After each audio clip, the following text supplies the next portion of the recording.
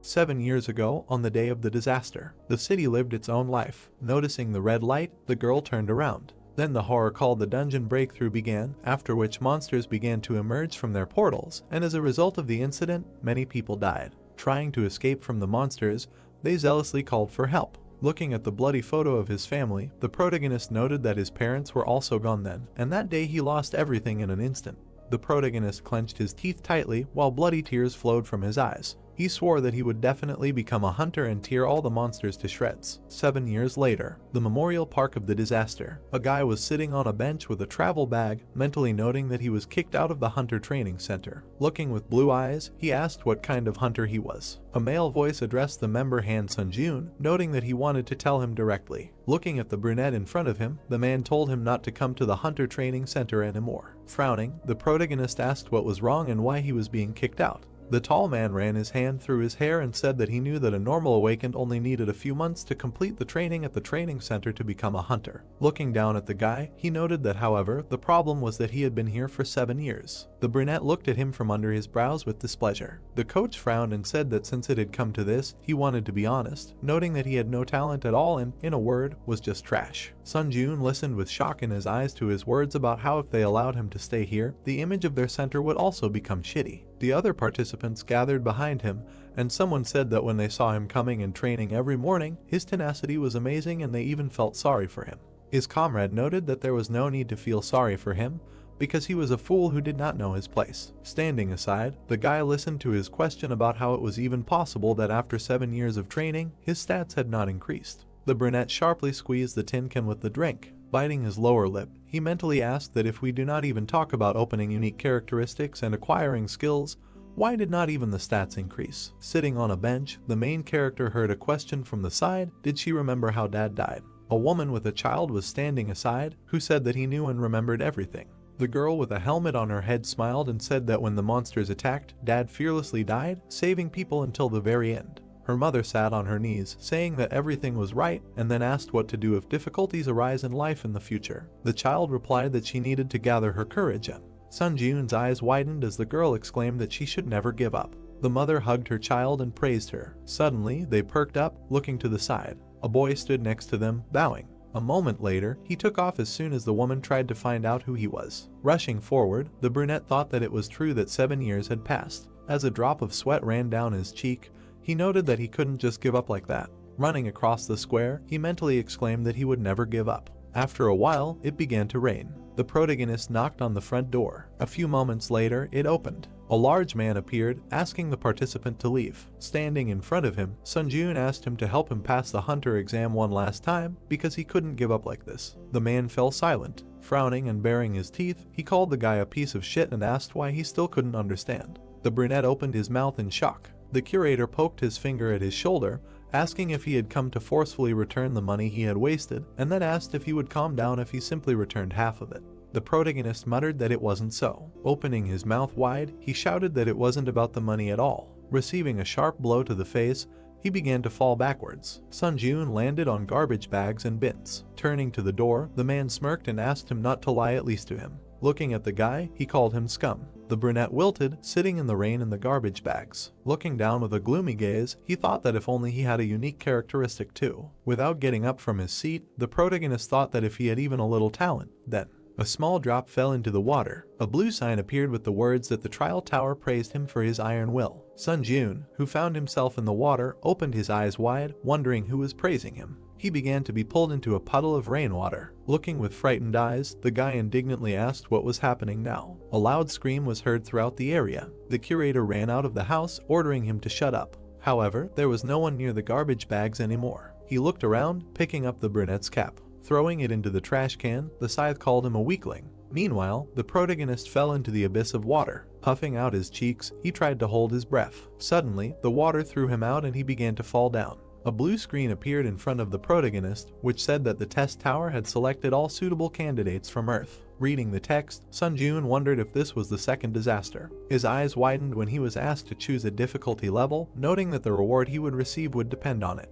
Biting his lip, the guy thought that he did not understand what was happening now, but looking at the 3 difficulty levels, he mentally noted that his intuition told him to use this chance. The brunette pressed the button. Suddenly, his cool bright light. The system noted that it hoped that he would receive a satisfactory result from the suffering he received, and then it was said that he would soon go down to the first floor of the test tower. The protagonist looked with surprised eyes. The system noted that all the statuses of taxes and injuries of the candidate were currently being healed, after which the loading of the first floor of the test tower began, for which he needed to prepare. Sun Ji-yoon found himself in the desert. His eyes widened. A notification about issuing a weapon appeared on the blue screen, after which a sword appeared. It pierced the sand in front of the guy. The system noted that the theme of this trial was survival, the reward for which was unlocked unique characteristics. After reading this, the brunette froze in shock. Remembering how he trained in the center, he thought that he would receive what he had worked so hard to obtain for the past 7 years. Smiling like a madman, the protagonist thought that this was just madness. He walked towards the sword. Suddenly, the sand under his feet shook. Falling forward, Sun Ji-yoon loudly asked what was happening right now. Horror froze in his eyes when the system noted that the training trial was about to begin, and the selected difficulty in the Tower of Trials was hard. A huge sand golem appeared above the brunette. Looking up at it, he noted that he could not believe it. The notification said that he needed to survive for a limited time, and his remaining time was 9 minutes 58 seconds. Sun Ji-yoon began to run away from the golem. A blue screen appeared in front of his face. Horror froze on his face. It was noted that the punishment for failing the test was death. Loudly, the boy ran along the sand. Looking back sideways, he wondered if he could really escape from it like this. Looking at the running monster, he thought that it was faster than he thought. Stepping on the sand, the brunette mentally noted that it was because of him that it was impossible to run for 9 minutes without rest with his endurance. The protagonist continued to rush forward. Squeezing the hilt of the sword, he mentally noted that the system even gave him a weapon ordered him to survive, so he did not have a rich choice. Without slowing down, Sun Ji-yoon thought that either he would die here trying to escape or die in battle. Dedication. Looking back, he wondered how he could defeat this creature. Suddenly, he remembered the gloomy faces that called him a fool who does not know his place. Opening his mouth, the guy thought that this was enough. It was as if the curator was slapping him with a cone, saying that he was just a worthless person. Gritting his teeth tightly, the protagonist wondered what would happen if he tried to run away now. Jumping to the side, he thought that he could not allow this to happen.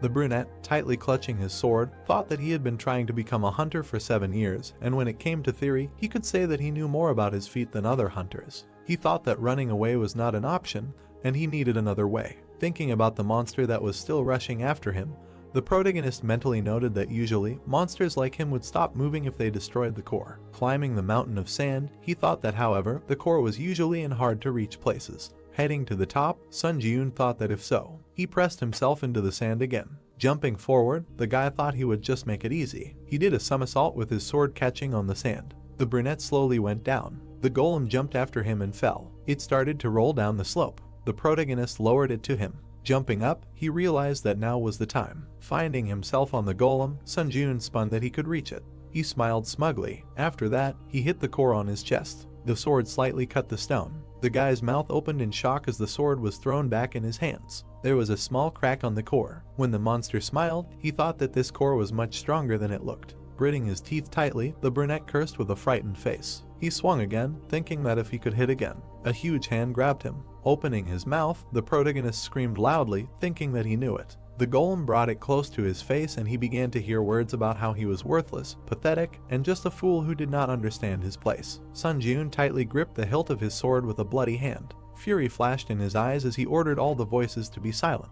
Throwing the sword, he angrily repeated. The blade hit the core. The golem opened its mouth in confusion and the system noted the destruction of his words. A piece of the monster with Siemens began to fall. A notification appeared saying that the remaining time was 7 minutes 8 seconds and that he had completed the training test. The monster began to fall apart. After a while, Sun Ji-yoon ran in a pile of sand. Starting to rise, he wondered if he really did it. He knelt down, trying to figure out if he really saw this sand golem. The guy smiled contentedly, thinking that he really defeated it.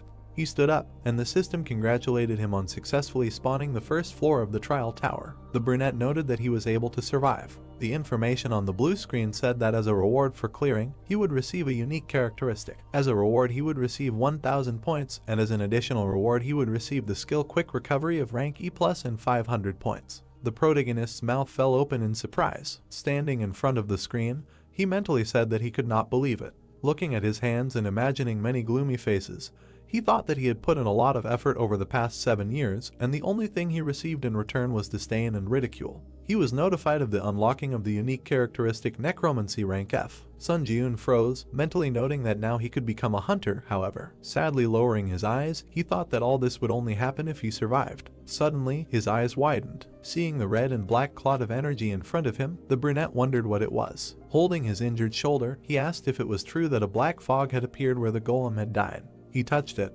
Tablets appeared with words stating that his unique characteristic had been activated, and then he was asked if he wanted to absorb the soul of the sealed golem. Looking with shocked eyes, Sun Ji-eun wondered if this black fog was his unique characteristic. He pressed the button with a positive answer. Shreds of energy began to emerge from the core, heading towards the guy. His eyes widened in surprise. A blue tablet appeared with words stating that he had absorbed the soul of the sand golem, and that his skill had increased by 7%. The guy bent over and froze. He looked at his hands with puzzled eyes. Suddenly, bloody energy began to seep into his chest. He breathed heavily until it sank completely. A notification appeared that the number of souls was a 5th. Imagining the core, the brunette thought that he could feel this soul, and then wondered if this meant that he could store souls if he absorbed them. He closed his eyes, thinking that if he were to use it like this. The system noted that he could increase his stats by absorbing, strength was increased by 3, and endurance by 2. The protagonist began to float above the ground. Opening his mouth in surprise, he thought that he felt like energy was filling his body. He mentally noted that his stats had indeed increased. Remembering how he was kneeling in the training room, Sun Ji-eun thought about how he had not been able to lift them for the past 7 years, and he finally managed to do it. His unique characteristics appeared. It was said that the main effect was to absorb the souls of the dead and use them as you wish, and the additional effects were a permanent increase in stats and the storage and use of souls. The boy smiled mischievously, thinking that if he came back with this skill, he could become a hunter. A portal appeared in front of him, and the system asked him to go to the waiting room. The brunette looked at the portal. Heading towards it, he said that he thought he had no choice but to go there. The portal began to open in a different place. A moment later, the protagonist fell out of it. Lying on the cold floor, he muttered that his wounds were worse than he thought. Suddenly, a green light appeared, and his eyes widened. Standing up, Sun Ji-eun looked at his hands and Sagami, where all his wounds healed, and did the body heal after the test. Starting to walk forward, he noticed that in such a spacious room there was only one bed. He lay down on it. Looking at the ceiling, the brunette wondered what he should do now, and was he really able to get out of this tower? He tried to understand why she called him here. Suddenly his eyes widened in surprise. A screen appeared in front of him with the words that the following 5 commands are now available to him: information, smear, community, inventory, trial. The guy stood up, reading that, saying the command will lead to its activation. He began to slap himself on the cheeks, saying that for now he was focused on survival. The brunette activated the trial. The system noted that the time until the trial of the second floor is 23 hours 21 minutes. Sitting on the bed, he noted that he still had many trials ahead of him. Then he activated the community. A notification appeared that he entered a community of difficulty. A chat opened in which people asked to explain what was happening here, asking for their stats back, and someone wrote that 2 had not been a hunter before. The main character mentally noted that now he understood what was meant by the community. Frowning, he thought that everyone in the chat was confused, and besides, it seemed like people who weren't hunters were also dragged here. Suddenly, an admin entered the community and locked the chat. Sun Ji-eun perked up. The admin wrote that he had important information to share with those who had passed the tutorial trial. Sitting on the bed, the guy thought that maybe he would tell them how to return and that he found it difficult to remember everything. The admin wrote that he would teach them how to use the points they earned during the tutorial trial. That points were a currency used in the trial tower to buy from the store, and that points could be given out or received from others through the community. The brunette read the messages with fear in his eyes, that they couldn't get even a drop of water in the trial tower without points, and points could only be obtained through trials. Imagining himself dying of thirst and hunger, the protagonist thought that, in other words, he needed to do his best to get used to the rules of the tower. And the fact that he couldn't even get water without points meant that he needed to pass the challenges to earn points to survive. The admin wrote that that was all and exited the chat, unblocking it. The protagonist touched his face, saying that he thought he could become a hunter if he just came back. He looked away. Looking at the sword on the wall, Sun Ji-eun said that he couldn't do much with just a sword, and then activated the store. After a while, he covered himself with a shield. The guy swung his sword, thinking that all the hunters had lost all their stats when they entered the tower. He kicked off the floor with his foot, mentally noting that, however, it should be easier for them to master the skills they had previously mastered. The brunette with the sword jumped to the side, thinking that this is why he can't forget that he is not on the same starting line with them, and if he does not train, he will not be able to catch up with them. After a while, he was lying on the floor exhausted. A soft light appeared around his body. The protagonist stood up and stretched his body, saying that thanks to the healing effect of the waiting room, he can train without problems and prepare for the next trial. He froze when his stomach growled loudly. Sunjun opened his inventory, asking what to do with his hunger. He looked at the contents of his inventory. Clenching a piece of dried meat between his teeth,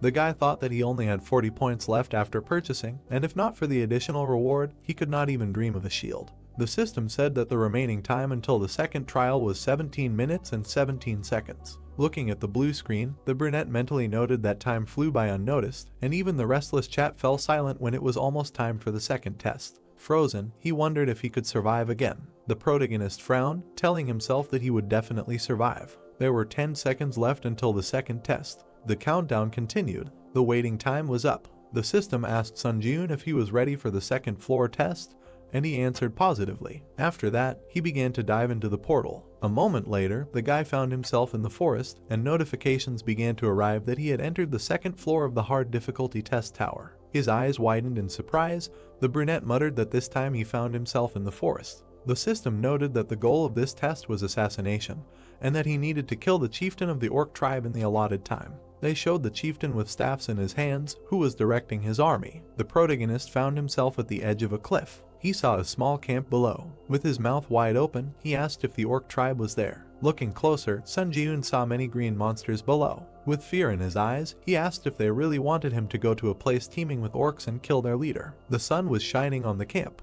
There were 2 guards at the entrance. A guy was watching him from the bushes. Frowning, he thought that in normal dungeons, if the orc tribe had a guard, then he should consider that they also had a huntsman. Looking at the large muscular monster with glowing eyes, he thought that he was not sure that he could defeat even the orc hero, let alone this entire crowd of monsters. Imagining the team of hunters, the brunette mentally noted that in order to defeat the orcs, at least an E-rank hunter would have to form a group, so his chances of winning were close to 0. Looking at him with a gloomy gaze, he wondered what he should do now. The protagonist sank completely to the ground, thinking that first of all, he should retreat and think about a strategy. And then, he smiled, thinking that there was one way he could pass this test. In his hands was a torch. Sitting on the ground, Sunjun noted that he had collected enough logs. He stared at the fire. Opening a blue screen, the guy stuck the torch in it. It appeared in his inventory. Smiling contentedly, the brunette noted that it really worked. Birds flew over the green forest. Watching the orcs, the protagonist noted that they looked like lazy pigs, but in fact, they were a very conscientious race. Hiding behind a tree trunk, he thought that the huntsman should go hunting in the morning and return by sunset, so there was plenty of time. Imagining the crowd of green warriors, Sunjun thought that he had only one means to break through the numerical superiority, which was the biggest obstacle to the goal of this trial, and that was fire. He furrowed his brows confidently. The boy watched the entrance to the camp. Sitting by the trunk of a tree, he mentally noted that according to the Hunter Association, the orc sentry did not stand guard all the time, but returned to the village during meals or rest breaks. Rushing forward, he threw the torch. Running through the forest, he threw fire into the trees. After a while, the forest along with the camp began to burst into flames. The orcs began to run with buckets of water, trying to put it out. Looking at the thick smoke rising from the camp, the protagonist thought that when the fire completely engulfed the village, he would no longer have to worry about running into the orc rangers returning from hunting. Watching the monsters running through the forest, he made a mental note that he needed to catch at least 2 orc workers before the flames consumed the population. One of them broke away from the majority. The monster began to collect water from the river and turned around when he heard the sound. Suddenly, Sunjun plunged his sword into his back. A red and black outline of a soul began to appear around him, and the system asked if he wanted to absorb the orc's spirit, to which the guy answered positively. Smiling, he said that this was exactly what he was waiting for. As the energy passed into his chest, a notification appeared saying that he had absorbed the orc's spirit and his mastery increased to 9%. Then another tall orc approached him from behind. The brunette, gritting his teeth, began to turn around, recognizing the sentry in him. A moment later, he blocked his blow with his sword. Frowning his dark brows, he activated absorption. A blue light appeared, and the system noted that he could increase his stats using the spirits he owned, and his strength was increased by 4 and his agility by 2. The protagonist swung his sword furiously. Meanwhile, the fire was spreading. After a while, Sunjun absorbed the orc's soul, activating the accelerated regeneration skill, and that he could again increase his stats using the spirits he owned. The guy clenched his fist, seeing that his stamina was increased by 4, strength by 2, and agility by 3. He thought that now he did not risk dying when meeting another sentry. After a while, the sick man came out of the fire. Some orcs looked at him with frightened eyes. Frowning, he mentally noted that there were 3 orc hunters and 1 sentry in front of him. Looking inside the camp, the protagonist thought that he needed to add the barely old chieftain, a total of 5. Looking towards the chieftain, he thought that if he carefully went around the sentry,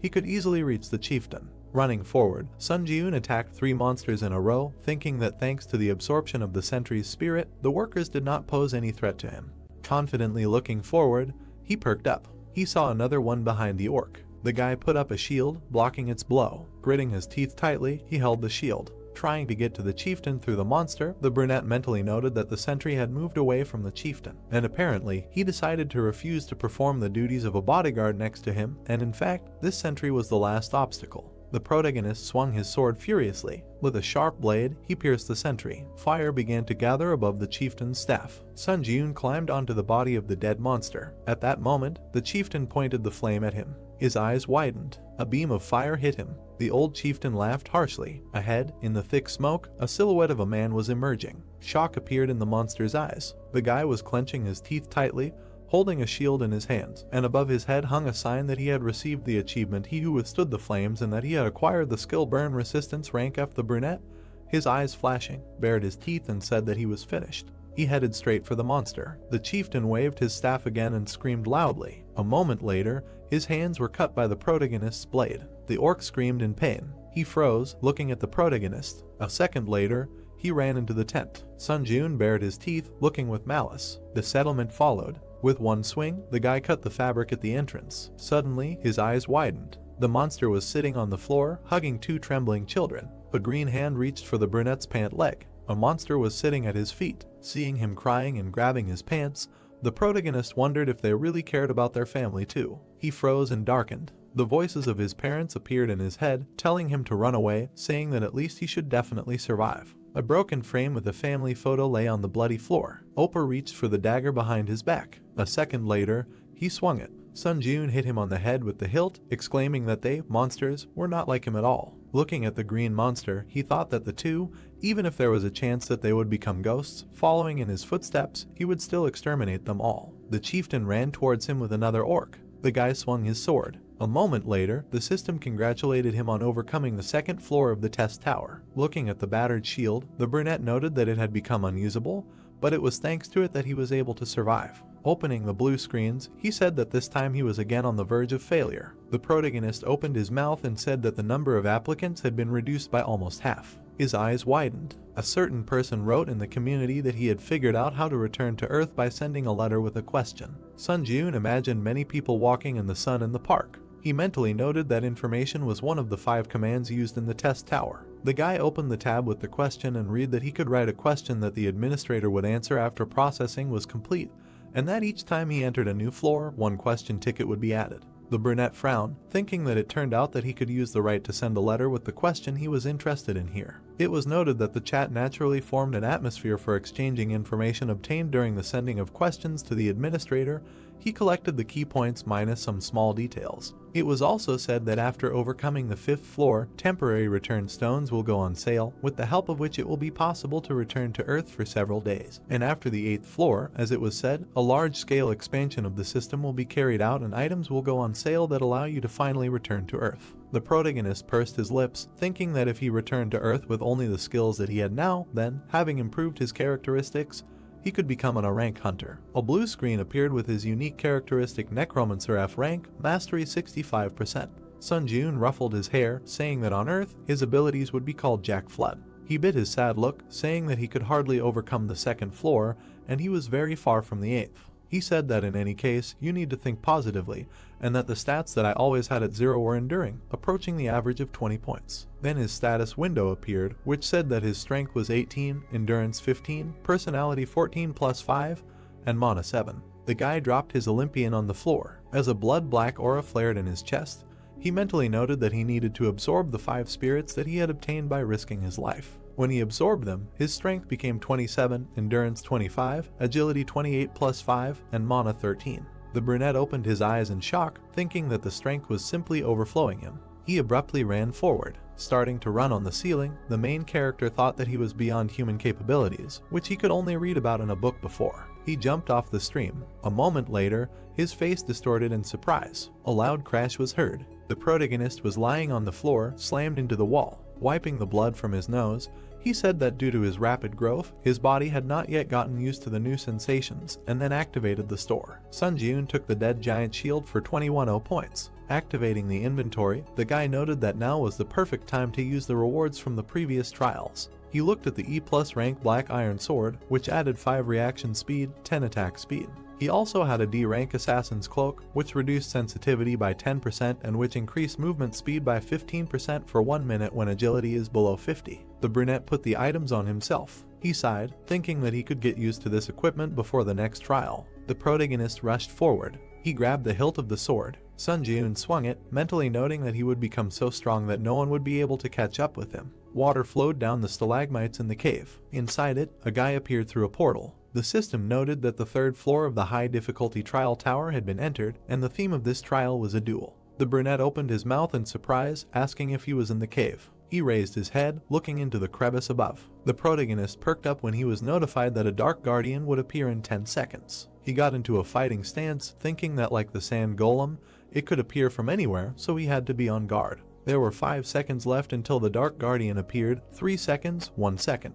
The system notified of the guardian's appearance. A human shadow appeared behind the protagonist. His eyes widened. The shadow guardian attacked him with a weapon. After that, he smiled contentedly. Sun Ji-eun bared his teeth in anger. The system notification said that he needed to defeat the shadow guard, his double. Gritting his teeth, he turned back. Sun Ji-eun kicked his opponent. They stood opposite each other. The triplet licked his sharp fangs with a grin, and the guy was breathing heavily. When the accelerated regeneration skill was activated, he mentally noted that if he had not reacted in time, his spine would have been broken. The brunette pursed his lips, thinking about the shadow pose. Equipment clanked in the cave. Looking at the exact same fighting stance of the enemy, the protagonist wondered if this creature was imitating his movements. He ran forward, thinking that he needed to clash with him in battle to test his guess. Sun Ji-eun abruptly rushed past the enemy. He looked back in confusion. Suddenly, blood splashed to the sides. The guy stopped some distance from the shadow guard. He frowned. The brunette saw how the monster's wound began to heal. He angrily clenched his teeth. The protagonist grinned, noting that he also had a recovery skill. The enemy ran at him. The monster just as unexpectedly rushed past. Sun Ji-eun put his foot forward, thinking that he was right that this monster was repeating all his attacks. He hit the guard, not allowing himself to be attacked. The guy ran forward, mentally noting that in this case, he could use the weaknesses of his swordsmanship to crush this creature. A fierce fight began between them. The protagonist swung his sword. Suddenly, the tip of the sword appeared in front of his face. The sound of a blow was heard. The opponents jumped in different directions. The brunette opened his mouth in surprise, mentally asking what just happened. The sword flew up in the air. The monster began to powerfully attack him. Sun Ji-eun clenched his teeth, wondering if he was imagining things, and then wondered if this one had really managed to become so strong in such a short period of time. The monster and the guy jumped back. The monster perplexedly shook itself. Black and blue energy began to blaze from the brunette's body, and the system noted the activation of the exclusive effect of the killer's cloak, which increased movement speed by 15%. The protagonist frowned, thinking that if this fight dragged on, he would be in danger, so he needed to deal with it within 1 minute while the timer was active. The guard bared his teeth and growled. Sun Ji-eun rushed forward at great speed. He rushed straight at his opponent. A second later, he dodged the blow. Grouping himself, the guy hit the monster again. Then he put his sword to its throat. Then the enemy pierced it. The brunette smiled contentedly, thinking that he had succeeded. The guardian screamed in pain and began to fall backwards. Extending his arm, he cut off the protagonist's arm that held the sword. Sun Ji-eun looked at the splashes of blood in shock. A moment later, he screamed loudly. Squinting his eyes, the guy told himself to pull himself together since this was not the end. Looking at the monster, a question arose in his mind. The brunette frowned, wondering why he was not moving. He mentally noted that even though that creature had a good healing skill, it still took some time to recover. While his bloody hand with the sword lay to the side, the protagonist thought that he should kill the Dark Guardian right now, but it was unclear how he could do it without a sword. He breathed heavily, seeing that the remaining time of the skill was 11 seconds. Sun Ji-eun put a shield in front of himself, mentally noting that perhaps he was going to real madness now. Putting his leg back, he rested his foot on the ground, thinking that it would be better to pull off such a crazy trick than to die. The guy rushed forward. His opponent perplexedly shook himself. The brunette approached him. The monster bared his teeth and swung his shoulder. Meanwhile, the protagonist ran at him with a sword. A moment later, he hit him. The monster flew away from him a huge distance. Dust rose in the air. The wounded monster, twisted, lay on the ground. Blood flowed down his face. Sun Jun stood next to him with a shield and swung. Baring his teeth, he wished death to his opponent. A moment later, he hit the monster. His head flew to the side. The system congratulated him on passing the 3rd floor of the testing tower. Then he entered the waiting room of the 4th floor, and all of the guy's wounds were healed. He looked at his hand, which was previously cut off. He touched the wall with it and looked at it. Then the brunette punched him. The wall was covered with huge cracks from the impact. The protagonist smiled widely, noting that this was a flawless healing. A notification appeared saying that the number of souls in his possession was a 5th.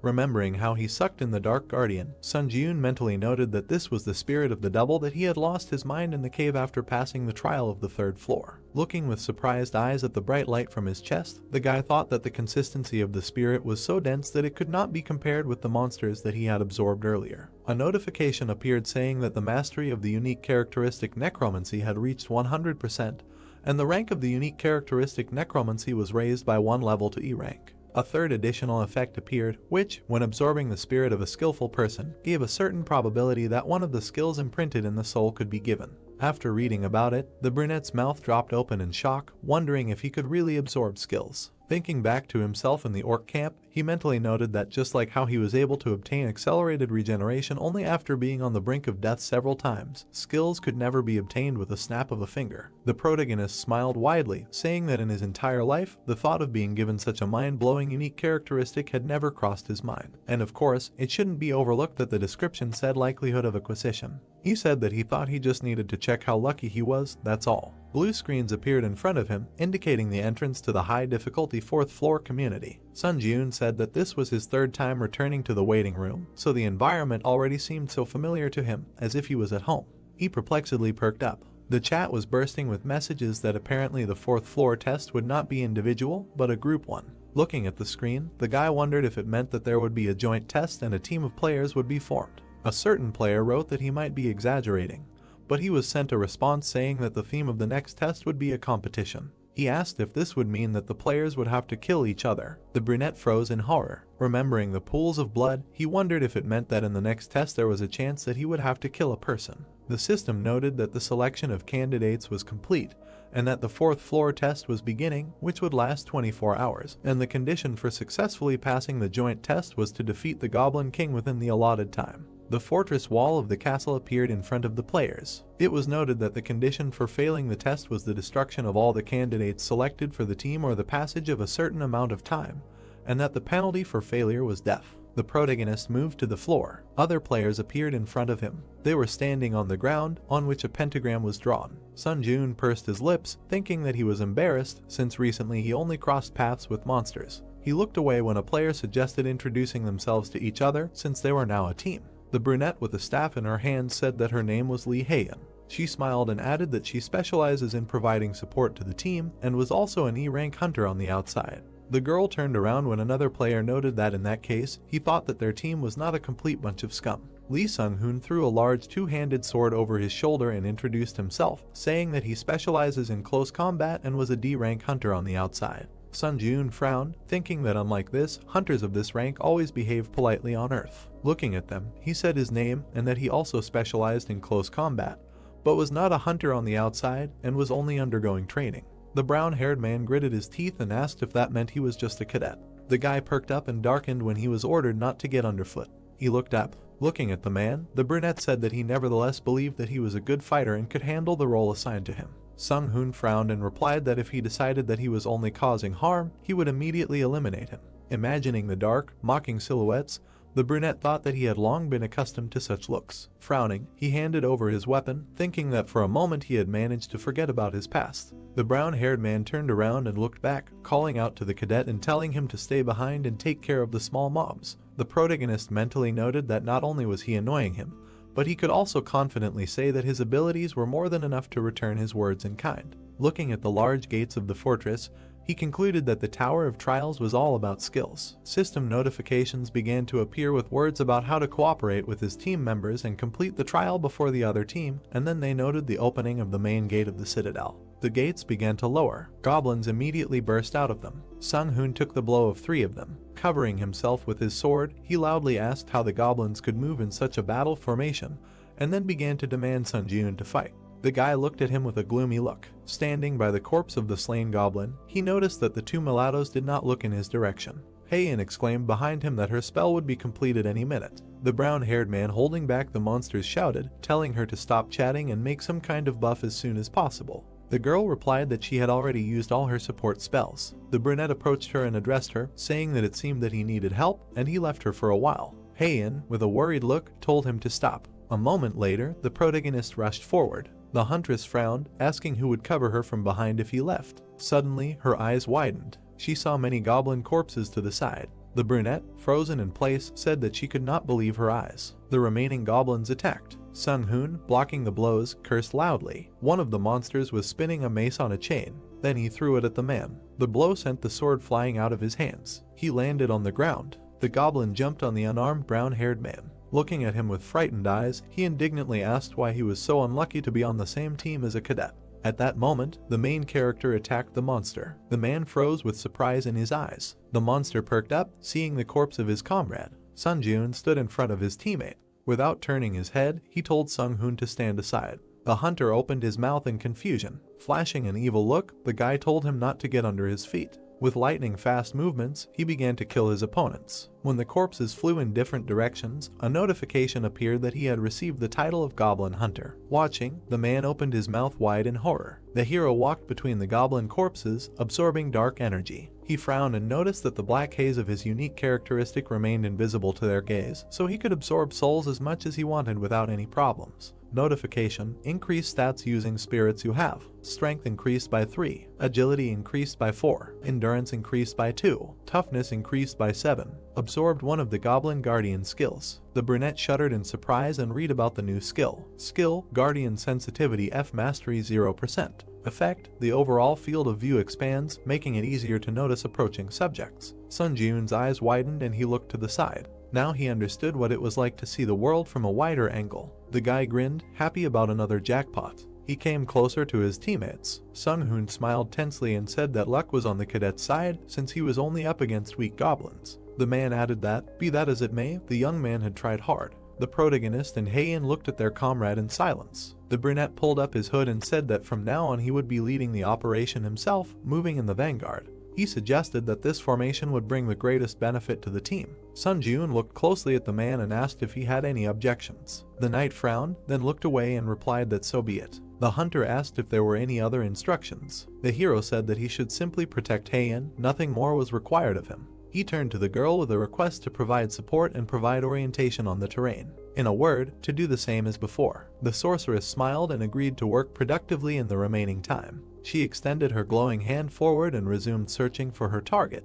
The hero continued attacking the goblin squads, absorbing their souls and increasing his skill level to 12% for now. Time remaining, 14 hours 37 minutes. Night had fallen. The trio walked between the debris. The girl noted that although the goblins had been attacking with varying frequency, everything was too quiet now. The brunette stopped and looked ahead, then suddenly rushed forward without explaining anything. His teammates hurried after him in surprise, asking what had happened. Heian looked ahead. In front of them was a square with a fountain strewn with dead goblins. Sun-joon assumed that the other contenders had already been here. The man looked around in amazement and asked if the rivals really had rocket turbines instead of legs. The hero touched the monster's blood and noticed that it was still warm, which meant they could catch up with their competitors if they hurried. If the other team won, they, who failed the test, would die. The brunette raised his head and said that they had better hurry. The goblins were running to attack. Someone stood and hit his shield with a sword, attracting the monsters. One of the monsters looked back, feeling someone step on him. The guy with the blades was sitting on the goblin's shoulders. He grimaced and muttered that he was already sick of hunting goblins. The hunter expressed hope that this was the last fight before going to the boss. The monsters rushed at him. The player jumped up, dodging the attacks. He bared his teeth and his eyes lit up. A few moments later, the guy was already standing among the corpses. The knight and the wizard looked at Lee Seon and praised him for a job well done. The assassin grimaced and complained that he had to do everything alone. He turned to a knight named Lee Jin-hoo and asked if he liked skimming off all the cream. The other man smiled awkwardly and asked him not to say that. Xian snorted and demanded that he go and open the boss room. In front of them was a tall gate with an eye. The assassin looked at his retreating teammate and said that he wanted to finish everything quickly and have a good rest. The guy turned around and promised that he would open the door immediately. The knight turned away and grimaced, thinking that the hunter treated him like a little dog. Notification: condition fulfilled. All members of the challenger team have entered the Goblin King's Spire. The boss battle will not begin until only one of the two teams remains. Jinwoo shuddered when a red wall appeared in front of him. Notification: it will be impossible to escape from the current location at this point. All team members raised their heads. An energy cube covered the entire space around them. Xian frowned and asked what kind of nonsense this was. The wizard twitched and drew the assassin's attention to look away. The protagonist's team was approaching them. Sun Jun looked at his opponents grimly. The opponents looked at each other, and Xian cursed and muttered that he wanted to end it as soon as possible. The protagonist frowned and said that he would fight alone, and asked Heian to provide him with a buff that increased agility, and all the other buffs could be provided to the gladiator. The girl looked closely at her companion and said that she had seen with her own eyes how strong he was, but perhaps humans would be scarier than all of these monsters combined. The opponents looked at them menacingly. Sun Jun turned to his partner and replied that if he felt that he was in danger, he would immediately give a signal. Until then, he would count on her support. The sorceress held her staff out in front of her and said that she would do her best. Agility increased by 2. The agility boost effect lasts for 10 minutes. The hero moved forward, his body surrounded by a glow. The guy thought that he was convinced that he had already surpassed the skill level of the average hunter. In addition, he had just killed more than 30 goblins. Xian took a fighting stance and ordered the team to prepare for battle. Sun Jun rushed to attack, deciding that his current self was strong enough to cope with this test. The guy quickly approached the opponents. The assassin frowned and sweated. He suddenly jumped behind the knight and ordered him to immediately use his shield at full power. Jinwoo frowned and activated his defense. A golden energy field appeared in front of the three. The protagonist swung and hit the shield, cutting it into pieces. The enemy team shielded themselves with their hands from the gust of wind. Sun Jun immediately rushed forward, attacking each of the opponents. Heian and Sung Hoon looked at him in shock. The brunette exchanged glances with the enraged assassin. The guys entered the fight, exchanging blows. Xian gritted his teeth, parrying the blows. The brunette thought that his opponent's skills were clearly inferior to his, but, surprisingly, he easily repelled all the attacks. His eyes flashed and decided that he should act more decisively. The warrior appeared behind the enemy and cut the air with his sword, confident that now the opponent was finished. The assassin parried the attack with his blade. Sun Jun was stunned by his skills. The enemy gritted his teeth, and his eyes burned. The hero guessed that the assassin was able to see the trace of the blade aimed at him. Xian jumped back, but then a shield appeared in front of his face. The guy frowned, realizing that this limited his field of vision. The brunette appeared from under the shield and pierced the enemy in the chest. Xian coughed and was indignant. What bad luck. Notification: congratulations, you have completed the special task. Bonuses will be added to the reward for completing the 4th floor. The teammates approached the hero. The girl noticed that his hands were shaking. She looked at him worriedly and asked if everything was okay. The guy's face looked detached, but he answered that everything was fine. Heian looked closely at her comrade, guessing that he was in shock because of the murder he had just committed. It seemed to her that the hero was a strong and cold-blooded person. Sun Jun turned to them and asked if they were ready to go to the boss right now. The partners confidently agreed. Blood spurted from the Goblin King's mouth. The brunette pierced him with his sword, jumping from behind. Notification: the test target, the Goblin King, has been destroyed. The boy jumped to the floor and the body of a monster fell behind him. Sung Hoon looked at the hero in shock and thought that he must be a monster. Notification: congratulations, you have passed the 4th floor of the trial tower. As a reward for breaking through, all stats have been increased by 4. As a bonus reward, the skill instant acceleration was received. Teleported to the waiting room. The gladiator turned around and said that he would leave them first. The hero stood in front of the sorceress. He said that he hoped that she would return safely. The girl looked at him carefully and said that her words may have been out of place, but the boy only did what he had to do. The bodies of the defeated players lay behind them. Heian added that someone had to kill the enemy team anyway. If the hero had refused, she would have joined the fight. The brunette looked at his interlocutor in surprise. He smirked and replied that after her words, his soul felt better. The guy looked questioningly at his partner, who pointed her finger into the air. A notification window appeared in front of him. The challenger Heian sent you a friend request. The girl turned around and said that, one could say, the test of the 4th floor was completely passed due to his power, so she had a feeling as if she was indebted to him, and this made her a little uneasy. The sorceress blushed slightly and asked to find Heian from the White Guild in the future when he returned to Earth. The hero watched her in surprise until she disappeared into the portal. Sun Jiun turned around to look at the dark energy swirling nearby. Left alone, he had to make a decision. Glowing cores hung over the bodies of the dead. Would the guy decide to absorb a human soul or not? When he made sure that he was capable of something like this, he postponed the absorption process for later as he felt that he was about to cross an irreversible line. Now the hero has made up his mind. He jerked his hand, and energy began to emanate from the dead man's body. Sun Jiun stretched out his hand, absorbing the power, and thought that although he had no intention of killing people to become stronger, in a situation where he had no choice, he would have to resort to murder. In addition to his original desire to become a hunter, new ambitions were already beginning to sprout in his soul.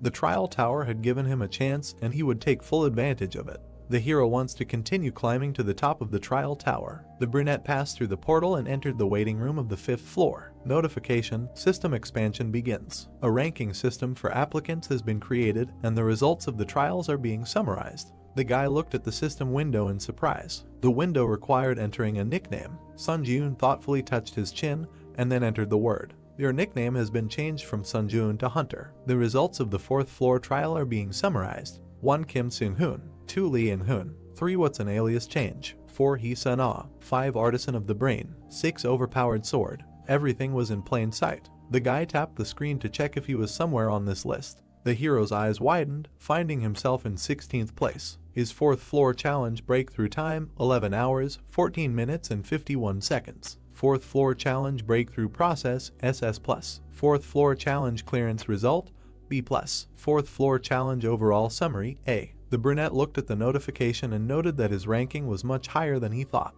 Applicants who made it into the top 50 would be designated as pioneers. Those who received pioneer status would receive an advantage on the 8th floor. Notice, if you maintain the pioneer status until the 8th floor, you will receive the Yahello privilege. The hero wondered what that could mean. He swiped the system menu, deciding that he would figure it out when the time came. Notice, please select a spirit to absorb from your existing souls. Number of souls in possession: 4/15. Dark energy swirled in the hero's chest. Increase stats using the spirits you have. Now he felt that he had finally crossed the boundaries of human capabilities. The boy clenched his fist, feeling a new strength. Purchase of the Homecoming Stone. You can now leave the trial tower for 3 days and return to your original location. Sun Jiun took the weapon and squeezed the artifact to see if it could move along with his equipment. Absorbing the Homecoming Stone, destination: Earth. The brunette smiled and thought that he was finally returning to Earth. The challenger Sun Jiun confirmed his intention to return.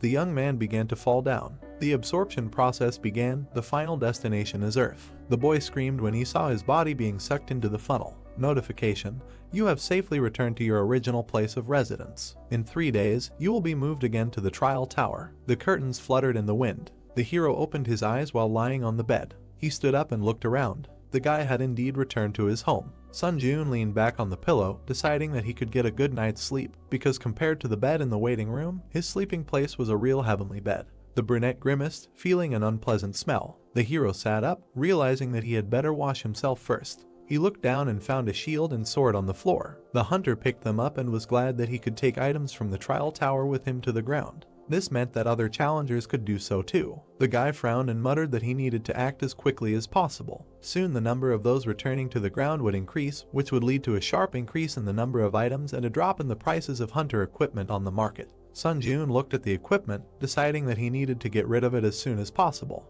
The problem is that only those with the hunter qualification can sell items on the market. Initially, the hero only planned to apply for the hunter exam and pass it during his next return. He looked at his phone and muttered that he had a lot more to do than he thought. The cadets were training on the training field. The supervisor watched them from above. The man turned around when he heard the phone ring. He picked up the phone and introduced himself as Hwang Manhwa, an instructor at the White Lotus Training Center. The hero gave his name and asked if he remembered it. The interlocutor bowed his head in annoyance and replied that he remembered. He added that the guy could apply for a refund online. Manhwa was surprised to hear that the young man did not ask for a refund of the tuition fee he had paid.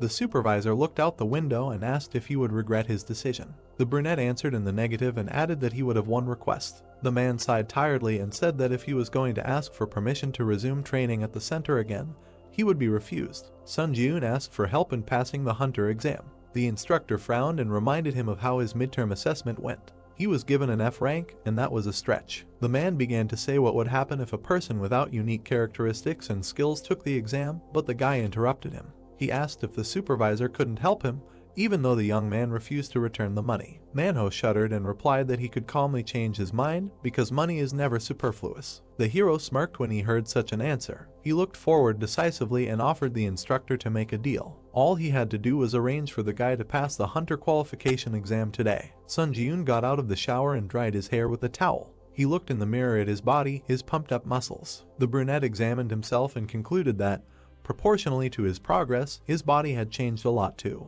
The hero got dressed and muttered that now was not the time to admire his beloved self. He needed to hurry to take the exam. The guy went out into the hallway and met his neighbor. Sun Ji-yoon looked at her and thought that he really missed such a normal everyday life. He bowed and greeted the girl. She turned and greeted him back, thinking that this was the same neighbor who had been trying to become a hunter for 1,000 years. The brunette passed by, smiling and wishing her a good day. The woman blushed slightly and muttered if this guy had always been so tall. The hero waved his hand near the road, but no taxi stopped. He thoughtfully looked away. A few minutes later, the guy was already racing forward, jumping between the roofs of houses. Sun Ji-yoon grinned and muttered that running to the destination was also a good option. The guy pushed off and thought he would soon be there. Hunters Association. The brunette entered a tall building and stood in front of two men. The young man smiled and said that he had not seen the instructor for a long time. Manhwa chuckled and replied that not much time had passed since their last meeting. The hero looked at him confidently and said that he had been through so much in the last few days that it felt like 100 years had passed. The man looked at him in surprise and asked again. The young man confirmed that the days had not been easy. A man in a suit approached them and introduced himself as Kim In-hoo, the examiner who would be evaluating the test. He looked at the hero and said that he probably knew that, at the instructor's request, he would not have to take the theory test and interview. The examiner asked if the cadet had any questions about the exam. The brunette answered negatively, and the interlocutor invited him to follow him. Sun Ji-yoon stood in a large pavilion, holding a sword in his hand, and the man watched from above. Manhwa looked at the interlocutor and reminded him of his request to expel the guy as soon as possible. In-hoo replied that there was no need to worry because the monsters with the worst compatibility with the examinee were prepared for testing. The examiner looked at the guy and said loudly that he could choose the difficulty of the exam from 1 to 10 as soon as he was ready. The hero frowned and thought that he had always chosen the first difficulty level in this exam before and lost to the Goblin every time. All because he was weak. The supervisor grinned and muttered that he would definitely choose the first difficulty level. He was interrupted by Sun Ji-yoon's voice, who chose the 10th difficulty level. The man shuddered in surprise and asked again. The brunette looked at him with a smirk. The instructor grimaced and said that he was a sick bastard. Notification, exam begins. Firebird hunt. A flaming monster appeared in front of the guy and screamed. The hero twitched. The notification said that the movement was slowed down by 25% due to the skill predator's roar. The blade of the sword cracked. The instructor grinned and thought that the boy would never pass the exam because he had slightly adjusted his weapon.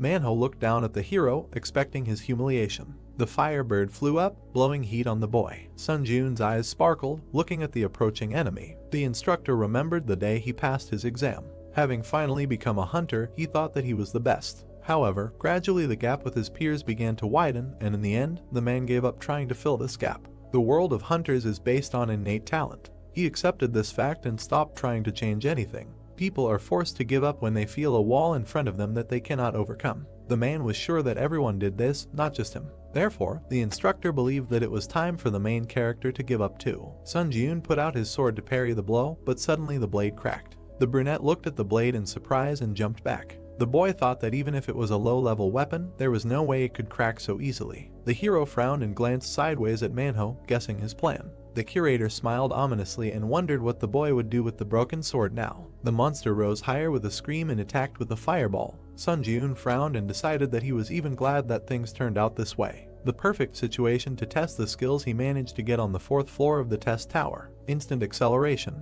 The brunette crouched, then pushed off and landed on the ceiling above the bird. The hero smiled slyly and thought that this was much better than the increase in movement speed when using the buff of the assassin's cloak. The monster growled and began to prepare for another attack. Sun Ji-yoon pushed off and plunged the broken blade into the enemy's eye. The bird howled in pain. The guy landed on the floor and muttered that the sword was, as expected, too short. He picked up one of the slabs from the floor and swung it at the guy, managing to slice his head in half. The slab smashed into the wall, breaking through the crossbars of the balcony where the men were standing. The curator turned around, dumbfounded, and asked what the hell this bastard was doing. The exam was over. Congratulations. The monster fell down. Sun Ji-yoon waved his hand and asked if the audience was okay because he didn't expect the tile to fly to them. The brunette smiled decisively. The woman smiled widely and handed the hero a hunter's card, congratulating him on successfully passing the exam. The guy accepted it with gratitude. The interlocutor said that since he was registered with the Hunters Association, he could now officially engage in hunting activities. He looked at her and clarified whether she meant entering the dungeon and selling items. The woman answered in the affirmative. Manhwa slammed the table and asked the man sitting opposite how this could even happen.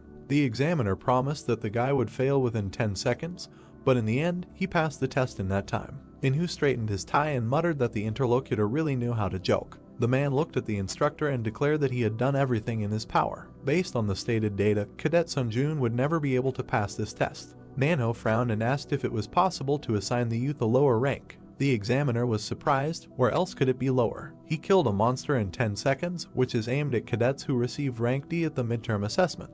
If the hero was assigned rank D, he could appeal. Sunjun entered the conference room and said that he received a hunter's certificate. Enro coughed and congratulated him. The guy came closer and looked at the curator, noticing that he did not look very well. Manhwa smiled tensely and congratulated the interlocutor on his status as a hunter. The hero looked at him and said that, if his memory serves him correctly, the man reached rank C before retiring. The man tensely asked him what he meant. The brunette tilted his head and said that the instructor said that he considered him scum, but perhaps he really was that scum. Manhwa's face was distorted with hatred. The instructor swung at the young man, shouting that he had completely lost his fear. The examiner tried to calm him down. The hero smiled and thought that, contrary to expectations, the man had easily fallen for his provocation. He deftly dodged the fist and hit his opponent in the stomach. The brunette frowned and said that he had just acted in self-defense. Sunjun slapped the curator and added that this was his response to aggressive actions. The man recoiled, not understanding where such strength came from for a C rank.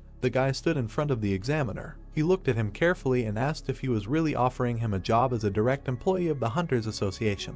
Enro answered in the affirmative and added that his salary would be 1 billion won, and a larger amount could be discussed. The man said that the hero would only benefit if he accepted his offer. Sunjun looked at the card and muttered that such an amount was a good start. Enro smiled and said that he had simply seen his potential. The guy said that it seemed that the difficulty level of the exam was adjusted arbitrarily. The interlocutor shuddered and sweated. The brunette turned around and said that he would not make a big deal out of it, but it was not in his rules to make a deal with someone he did not trust at all. The hero threw the examiner's business card and left. 2 days later, on TV, the host reported that there were rumors that a mysterious phenomenon called the Trial Tower had been observed among hunters lately. The hero closed his laptop and muttered that everyone finally knew about the Trial Tower. He took the chest and the stone and held the phone in his other hand. Sunjun said that he got rid of the equipment at a very good price. After all, these 3 days were spent very productively. It seems that your time on Earth is coming to an end. Notification: in a few seconds, you will be transferred to the Trial Tower. The brunette looked at the system window and said that he would do it with pleasure. Time is up.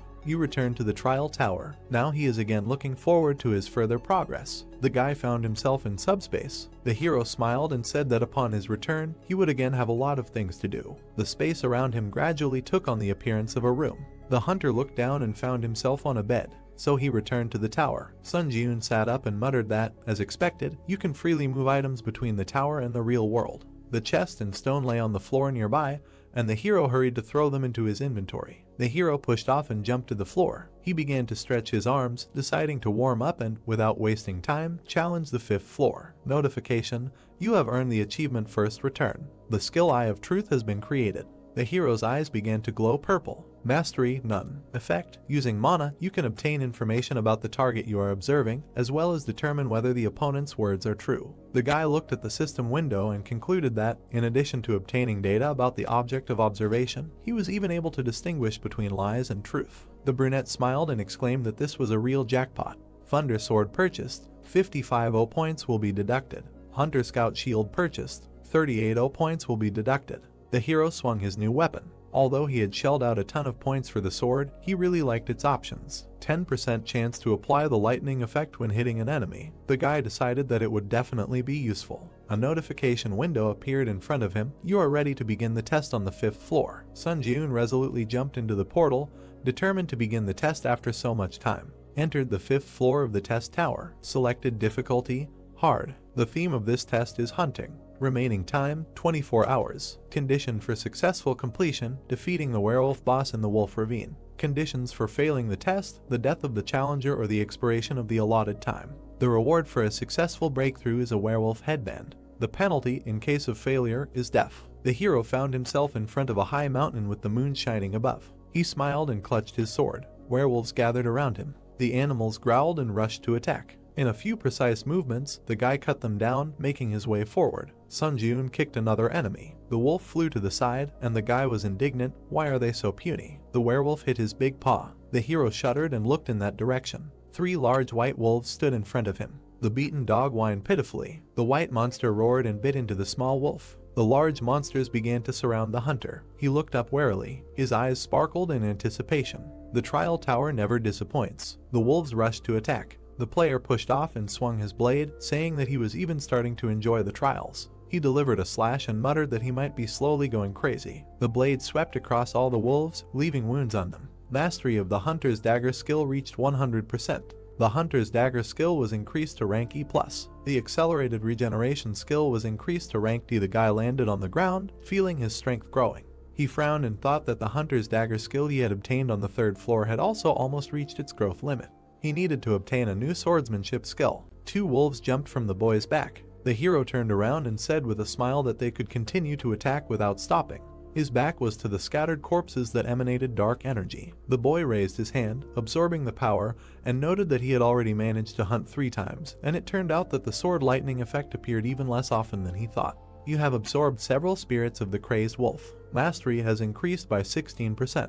The brunette looked at the system window and noticed that the mastery of the unique characteristic was also steadily increasing. If he gave it his all, he would be able to achieve an increase in the rank of his unique characteristic. He moved on, reaching almost the middle of the wolf ravine. Sun Jun stopped. There were corpses of wolves lying around. The hero assumed that there was a conflict in the pack. The boy crouched down to the body and realized that the cut was too clear, which meant it was made by a sword. He looked at the rock and thought that the marks left nearby only confirmed his assumption. Hunters used the eye of truth, and his eyes turned purple. He looked at the wall. A trace of aura, rank D. A trace left after a rather skillful aura neatly split the wall. The boy stood among the defeated monsters, wondering if aura was also one of the skills. Sun Jun frowned and thought that there were too many nuances that did not fit in his head. He felt somehow uneasy. Suddenly, a howl was heard. The hero jerked forward, realizing that it was somewhere nearby. He rushed along the gorge until he noticed something in front of him. Ahead was the entrance to a cave from which a roar was heard. A werewolf flew out of it. He hit the ground several times. The brunette looked at him in surprise, not understanding what was happening. Notification: the boss werewolf required to pass the trial has died. Investigating the cause. Loading. The hero looked at the monster lying at his feet and could not believe that the trial target was dead. Analysis complete. The brunette jerked and looked at the system window. An intrusion was detected in the Sun Jun challenger's trial. The trial target has been changed. Kill the challenger from another dimension who has intruded into your trial. A man in armor came out of the cave. The hero looked at him, processing the information. He realized that the trial tower existed in several dimensions at once, other than Earth. The hunter squinted, trying to understand how the enemy had ended up here at all. The knight looked at him and said that he did not expect the challenger from the underdeveloped world to still be alive. He clarified that the hero was the master of this trial. The man pointed his sword at the boy and decided that he was silent because he was paralyzed by fear of his impending death. The brunette smiled nervously and thought that this bastard was also cuckoo. They stood opposite each other. The hero looked ahead and thought that he did not expect a situation where the target of his test would be killed by an intruder from another dimension. However, he was very lucky that the test did not fail. The brunette frowned. The enemy assumed a fighting stance, and his sword began to shine. He asked if the boy was so scared that he could not utter a word. In that case, the knight decided to end his suffering right then. Sun Jun frowned, noticing that the enemy was advancing.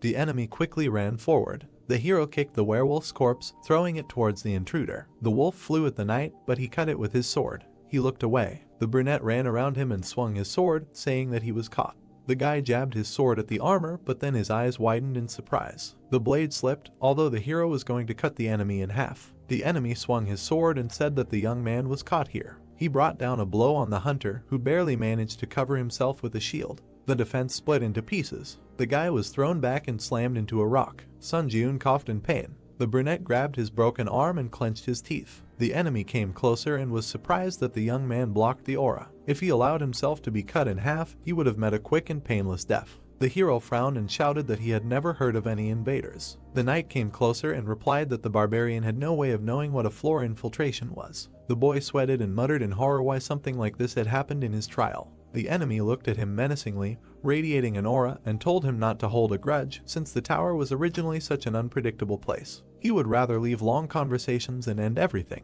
The brunette put out his hand and asked the enemy to stop. The hero frowned and asked him to tell about the floor invasion. The knight silently looked at the boy, but still decided to tell since the boy was dead anyway. Sun Jun looked closely at his interlocutor. The man said that among the options of the system, the expansion of which occurs from the 8th floor, there is the so-called floor invasion. If you buy a ticket for it in the store, you get the opportunity to interfere with other people's trials. The hero sat opposite the enemy, asking if he really came from another dimension. The knight clarified whether the boy thought that he came from some other world. Sun Jun stood up and muttered something like that. His eyes lit up from using the Eye of Truth. The man shuddered as he looked at the hunter. Notification: your opponent's words are true. He did not lie. The knight extended his sword and exclaimed that the brunette had just committed an extremely unpleasant act. He dared to judge his words and actions. The hero smiled and replied that he could not do anything about it. The opponent swung his sword and asked how the barbarian brat dared to be insolent to him. The brunette straightened up and said that he had obtained information, so he could also share one funny fact. The interlocutor stopped and looked at him questioningly. The young man was holding his injured hand and said that due to his pain tolerance, the injured limb was practically in his way. In other words, he was holding it not because it was unbearably painful. The hero let go of his hand and the accelerated regeneration skill was immediately activated. The boy healed himself and said that he thought the enemy would only share information if the boy looked pathetic. The knight's eyes widened in surprise. He swung his sword and asked if the hunter was testing his healing skills. The man added that if his strength was only what he had demonstrated earlier, then he would not escape death. Sun Jun threw the sword from the ground and smiled. The boy grabbed the handle and said that his strength continued to grow rapidly. Notification: increase stats using the spirits you have. Strength increased by 2, agility increased by 3, endurance increased by 3, mana increased by 5, durability increased by 7. Blue energy emanated from the hero. The enemy shuddered and was surprised that the boy had a unique characteristic in addition to the healing skill. The exclusive effect of the assassin's cloak is activated. Movement speed plus 15%. Remaining time, 59 seconds. The brunette crouched, pushing off the ground and, with a flash of his eyes, used instant acceleration. The man stared in shock at the challenger from the 5th floor, who for some reason had so many skills. The hero rushed to attack. The opponents began to exchange blows. The knight recoiled and muttered that it was only the 5th floor, so why did the hunter have such outrageous stats? He touched the sword, accumulating aura, and called the young man a damn barbarian. The brunette frowned, noticing the attack. He dodged, and the sword pierced the rock. The opponent turned and swung the blade towards the young man, cutting the stone. The hero was surprised and jumped. Aura is a high-level skill, so such a blow can cause serious damage. However, the guy was definitely ahead of his opponent in terms of stats, so he easily manages to avoid critical hits. Sun Jun frowned and thought that the real problem was that armor. The man grabbed the sword with both hands. His equipment was high level, and it couldn't be destroyed by the protagonist's current abilities. The youth jumped up, continuing to strike from different directions. If he continued to strike again and again, there would be a chance. With another swing, the blade of the sword sparked. An electric discharge pierced the enemy. He grunted in pain, trying to understand what it was. Notice: Thunder Sword. 10th chance to apply the lightning effect when hitting the enemy. The brunette smiled and muttered that this was what he needed. The knight fell on his back. The hero approached the enemy. He looked at him carefully and thought that if the armor had a lightning rod function, it would have been more troublesome, but fortunately, his risk was worth it. The man grunted and his body trembled. He looked at the boy and said that he should have won in the first place. The intruder muttered that he was just a challenger from the 5th floor, so how could that be possible? Where did he get so many skills? Sun Jun squeezed the handle of his blade and said that the other man was very stupid if he relied entirely on his one high-level skill and armor. He swung his sword and said that it was time to meet his end. The man extended his hand and exclaimed that he could give him answers to all his questions. The brunette frowned and said that there was no need for that. The hero pierced the enemy with his sword. Blood spurted. The knight's hand trembled and went limp. The hunter straightened up and thought that it was getting easier and easier to kill each time. He stepped back and swung the blade. If the boy felt awkward piercing someone else's flesh, it would have been a much more serious problem. Notification: congratulations, you have passed the 5th floor of the testing tower. A purple aura emanated from the invader's body. The brunette shuddered and extended his hand, hastening to use absorption. You have absorbed the spirit of the challenger Kata Drax. Mastery increased to 15%. The boy looked tensely at the energy in his hand and noticed that he almost missed the opportunity to absorb his soul. It turns out that if you die in another dimension, You simply dissipate like a mirage. The hero stood in the ravine, not understanding why the reward message did not arrive. Notification: the difficulty level and the reward do not match. The reward content has been completely revised. The young man turned his head in surprise. As a reward for breaking through, the skill 3 absolutes was received. As a bonus reward, you received 75 points. As an additional bonus reward, you received 35 points. The hero was happy that instead of the promised C rank reward, he received an A rank. The invading knight must have been strong enough for the system to consider the difficulty of the completed trial to be much higher than originally stated. Sun Jun smiled and said that he still couldn't believe that he had managed to hit such a jackpot. Entered the waiting room of the 6th floor. You have been healed of all debuffs and injuries. Information about the challenger Sun Jun will be displayed on the trial summary board. The guy walked through the portal and, taking off his equipment, put it in his inventory. One way or another, he encountered an invasion from another dimension.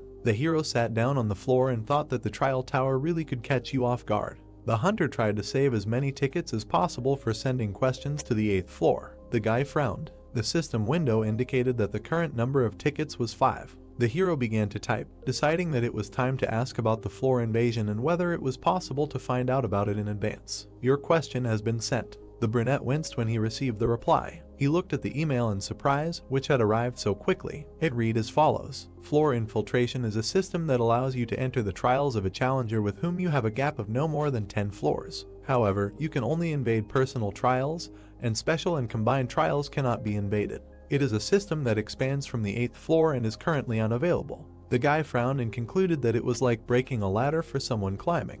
He wanted to scroll down, but a notification appeared that this information was not available on the current floor. Since the request was only half fulfilled, the ticket to send a question would not be used. Sun Jun stared at the system window in shock and realized that the ticket to send a question was not all powerful either. He swiped the screen and thought that he was glad he had saved the ticket. The hero smiled and said that it was time to use the items he had grabbed from the ground. The brunette reached into his inventory and pulled out a chest, a broken shield, and a stone. Notice: use the Kroken Magic Tower's restoration chest to restore this hunter's shield. The remaining uses of the chest have been exhausted. The shield was restored to its original form. The guy admired that the performance exceeded all expectations. Notice: use the Purity Stone. The item shone in the hero's hand. The brunette rubbed his neck and muttered that buying a Purity Stone might seem like a waste of money, but he believed that the feeling of freshness and vigor that comes from bathing was worth a few thousand won. The 6th floor trial will begin in 1 hour and 12 minutes. The hero opened the system menu and decided to check the trial results board and look into the community if he had time.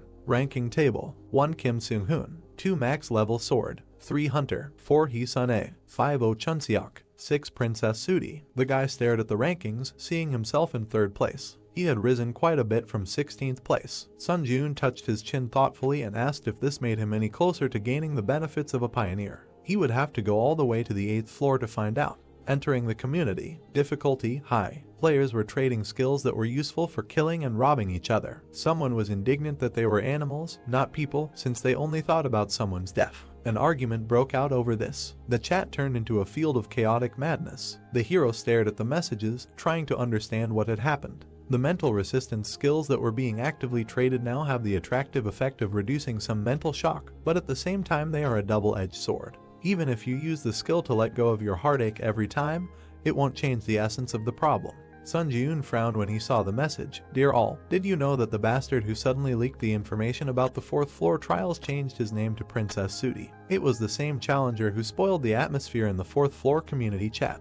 The hero remembered that he felt like he was deliberately inciting everyone to fight each other. Sun Jun frowned and asked if it would be the same this time. The guy swiped the screen and muttered that he should remember this person's nickname well. The system asked if he was ready to begin the trial on the 6th floor. The portal opened. The trial of the 6th floor begins. Difficulty: high. The theme of this trial is occupation. Remaining time: 50 minutes. Condition for successful completion of the trial: within the allotted time, capture one of the strongholds in any direction. Condition for failing the trial: the death of the challenger or the expiration of the allotted time. The reward for a successful breakthrough is a random chest. The penalty in case of failure: death. The hero looked ahead, passing through the portal. In front of him was a sea with small platforms fixed to it. The selection of challengers is complete. Work together with your teammates to pass the trial. Sun Jun looked at the portal and, frowning, asked why his teammates were taking so long to appear. A spear flew out of the passage. The guy grabbed it with his hand and pulled it forward. Holding the weapon, the guy appeared.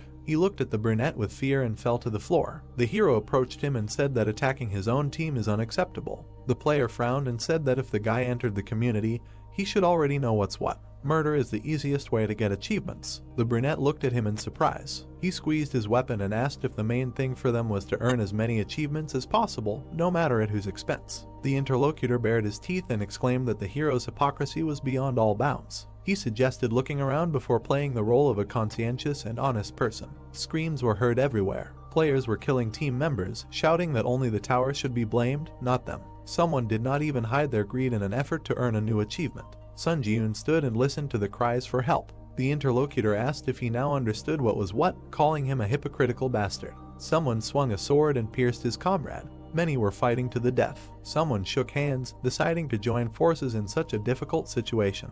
The girl and the plump guy looked around at those around them. He smiled, glad that he met a person who thought the same as him. She noted that many were committing disgusting betrayal. The interlocutor nodded and said that they should come to their senses. The girl, smiling, plunged the blade into his chest and agreed that they needed to assess the situation with a sober mind. She grinned ominously and smirked that the guy, without really understanding, was shaking his opponent's hand without a drop of doubt. Notification: you have earned the Vile Killer achievement. Durability increased by 1. The young man fell backwards in front of her. The protagonist looked in her direction, and his supposed partner, smirking, said that he, too, was eager to get achievements. He suggested that the brunette stop acting like a saint. The hero silently looked away. The interlocutor grabbed the blade, deciding that his opponent was distracted. He cursed and rushed into the attack, aiming for the eye. Sun Ji-eun did not even flinch. The guy quickly appeared behind the player and pierced him with that very spear. The enemy coughed and desperately wondered what kind of lightning-fast movement that was. Notification: you have earned the traitor achievement. Strength increased by 1. The hero frowned and thought that this was weak. Special and combined trials are just big words. Sun Ji-eun turned around and thought that this trial could safely be called a kind of event especially for him.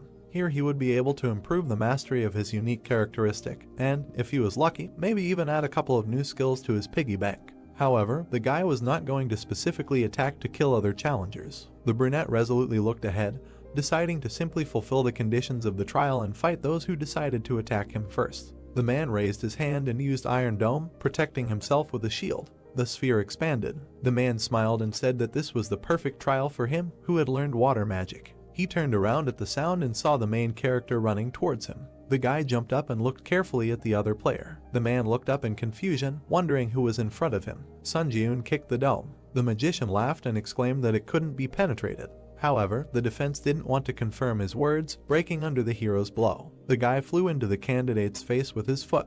The magician was thrown to the side and fell on his back. The brunette landed in front of him and thought that although his actions were a little cruel, the main thing was the end result. The other candidates glanced at Sun Ji-eun in fear, assuming that he was a ranker who looked like a monster and ran in other directions. The hero sat down on the platform and thought that with his actions he could instill fear in his opponents. The other players ran away from him. To be honest, even though he wanted to earn achievements, he didn't want to make unnecessary kills. Notification: stronghold captured. The capture will be interrupted if someone from the other team enters your territory. Don't let the opponent capture your stronghold. Remaining time: 9 minutes 59 seconds. The brunette crossed his legs and concluded that he only needed to hold out for 10 minutes. He put his hands on his knees and thought that the high-ranked challengers who had immediately confirmed their participation in the next trial without using hearthstones on the 5th floor should already be outside the 6th floor. Most of the people around him were low-ranked challengers, so maybe breaking through the trial would be easier than he thought. The trial on the 6th floor makes you think about a lot of things. Mistrust of others. This is the reality of a low-ranked challenger. The darkness and gloom that the trial tower has nurtured. The guy frowned and thought that the fake sympathy was the real hypocrisy. Even if he managed to distract the opponents by switching their attention to another stronghold, eventually someone would die. Notification: an enemy has entered your stronghold, capture has been suspended. The hero looked back questioningly. A group of 4 people was approaching him. The blonde grinned and noted the confused expression on the hunter's face. He said that in this test, a team consists of 2 people, and 4 people suddenly appeared on his territory. The intruder assumed that the guy probably wanted to know what was going on. The brunette looked at them and said that everything was obvious without his explanation. Sun Ji-eun smiled and concluded that 4 notorious bastards got together and formed a squad of killers to earn more achievements. The blonde grinned and noted that the guy immediately got the gist of it. The challenger added that his sentence would now be carried out. The man bared his teeth and kindly offered the hero to go to the next world. The 2 knights moved to attack. The young man grabbed the sword and assumed a fighting stance. The enemy wizard folded his arms and used heart fusion. The hero shuddered in surprise. By using the unique attribute heart fusion, the challenger Sun Jun now shares the pain of the challenger Kim Jin-han. The magician took the dagger and stabbed himself in the arm. The protagonist gritted his teeth and dropped the weapon, feeling a sharp pain. He looked at the wound with displeasure. The skill pain tolerance is activated. All types of pain are reduced by 15%.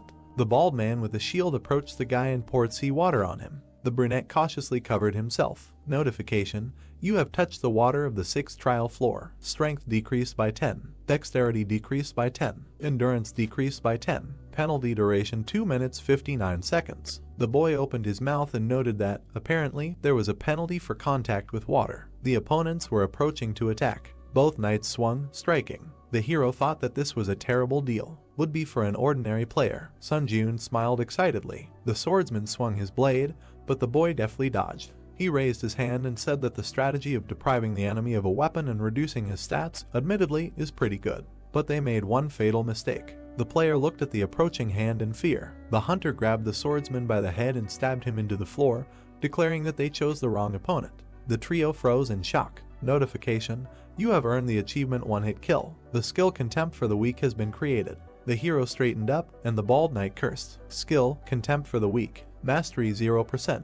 Effect: if the enemy cannot surpass any of the user's stats, strength increases according to the difference in stats. The bald man swung to strike from behind. Notification: all enemy stats are lower than the user's. Contempt for the Weak is activated. Strength increased by 1. The man struck, then looked up in shock. At that very second, the protagonist kneed him in the face. The brunette turned around in the air and kicked the enemy in the head. You have earned the achievement Merciless Killer. Sun Jun smiled. Agility increased by 1. The knight fell to the ground. The blonde gritted his teeth and frowned. The hero moved towards them. The mage looked at his teammate in fear and asked what to do now and whether they should attack at the same time. The swordsman silently slashed his comrade's leg with his sword. The wizard's face distorted in pain, and he fell to the floor with a scream. The protagonist flinched, feeling a pulsation in his leg. The brunette dropped to one knee. Sun Jun breathed heavily, thinking that they only shared one pain between the two of them, but fortunately, there was no real damage. The only problem was that this pain limited his actions. The mage grabbed his leg and shouted, did the man still consider himself a human after such an act? The blade pierced his side. The blonde continued to strike, warning the protagonist not to come closer. The challenger grimaced and shouted that if he took another step towards him, he would slit the throat of this idiot. The brunette straightened up. Thanks to the skill pain tolerance, he was able to move somehow. But the catch was that at such a speed, it was difficult to properly react to the enemy's attack. As expected, there was only one answer. The hunter gritted his teeth and realized that he needed to kill the challenger, who activated heart fusion as soon as possible. The mage screamed in pain from his wounds. The protagonist threw the shield in his direction, cutting off the wizard's head. The guy jerked, feeling pain in his neck, and fell to his knees, trying to breathe. The blonde swung, deciding that there might not be another chance. He jumped, cutting the air with his blade. Sun Jun caught his blade with both hands. The guy looked at his opponent and asked if he was curious about what it was like when the feeling of having your throat literally cut penetrates your entire being. The enemy smiled tensely and muttered that the guy was frostbitten. The brunette broke off part of the blade, grabbed it in one hand and cut off the enemy's head. The blonde, or rather the flying upper part of it, whispered that the hero was crazy. Sun Jun frowned, and drops of blood flew nearby. You have received the Cold-Blooded Slasher achievement. You earned 15 points. Time is up. The stronghold has been captured. The other users began to shout joyfully that they survived. Someone who managed to maintain camaraderie hugged each other. Was it someone's instigation that many people were delighted with the murder at the beginning of the challenge? But in the end, the final winners were those who kept the team together. The hero turned around and noted that there were exceptions. He looked at the guy who was standing there covered in blood and muttering that he did nothing wrong, and that the bastard who couldn't dodge his blow was to blame. The brunette looked at his hand and wondered if he looked like such a monster in the eyes of others. Notification: congratulations, you have passed the 6th floor of the challenge tower. A random draw box will be sent to your inventory as a breakthrough reward. You have received 8,000 points as a reward. Moving to the waiting room. Dark energy emanated from the bodies of the challengers. You have absorbed the spirit of players Lee Song-jun, Kim Jin-han, Song Jin-uk, Han Sik-jun. The guy put out his hand, absorbing the energy. Mastery of the unique attribute Necromancy has reached 100%. The rank increases by 1 level. Necromancy, rank D, entered the waiting room of the 7th floor. The hero exited the portal and noticed that the achievement viewing function was activated. List of achievements: Class S first return, Class A none, Class B none, Class C one hit kill, Class D cold-blooded slasher, Rank E the one who endured the flames, Ruthless killer, Goblin hunter, traitor, Class F none. The guy carefully looked at the system window and said that, as he thought, the first return was not a simple achievement. He poked the screen, deciding to take a closer look. One hit kill, Class C. The achievement is awarded for killing an enemy with one hit. As a reward, the player receives the disdain for the weak skill. Merciless killer, Class E. This achievement is awarded to those who consistently kill challengers without hesitation. As a reward, the player's dexterity is increased by 1. Cold-blooded slasher, Class D. This achievement is awarded for killing 5 or more challengers in a challenge. As a reward, 15 0 points are awarded. The hero thought that he really got a lot of achievements for killing. It turns out that if the player earns an achievement, he will receive various rewards such as skills, points, or stat increases. Sun Jun opened the inventory. Random draw box. In front of you is a box tied with a yellow ribbon from which you can randomly take out one item. When you open the box, you randomly receive one of the items from F to B rank. The boy looked at the trophy in his hand and muttered that the reward for breaking through the 6th floor was a bit ambiguous. If the rank ranged from F to B, then perhaps he shouldn't expect much. He pulled the ribbon and decided to pull out the item and start absorbing souls. Light burst out of the box. The hero looked in surprise as someone jumped out of it. The small green goblin did a somersault and landed on the floor. The boy looked at it in shock. Sun Jun smiled and muttered what kind of Pokemon this was and whether it needed to be caught. The creature frowned, looking at the hero. Sun Jun dashed forward, stretching his hand out in front of him. The little animal dodged his palm at the last moment. The boy continued running forward, trying to catch his target. He pushed off the floor with explosive force. In his last attempt, he managed to grab the little animal. The hero smiled and shouted happily. The captured beast opened its mouth wide and screamed. Then it forcefully squeezed the boy's forearm with its teeth. Pain struck the boy's body, causing tears to appear in his eyes. The little beast jumped to the side. It frowned angrily and bared its fangs. The boy went into a furious frenzy and said that the enemy was quite cute, so he tried to be gentle with him. Jumping up, he said that now the little beast could expect no mercy. The boy made several dashes, but his target jumped very high. The hero looked up and thought. A moment later, the beast noticed that the boy had risen to his height. After somersaulting in the air, the boy looked at his target. He frowned and swung his right hand. His fist was approaching the little beast at high speed. The boy struck the beast's head with incredible force, dealing a critical blow. The place where it hit turned red. The little animal crumbled into pieces, revealing a necklace. The system congratulated the boy and said that he had drawn an item corresponding to the highest class in the random draw box. He looked at the prize and said that if it said the highest class, it meant that his item was Class B. The necklace emitted a blue glow. The system said that it was a pendant made of forged iron, which increased the effects of metallurgy skills and swordsmanship by 7%. And when mana was introduced, an exclusive effect of steel defense was activated, but temporary recovery was stopped since mana was spent to activate. The young man took the pendant in his hand. He looked at it and thought about its description. He poured energy into it and decided to check the effects. The next second, energy enveloped him. The system reported that the pendant activated an exclusive effect, as a result of which the skin began to absorb 10% of all physical damage. He exclaimed in surprise. The beams of light glinted on the surface of the pendant. The guy thought that this pendant had much better parameters than most class items, because it was equipped with both attack and defense, so it was truly a scam item. Putting it on his neck, he happily said that he did not expect anything from this prank, but ended up hitting the jackpot. Suddenly, he froze in place, noticing the messages there that all his mana was depleted, as a result of which the exclusive effect was disabled. He was confused but frowned and said that this exclusive skill absorbs mana at the speed of light. He tucked the pendant under his shirt and thought that he should save mana to use the pendant at a critical moment. He looked back at the system window and decided to check the status window of the unique characteristic that was recently assigned to rank D. The system asked him if he was ready to begin the trial on the 7th floor. The heroes looked up, not understanding what this was and whether there was usually a waiting period before the next challenge was issued. Standing in the middle of the room, he said that if it was possible to start the challenge a little faster, he didn't see anything wrong with it, and he wondered if the others' waiting time had disappeared. The system reported entering a community whose difficulty was high. The tower ghost asked if they knew that the waiting time had disappeared. Reading other people's comments, he decided that as he thought, everyone could now immediately begin the challenge. He pointed his finger at the system window and thought that no one cared about the waiting time having disappeared. After all, no one was particularly interested in the advantage of being the first mover, and the atmosphere in the community was one of desperately wanting to return home. He lowered his head and wondered if this was because most of them were low-ranking hunters. Looking closely at the comments, he thought that compared to the 6th floor, the manner of communication had changed a lot. He imagined the evil faces of people and thought that all these maniacs have now become quiet, and the next one is a personal test, so, by entering into a dialogue, no one will gain anything.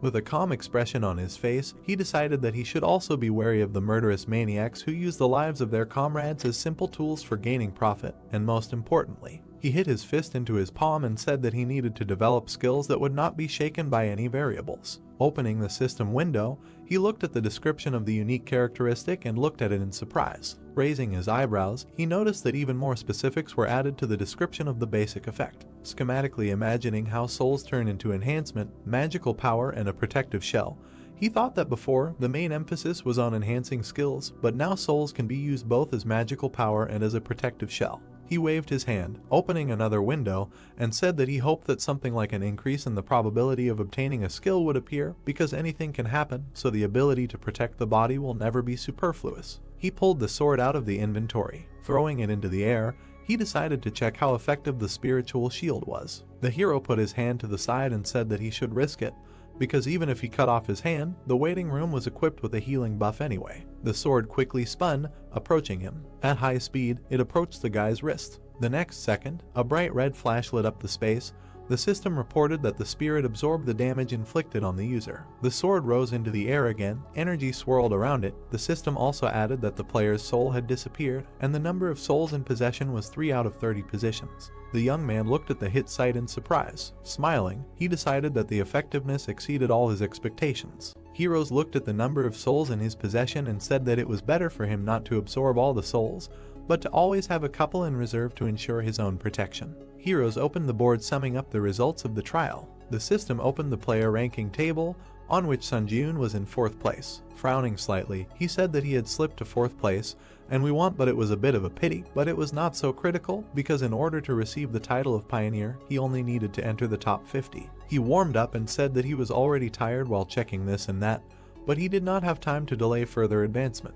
A portal opened in space. Heroes decided that it was time for him to challenge the next trial. In the darkness in front of him, system windows began to appear, informing him that the 7th floor high difficulty test was beginning, the theme of which would be proof, and 40 minutes were given for completion. The condition of the test was to pass 3 tests within the allotted time, and the conditions for failure, the death of the applicant or the expiration of the allotted time. As a reward for a successful breakthrough, he was guaranteed the skill of Grace of the Wind, and the penalty for failure was equal to death. The young man found himself in the middle of a dark corridor. He raised his eyebrows in surprise, not understanding what kind of place this was, because the atmosphere was completely different from the previous tests. Walking straight, he thought there that he literally did not feel anyone's presence, and this irritated him greatly. His hair began to flutter in the wind. A bright light flashed at the end of the corridor. A wave of glow quickly overtook the young man, transferring him to the first test zone. The hero found himself in the middle of the desert. The system demanded that he prove that he had overcome all his fears. Looking around, he recognized the surroundings. An endless sand landscape stretched out before him. Suddenly, the ground beneath his feet shook violently. The young man thought that everything was as he expected.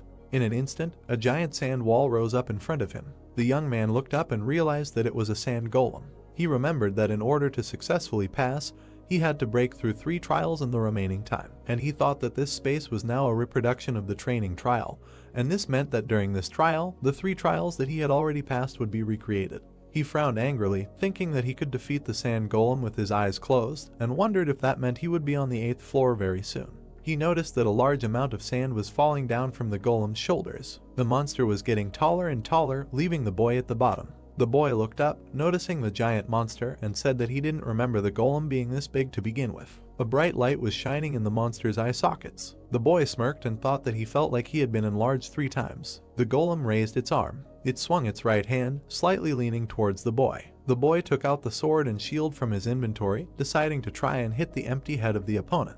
He rushed straight towards the golem's strike. Deviating from the trajectory, it ran up the arm. The hero frowned confidently. He quickly climbed up the sand, straight towards the monster's head. Finally, he made a dash and jumped away from the enemy's head. He thought that this was all very strange while he was upside down. Nu looked down at the golem and thought that the sand golem's weak point was the core, but he couldn't find it anywhere, and perhaps the more massive the golem, the deeper the core was hidden in its body. Shin quickly turned around and looked at him. The hero frowned tensely. The next second, the monster's hand was quickly approaching him. The golem grabbed him in mid-air. Sand continued to fall from his hand. Suddenly, a blue light appeared from his palm. The sand exploded, freeing the youth. The boy looked up and said that since he couldn't deal with the enemy in one blow, he should just cut him into pieces. He rushed into battle, delivering sweeping blows to the golem's body. He landed and slid across the sand. Sun Jiun looked at the wounds inflicted. He smirked slightly and thought that, as expected, he was just cutting him over and over again, and he needed that you did not find and destroy the core. The monster raised his hands and screamed loudly. The boy said that with his tactics he only attracted his anger. The monster sank to the ground, resting his feet on it.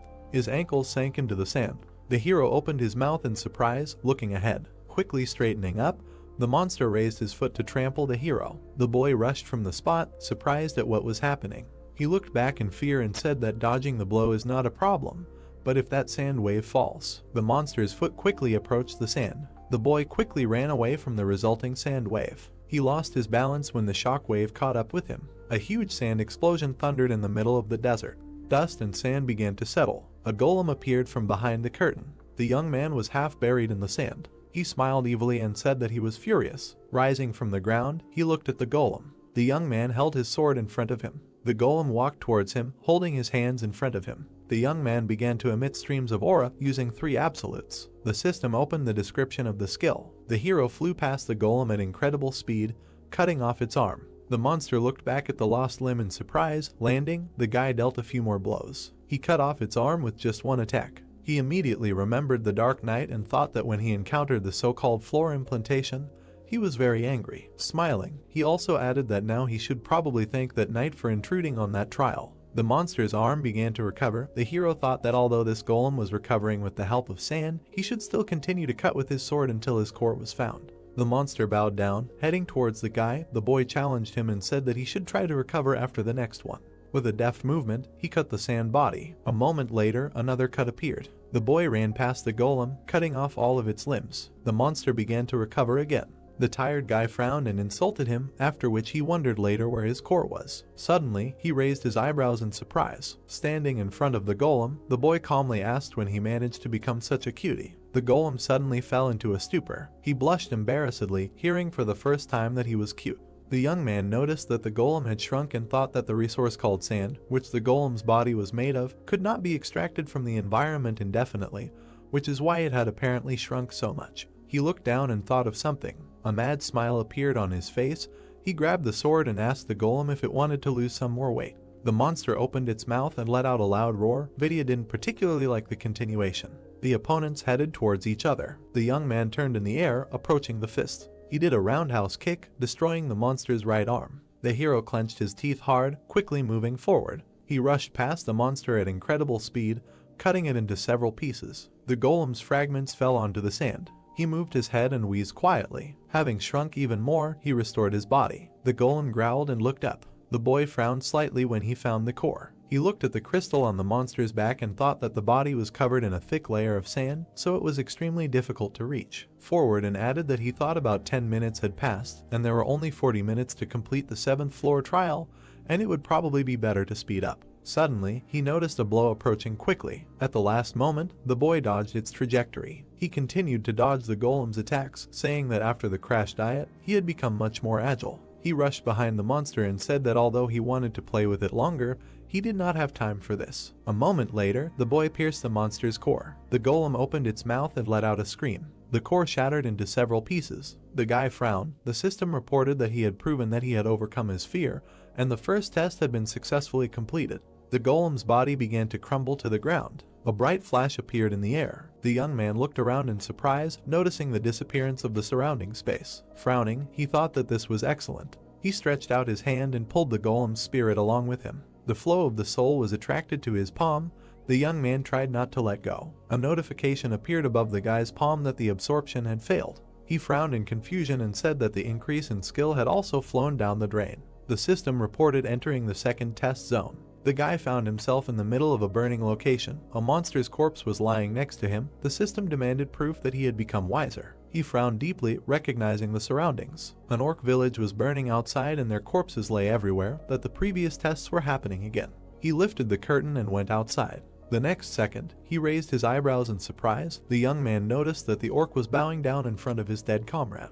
And watching what was happening, he thought that these were orc rangers, and that during the test on the second floor, he destroyed the orc village, so now the subsequent events were unfolding in front of him. Monster touched the artery on the neck of his dead comrade. He sternly looked up at the young man. The orc shook with anger and let out a dull squeak. His eyes were bloodshot. He rose to his feet and let out a loud roar. The young man realized that he was going berserk again, a phenomenon often observed in monsters overcome by anger. He lowered his hands and added that an orc in a berserk state is no longer a hot monster like Irango, so he was very unlucky. The orcs rushed to attack with a battle cry. They were quickly approaching the young man. He frowned sternly and said that they, monsters, should not show the pain of losing a family member. The system reported the activation of the instant acceleration skill and the triple absolute skill. The hero jumped up with explosive force and said that they should not do this, at least in front of him. The orc fell to his knees. The commander of this squad was kneeling in front of the youth, quietly squeaking. The monster was breathing heavily, keeping its head down. Its comrades were lying everywhere next to it.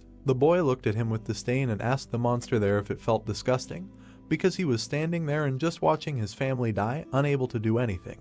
The monster went berserk again. He rose to his feet and swung his right hand. The hero dodged his attack. Energy flashed in his pupils. With a quick dash, the boy decapitated his opponent. He exhaled heavily. The system reported that he had proven that he had become wiser, thus completing the second test. Looking back, the boy thought that this time he could not hesitate. He extended his hand and began to collect souls. He was pulled into the portal again. The system reported the successful absorption of all the orc spirits, as a result of which the mastery was increased by 6% and the number of souls rose to 19 units. The hero clenched his fist with a smile. The system issued a notification that the mastery of the hunter's dagger skill had reached 100%, so the skill had increased to the next rank. Also, the instant acceleration skill had risen one sub-rank higher. The system notified him of entering the third test zone, where he must prove that he had overcome his doubts. The guy looked ahead and said that this time his brain would definitely be blown away. He found himself on a long path in the middle of the water. Greatly surprised, he realized that this was the battle platform of the 6th floor. She looked back and said that since the previous zones were reconstructions of the 1st and 2nd floors, he thought there would be a double from the 3rd floor. He remembered the previous test and said that he was not surprised if such an ignorant test was labeled as wisdom, and he was really going if he hoped to see at least some common sense in the test tower. The young man opened his inventory and took a life potion from there. With a slight movement, he opened the bottle. The guy tipped the bottle over and drank the contents. The potion worked instantly,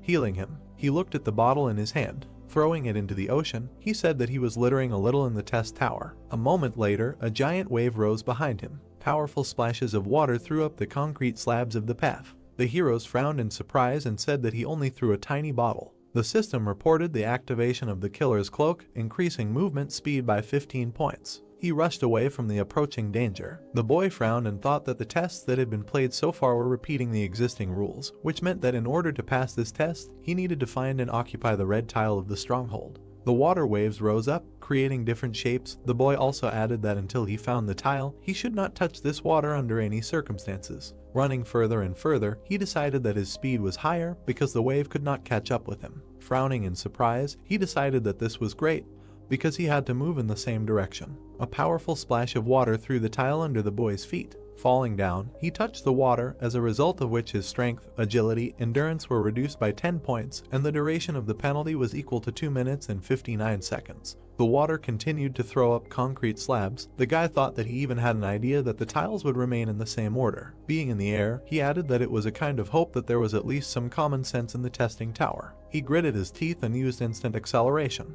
Leaning against the slab, he made a powerful jerk. With quick movements, he bounced off the next 2 slabs. The guy gritted his teeth and said that he never expected that he could die in such a place. He continued to push off the slabs on his way, running further and further. Noticing a red pad, he headed towards it. Looking at his target, he thought it was the red slab of the stronghold. The guy gritted his teeth and thought that soon, finally, this annoying test would end. The introductory surface swirled into a whirlpool. Several streams of liquid rose into the air at once in order to hinder him. The water spun like a corkscrew and flew over him. The boy said that now the testing tower decided to go completely crazy. He made 2 jerks and headed towards the red plate. Smiling slightly, he realized that there was very little left. The spinning liquid was quickly heading after him. The hero noticed the danger from behind. A powerful blow of the liquid hit him right on the back. The boy's vision clouded over as the water absorbed him. Scarlet energy flared behind him. Streams of dark aura spread through the air. The system reported that the spirit absorbed the damage done to the user, as a result of which one of the orc souls disappeared. More and more energy was growing. It stopped the flow of water. Another orc soul disappeared. The boy looked back and thought that he clearly felt the shockwave, but right before the blow could cause him any damage, the shield blocked it. The hero did a somersault in the air and flew to the side. Having landed, he quickly ran away. The streams of water went after him, when suddenly the remaining time was over. The water froze. The exclusive effect of the killer cloak was turned off. The guy frowned in confusion and thought that now he already had no mana, and if the instant acceleration failed, then it would be the end for him. He gathered scarlet energy in his palm. The hero threw the ball into his mouth. Having pushed it into his mouth, he frowned slightly. An aura began to emanate from his chest into the dark. The system reported that he needed to replenish his mana using the spirit of the orc. The guy thought that this was great, and that his strength had returned. The streams of water, swirling, continued to move. The guy quickly ran away from them. He looked at the red tile and thought that there was very little left. Suddenly, a column of water appeared in front of his face. He opened his mouth in surprise and cursed. The streams of water quickly caught up with him. While he stood in a stupor with his arms crossed, he made a dash forward, wanting to take a risk. The guy entered the liquid. His silhouette began to blur under the streams of water. He broke free from the other side, exhaling heavily. The system reported that the orc spirit had disappeared. The guy was in the air right above the waves of water. Flying down upside down, he bent down heavily. The guy tried to group himself and screamed loudly. He looked at the floor in fear, screaming shrilly. The floor was quickly approaching him. After a little while, the guy hit the concrete with incredible force. 2 orc souls disappeared. He had 12 units left. A large amount of dust rose in the air. The dust cleared. The young man lay in a mark on the surface. He opened his eyes in surprise, noticing something. Swirling waves hung right above him. Their tips twitched, confusing the guy. The system reported that he had proven that he had overcome his doubts. As a result of something, these tests were successfully completed. The water appendage began to lose its shape. A huge amount of water fell on the guy. Being wet, he squinted his eyes and thought that this was a damn test, and that it was completed, but for some reason he had to suffer until the last second. Suddenly, system notifications appeared, reporting that he had overcome the 7th floor of the test tower, and as a reward for breaking through, the skill of the Grace of the Wind was received. 15,000 points were awarded and speed boots were sent to his inventory, after which the system reported that he was going to the waiting room. The hero headed into the portal. The spatial gate emitted a light blue light. The young man went to the waiting room. He threw off his coat. Slightly lowering his head, he remembered the past test. The young man frowned deeply and realized that he was close to failure. He bit his lip and thought that in the current situation, he was a little anxious to go to the 8th floor right away, because he did not think that he would continue to be so lucky in the future. Suddenly, he raised his head, feeling a shaking. The system windows opened in front of him. Notifications reported that the number of applicants who passed the tests on the 7th floor exceeded 1,000 people. So the expansion of the system began, the skill store was opened, and an intersection was created in the test, as a result of which a permanent return was possible, and the floor implementation system was activated. Looking at these messages, he thought that this was all what was expected with great impatience, but Cherry Prepare is different. He frowned, noticing the messages that he was the president, who was called the pioneer on all the previous floors, as a result of which he was entitled to choose the halo. The boy imagined a silhouette of a man with bright rays of light coming from him, and thought that the eagle was an advantage that could only be obtained if the applicant had the title of pioneer on all previous floors. He raised his eyebrows in surprise when he saw the system notification that the halo affected the unique characteristics and skills of the applicant, so he had to choose wisely. The young man wondered later, had he ever given the tower such advice, because it must mean that the halo was something important. The system gave him a choice of 3 halos: ruler, hunter, and monk. The hero crossed his arms, looking at this, and said that he needed to read the description first. He opened the description of the ruler's halo, which said that this is a halo that has different performance depending on the person, and, in fact, it is closer to the universal type than the specialized type, and is closely related to the unique characteristics of the applicant. The potential is greatly increased for abilities such as combat, growth, support, and production, and the unique strength of skills is the synthesis of skills, so this is the most suitable halo for the current applicant. The youth raised his eyebrows in surprise and said that it affects all skills and even the unique characteristic. Looking closely at the last lines, he thought that the tower was openly saying that this is the most suitable halo for him. He poked his finger at the system window and said that he needed to look at other options. The system opened the description of the hunter's halo, which said that anyone can easily adapt to this halo. It is closely related to improving characteristics and skills, and the effect of the halo greatly increases the level of skill and stats.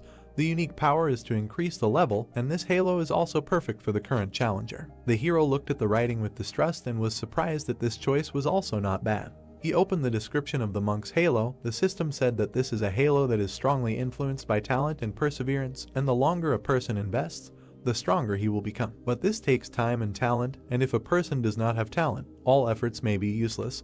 The unique power of the halo is the path of practice, and this halo is not recommended for the current challenger. He waved his hands, dividing the system window into 3, and said that this halo is definitely not for him, so he needs to make a choice in favor of one of the remaining 2. So he lowered his hand and decided to choose it. He pointed his finger at the system window. Shining rays appeared behind him. The system reported that he had chosen the ruler's eagle, and the special effect of the ruler's halo launched the evolution of unique characteristics. She showed him the possibility of developing into the field of necromancy, and said that he could begin to summon or, as a result, be able to use absorbed spirits to revive powerful skeletons. Then she showed him in the form of a magic swordsman and said that his talent for the sword and magic would increase, and the ability to acquire the corresponding skills would increase 3-fold. Then the system showed him in the form of a blacksmith and said that he could also go the way of the creator, and in this case, the talent for creating items would increase, and the ability to acquire skills related to production would increase 3-fold.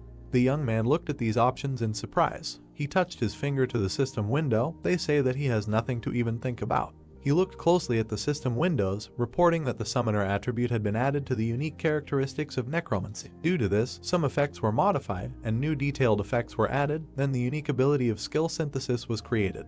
The dark energy swirled and began to gather into the youth. The system opened the status window. The hero stepped onto the floor, happy with the end. He looked down as the energy continued to gather in his chest, and thought that the eagle was finally created. The hero poked his finger at the system window, opening the description of the unique ability, skill synthesis, the effect of which allows you to select 2 desired skills and combine them. And if the skill levels differ during the use of the effect, the skill of the higher rank becomes the center of the synthesis. Sun Jun opened his mouth in surprise and thought that by combining useless skills, you can create something new. The thought flashed through his mind that this was really a jackpot. The system asked him to look at the list of skills and select the material to create the synthesis from the skills currently available. The hero looked at the list of his abilities and thought about what to combine. He touched his chin and began to search for skills that he does not use. The hero chose the skill of contempt for the weak and continue the battle. The system asked him if he wanted to continue. The young man pressed the button and decided to continue. The synthesis window of the bright lit up. The system reported the completion of the synthesis of skills. A bright light illuminated the boy's face. The skill of forced breakthrough was created. The young man looked at the description of the skill in surprise. The system reported that the skill allows you to break through unknown forms of restraint, such as skills and unique characteristics, but the user's magic must be higher than the level of magic used for restraint. The hero could not understand how this happened. He thought that he combined 2 lower skills, and that he expected to get an E rank skill, but got a D rank. He smiled happily and decided that this was a really mind-blowing skill. He pointed his finger at the system window. I live to try again. The system asked him to select the material for synthesis again. The hero chose Ranger Training and Burn Resistance. The next second, he again agreed to continue the synthesis. The system window lit up brightly again. The guy smiled impatiently, expecting a new result. A strong eye skill of rank E was created, which allowed one to provide oneself with some visibility even in bad conditions. The guy fell into a stupor and said that, it turns out, the skill created now was only 1 step higher than those chosen for synthesis. He looked up and thought about what the reason for this was. He mentally imagined the 2 previous skills and thought that they went well together. Then he imagined the 2 skills crossed with each other this time and thought that their combination was not the best. From a first glance it was clear that they were completely incompatible with each other. He fell heavily onto the bed. Looking at the ceiling, he said that he had come a long way from holding the status of a pioneer to receiving the reward of the areola, but for some reason he felt a little strange. Lying on the bed, he wondered if he had really achieved everything through his own efforts, or if he had just been lucky with a unique characteristic. The hero was silent for a second. He jumped to his place and decided that he couldn't lie around doing nothing, thinking about all sorts of nonsense, because it would be much better if he checked the reward he had received. He looked at the description of the skill of the Grace of the Wind, the effect of which allowed him to increase all speeds by 10%. The system reported that this skill could be stacked, reproducing up to 7 times. However, when the limit was reached, a 24-hour cooldown would automatically be activated. Looking at the description, he said that increasing all speeds, this is amazing, and he will also be able to stack this skill 7 times, which means, lost in his thoughts, he thought that he would be able to increase any speed by 70%. The hero imagined himself running forward at incredible speed. The young man imagined a bright glow and thought that this skill does not consume mana at all. Sitting on the bed, he said with a smile that the grace of the wind is essentially a skill that has no downsides. He opened the inventory and looked at the boots. He put on new shoes. The guy looked at the new thing with a smile. The system reported that these are speed boots that increase attack speed by 3% and movement speed by 5%. The young man said that all the rewards on the 7th floor are related to speed, and he is incredibly happy with this arrangement. Suddenly, the system reported that the skill store was entered and that it displays a list of skills available for purchase. Sun Ji-yoon looked at the list and said that, contrary to his expectations, the quality of the store leaves much to be desired, after which he thought that in addition to this, the prices are also incredibly high. He shook his head and was indignant at being asked to pay 8,000 for an instant boost. He pressed the buy button and said that he needed a skill related to magic. The hero imagined coins falling while looking at the messages that he had purchased the magic circuit skill, as a result of which 15,000 points were debited from his account, and he also bought magic resistance for 12,000 points. The system reported that the magic resistance skill grants an effect due to which resistance to magic is created throughout the body. Resistance to other people's magic is increased, but if he does not have the magic circuit skill, the effect is significantly reduced. He recalled the past battle and thought that now that he has the resilience skill, he will not be caught off guard by something like the unique characteristic of heart fusion, which had caused him a hard time in the past. He opened the description of the magic chain skill. His body began to release mana. The magic chain was engraved on his body. The guy gritted his teeth, feeling the heat throughout his body. He began to glow brighter and brighter, emitting powerful streams. The sheet swayed strongly in the air. After a while, it sagged. The guy lowered his legs to the floor. Getting up from the bed, he said that he felt a strong lightness. He took a few steps forward. Sun Ji-yoon stopped in the middle of the room. He lowered his gaze. The youth raised his leg, which was covered in mana. A moment later, he slammed it onto the ground, creating a powerful shockwave. Without taking his eyes off what was happening, he was very surprised. The floor under his foot was shattered. The guy thought that the mana used randomly formed a chain and strengthened his physical abilities. He smiled, clenched his fist, and was glad that he made a good purchase. The hero opened the system window. The system reported that he could use the spirit of the deceased to resurrect the dead nearby, and that at the time of resurrection, the level of the dead would be proportional to the quality and quantity of souls absorbed. The youth said that he was curious about this new ability to summon the dead. He waved off the notification and said that it would be better for him to familiarize himself with it in practice. He placed his hands on his waist and exhaled heavily. He pressed his lips together and considered what decision he should make. The hero frowned sternly and said that he should think about whether to challenge the next floor right now or return to the ground. The dark-haired man was looking at his phone, nervously shaking his leg, and was indignant at the fact that there was no response. Suddenly, he noticed that someone had approached him. A plump man with his team approached him and asked the guy if he was able to gather a team. They were sitting next to a giant gate. The man also said that he should hand over the permission to enter the portal to them. He smiled evilly and added that if the raid in the dungeon did not begin after the specified time, the right to enter would be automatically revoked, so he could just take the appropriate fee and hand the pass over to them. The guy frowned tensely, recognizing the guys who had approached him. He raised his head excitedly and said that he had no intention of handing over his pass to anyone. The men immediately insulted him. The interlocutor grabbed his head and said with a smile that there were a lot of hunters in the park, but no one was eager to join his team. Smiling widely, he mockingly said that he was only an E-rank hunter. The young man was stunned when he heard the question of whether he thought anyone would want to be on the same team with trash like him. The man, along with his team, looked at the guy ominously. The surrounding people discussed how he was being too cheeky, but telling the honest truth. Suddenly, everyone froze in place when someone asked if the team was still recruiting. Sun Ji-yoon walked through the crowd. He held out his ID and introduced himself. Frowning, the guy asked if this was enough to join the team. The saddened man stood up from the bench and said that he completely satisfied all the requirements. The evil man put his hand on his shoulder and asked if he didn't see the line of people waiting or if he didn't understand what was going on at all. The boy let out a sigh and smiled. The man got angry when he heard the words that if he was unhappy with something, he should also apply for the Chiawan team. The man was very indignant about this. Suddenly, the guy became completely serious and threateningly told the man to remove his hand from his shoulder before it was broken. The guy immediately released his aura, surprising everyone around him. The man turned pale and immediately removed his hand from his shoulder. He frowned in surprise, wondering what kind of energy this was and if he was really a C-rank hunter like himself. The man's allies admired this energy with a smile, thinking that it was released by their captain. The man smiled nervously and thought that this was not his doing. He put his hand to his mouth, awkwardly saying that since there were representatives from the Hunters Association around, he would tolerate such a prank this time. As he walked away, he said that the boy was just lucky. Xiaolwen grabbed his head and wondered why everything was going wrong from the start. He looked up at the boy in surprise. The boy called him by name. The boys were standing opposite each other. The hero said that judging by the situation, he felt like he wouldn't be able to find anyone else to join his team, so they shouldn't drag it out and just enter the portal. Xiaolwen pointed at himself and the boy with a shocked face and asked if he wanted to go in a two-man team. The boys entered. Xiaolwen grabbed the sword and quickly looked back, saying that they actually entered. The hero looked back at him and said that he didn't need to worry about anything so much, since he could deal with most of the D-rank monsters. The other man looked at him in surprise. He raised his hand, looked at the boy and asked if the boy had said before that it was his first time in a dungeon. The boy confirmed this and thought that in essence, the trial tower and dungeons were the same thing.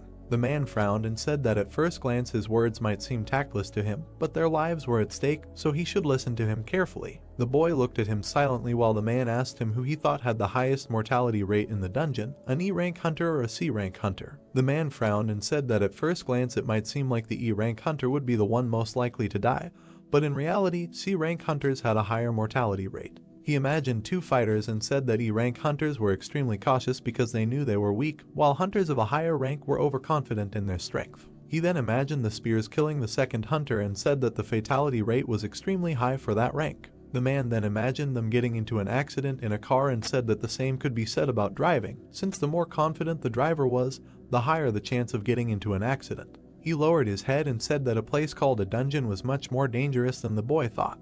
He raised his hand and added that since the boy had risked entering the dungeon without a tank and a healer, he became even more worried about this overconfidence. The hero replied that there was logic in those words. The man looked at his face and added that although he was an E-rank hunter, he had a lot of experience visiting dungeons, so he could take on the role of leader of this group. Sun Jun frowned slightly and thought that he also wanted to be the leader. The man bowed after hearing the agreement and thanked the boy for understanding, then said that he was doing this for everyone's safety, so he hoped his offer did not spoil anyone's mood. Words echoed throughout the cave that they needed to continue on their way. The young man decided to trust him. Suddenly, a lizardman appeared in front of them. The man tensely clenched his teeth and said that these monsters are known for skillfully using various types of weapons, so they were unlucky that he was their opponent.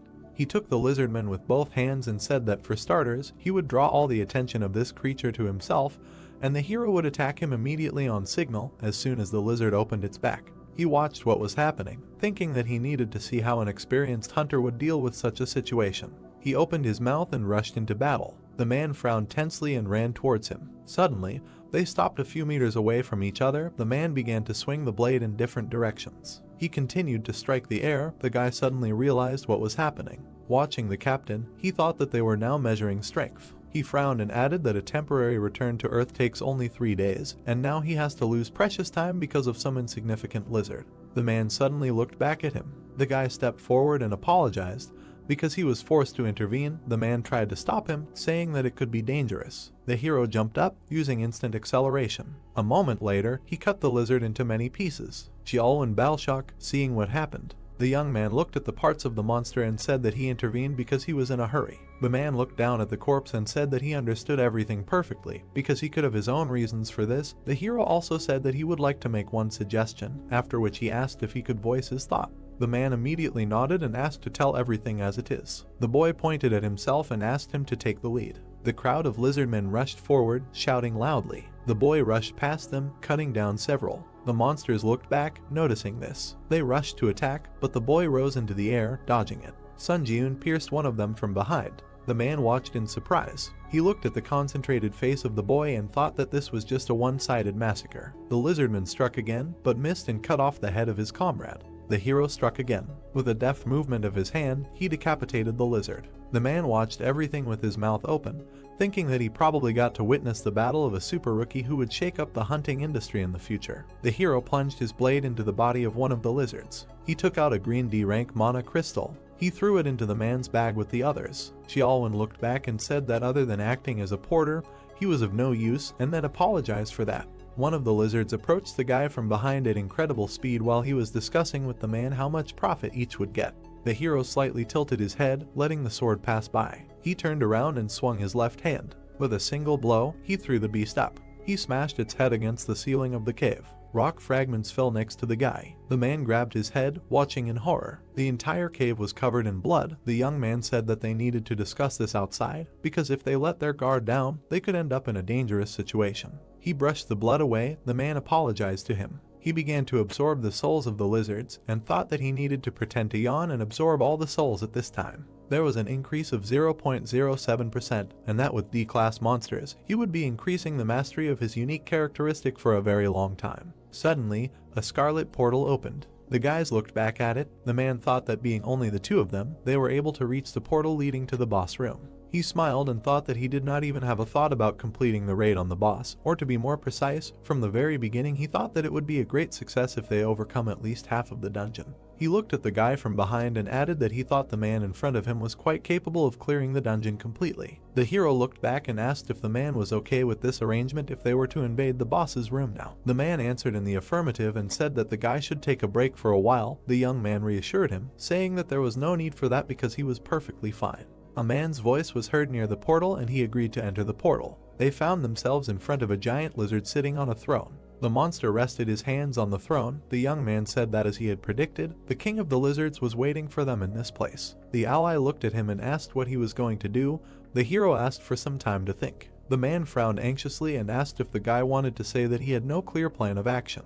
The monster immediately jumped up from his place. The guy smiled and said that it happened just in time. The lizard was approaching them at an incredible speed. The guy frowned in surprise. He made a few dashes back, dodging the spear strikes. Dodging another blow, he thought that the monster was very fast and, surprisingly, considering his size. He frowned and looked up at his opponent. The next second the young man found himself behind the lizard. The guy swung his blade and thought that it was not fast enough for him to match the pace of the fight. The monster immediately attacked him with its tail on the body. The lizard threw the guy to the end of the cave. The man grabbed his head and screamed the guy's name in fear. The young man kicked away a block of stone. Dark energy swirled around his body. The system reported that the spirit had absorbed the damage inflicted on the user. The hero smiled and said that this is a good way to test new skills. The man said with tears in his eyes that he thought the guy was dead. The lizard looked at the enemy with an angry expression. Sun Jiun climbed onto the boulder and asked the enemy what had happened and if he cared that not a single stone was left of his throne. The lizard's throne was heavily damaged. The youth asked if he thought it was an ominous omen. The monster threw a copy into the ground and released an aura. Raising its head, it released a powerful beam from its mouth. The youth's limbs were immediately shackled by chains. He was affected by the skill of a slow wave, as a result of which his speed was reduced by 25%. A green sphere cut off the chain. The youth activated a force breakthrough. A pleasant colored energy swirled around his body. The system announced the removal of the slow. The lizard opened its mouth in surprise, noticing this. The guy exhaled heavily and thought that the skill was the result of synthesis, so he had some doubts about it, but the effectiveness was high. Suddenly, the monster turned his gaze to the side. A quiet groan was heard in the cave. The man, bound with chains, fell to the ground and said that his body did not obey. He was scared, but looked at his ally and asked for help. The monster looked at him and growled. The guy frowned in surprise, realizing what was about to happen. The monster turned around and ran towards the man. The hero gritted his teeth, rushed after him and shouted that he was the lizard's rival. Moving at high speed, he tried to catch up with the lizard. Looking at the monster from behind, he thought that the distance was too great. The guy raised his eyebrows in surprise. His pupils turned scarlet, and he used the summoning of the dead. Two skeletons appeared right in front of the monster. They opened their mouths and rushed to attack. The lizard defeated them without much trouble. The guy watched the bones fall and thought that they were not strong enough to stop such a giant,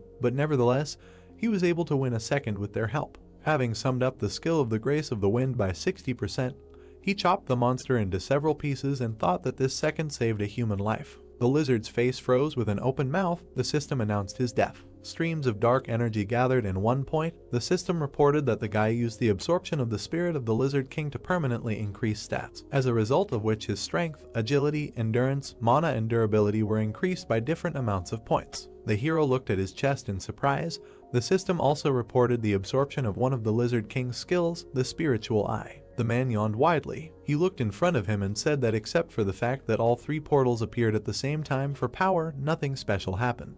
He looked back at his subordinate and asked if they noticed anything unusual. The interlocutor answered negatively. The leader, looking at the portal, thought that everything was as usual, because after the hunters of the first squad made a partial raid in the open portal and went outside, the attacking team of the Hunter Association would have to break into the dungeon and finish off the boss. He sat down on the back of the bench and said that it seemed like everyone was in the same hunter association, but he did not understand why only their team did not have a commission fee, after which he insulted the members of the attacking team and said that he was very jealous. Suddenly his eyes sparkled with anticipation of monetary payment.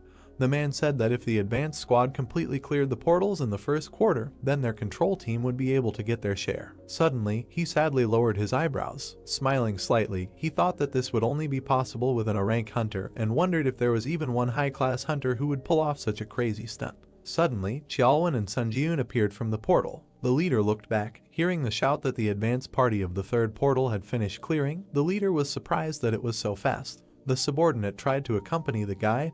The leader was surprised that they went to raid the dungeon with only the two of them, meaning that this group couldn't even get halfway there. Suddenly, he raised his eyebrows in surprise, noticing something. The portal behind them began to disappear. He opened his mouth in shock, thinking that the portal that had become colorless meant that. The man smiled widely and finished his thought by saying that the boss's room had been completely cleared. Stumbling, he ran towards the guy. The man, breathing heavily, asked the young man if they had really cleared the dungeon completely. The hero asked him who he was to ask such questions. The interlocutor adjusted his suit and said with a smile that he forgot to introduce himself, after which he gave his name and said that he was the leader of the portal control group from the Hunters Association, who had arrived in this place to monitor the portals that had suddenly appeared in this park. Xiaolwen intervened in the conversation and asked if they had arrived later, that they wanted to buy the rights to occupy the portal. The man confirmed this and said that he wanted to make an offer to the two of them to sell. He raised his eyebrows in surprise when he heard the words that Xiaolwen was not the one who had the right to make decisions in this matter. The leader was very surprised when he was told that the young man had captured this dungeon alone.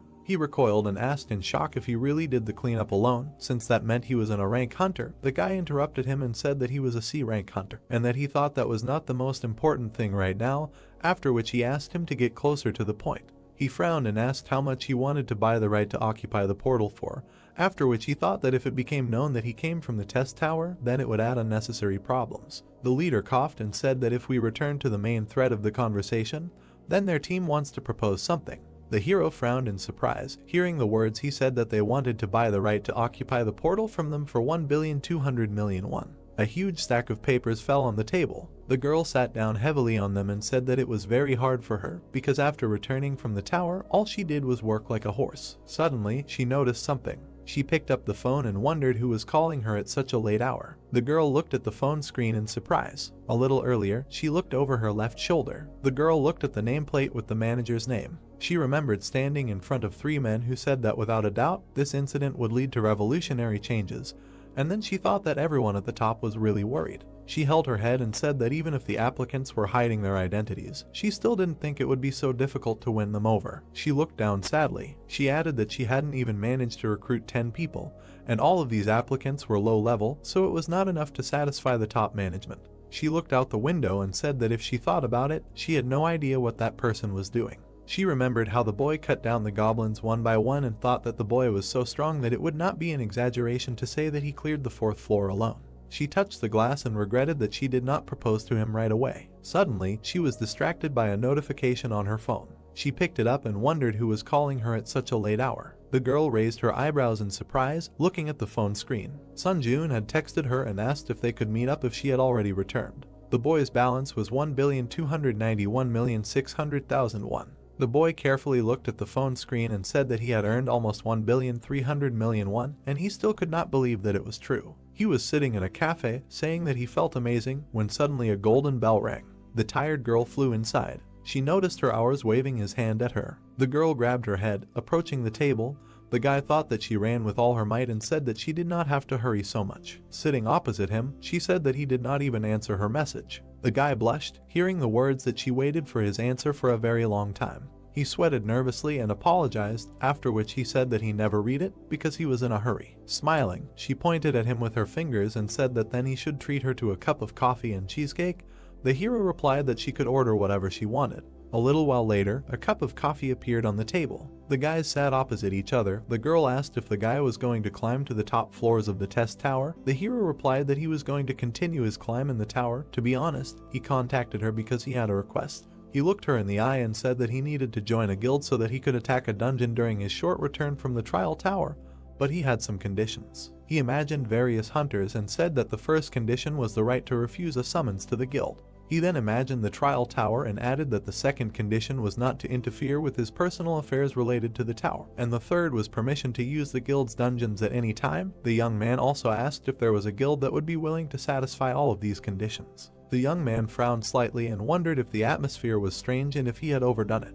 He suddenly flinched when he heard his name. The girl tilted her head and said that the conditions he proposed were absolutely impossible to fulfill, since from the guild's point of view, they did not get anything. She touched his hand, interrupting his words about how he had probably asked for too much. She stood up at her place and looked him in the eyes. Their fingers intertwined. The girl said that he could join her guild. He raised his eyebrows in surprise, hearing the words that she would make these impossible conditions feasible. The young man was lying on the roof of the bus, recalling the past conversation. His hair was fluttering in the wind. The young man said that from raiding the dungeon to selling the right to occupy, and plus joining the guild, yesterday he lived an extremely productive day. Looking up at the sky, he said that anyway, to join the ranks of the guild, there was one task left to complete. He suddenly plunged into the memories of the past conversation. The girl said that he should clear a C-rank dungeon alone, because he should demonstrate his abilities, so that it would be easier for her to convince the higher management, because the privilege of free use of the guild dungeons is not available to everyone. The boy looked into her eyes and thought that her words meant that not everyone could bathe in cream using the White Guild dungeon. It had to be at least a rising star or a hunter who had high hopes. He frowned and said that they could prepare everything necessary for the cleanup. They shook hands. The girl added that she would make sure that he would never regret his decision. Standing up, he said that as a warm-up, he thought it would be worthwhile to start jogging from this place. He rested his hand on the roof of the bus. Rising to his feet, he bowed his head. The boy looked up and made a powerful dash forward. People noticed something flying above them at high speed. The girl came to the open gate. She smiled and said that she came to confirm the reservation for the assault on the portal, which would take place in an hour. The interlocutor looked at the tablet and glanced at the girl's ID, after which he said that the attendance was confirmed. He pointed to the resting place and said that there was still a lot of time, so she could sit under this canopy. The girl thanked him. A moment later, she looked back, noticing the guy running up, and in our surprise that she was already there. He looked around. After a little while, the lagging airflow caught up with him. A strong wind began to blow away people and standing furniture. The guy awkwardly adjusted the fallen chairs and apologized, saying that he ran too fast, so it seemed like a shockwave arose. The girl smiled awkwardly and thought about whether he wanted to say that the wind rose simply because of fast running, after which he said that he came quite early. The young man looked at the gate, while the girl wondered what kind of person he was there. She pointed to the portal and said that she had already passed all the checks, so he could let her know when he was ready. The boy replied that he could start the raid right now, because he didn't care. They entered the portal and found themselves in the middle of a wheat field. The guys looked around. The boy was surprised that they were in a field. He turned to the girl and said that if she was in danger, she should immediately let him know this. She replied that she would be completely fine. She touched her chest and presented her necklace, after which she said that she was wearing an artifact that was given to her by the guild because it was an item that had a shield function and a weak invisibility effect. Heian looked at it and said that if she attracted the attention of monsters, she would help him to some extent, so she would try to stay as far away from the battlefield as possible. The hero walked forward, telling her that now he could fight without worrying about anything. He was enveloped in dark energy. The spiritual eye skill was activated. The young man remembered that this was the skill that he received from the Lizard King. He noticed 3 objects approaching. Frowning tensely, he thought that he felt the presence of enemies invisible to the eyes, and added that this is what gives him the spiritual eye. The opponents quickly approached him through the wheat field. The young man watched as they approached very closely. He rose into the air, dodging 3 lizard-like monsters. The monster opened its mouth, looking at him. The girl frowned in surprise, seeing the poisonous fisherman. She took a step forward and shouted at the boy to be careful, because this violated the rules of the dungeon. The young man made several dashes, destroying each of the opponents. The monsters' bodies fell next to him. The girl's mouth opened in surprise, thinking about what she had just seen, because it was some kind of madness. She smiled happily and noted that she had always known that she had made the right choice. The young man continued to fight the monsters running out of the portal. He cut one of them, making a dash to the second. His sword began to emit golden energy. The hero looked away and thought that the appearance of the lightning effect was so rare that he had completely forgotten about its existence. One of the monsters was quickly approaching him from behind. The young man dodged at the last moment, noticing the clenched jaws of the enemy. He grabbed the lizard by the tail. Swinging, he sent the monsters to the ground. The young man hit the floor with the lizard. Straightening up, the guy looked at the monster's body. He waved to the girl and said that he had more or less restored order nearby, so she could calmly approach. The girl thought with her mouth open that he had reached the portal leading to the boss room in less than an hour, and alone at that, but the most surprising thing was that they were now in a dungeon that violated the rules. She remembered the appearance of the monsters and thought that the poisonous fisher was a monster that should not be taken lightly. She looked at the corpses of the monsters and added that one of the monsters recommended for group attacks, even for those same C-rank hunters, is the poisonous fisher, so she still can't believe that he dealt with such a monster so playfully, as if there was a helpless baby standing in front of him. She looked at the guy's back and said that this was far from the limit of his growth. The young man headed towards the portal. The girl added that it was impossible to even imagine what he would show in the future. The hero began to collect the souls of the killed opponents, increasing his stats. He raised his head and thought that with this level, even the boss would not pose much of a threat to him. He looked at the portal and said that they would go to the boss's room. After going inside, they found themselves in a dark and foggy place. A slight light was breaking through the gap between the rocks. The woman called it a little strange. A magic projectile was approaching them from above at high speed, while she was talking about how they had already gone far, but the presence of the monster was still not felt. Suddenly, they raised their heads, noticing the danger. The guy frowned nervously. The monster struck. The guy thought that it was very dangerous. He pulled the girl out from under the monster's attack and ran away. Heian looked at his face in surprise. The beast opened its mouth and began to collect mana. He released a powerful beam of energy. Heian pointed her hand at the danger and told the boy about it. Suddenly, a powerful explosion thundered. The hero, along with the girl, jumped out of the smoke. The boy stepped onto the stone floor. He crouched down and said that he had moved her there without her consent because the monster looked extremely dangerous, so he hoped for her understanding. The girl got off his hands and said that it was the other way around, because now she was in his debt. They looked at the monster that was looking for them. The boy said that he would leave her to deal with the beast. The girl turned around worriedly and asked him to stop so that she could use the enhancement skill on him because they could test his personal skills later. He stepped into the abyss and said that he would not agree to that. Frowning slightly, he also added that he would be back soon. The boy fell down like a soldier. He landed right in front of the monster, breaking through the stone floor. The monster opened its mouth and bared its teeth. Sun Jiun ducked, frowned, and activated instant acceleration. The beast planted its foot on the floor. The hero also used the exclusive effect of the speed boots. The opponents prepared for battle. The beast once again accumulated energy in its mouth. The guy raised all speed by 70%.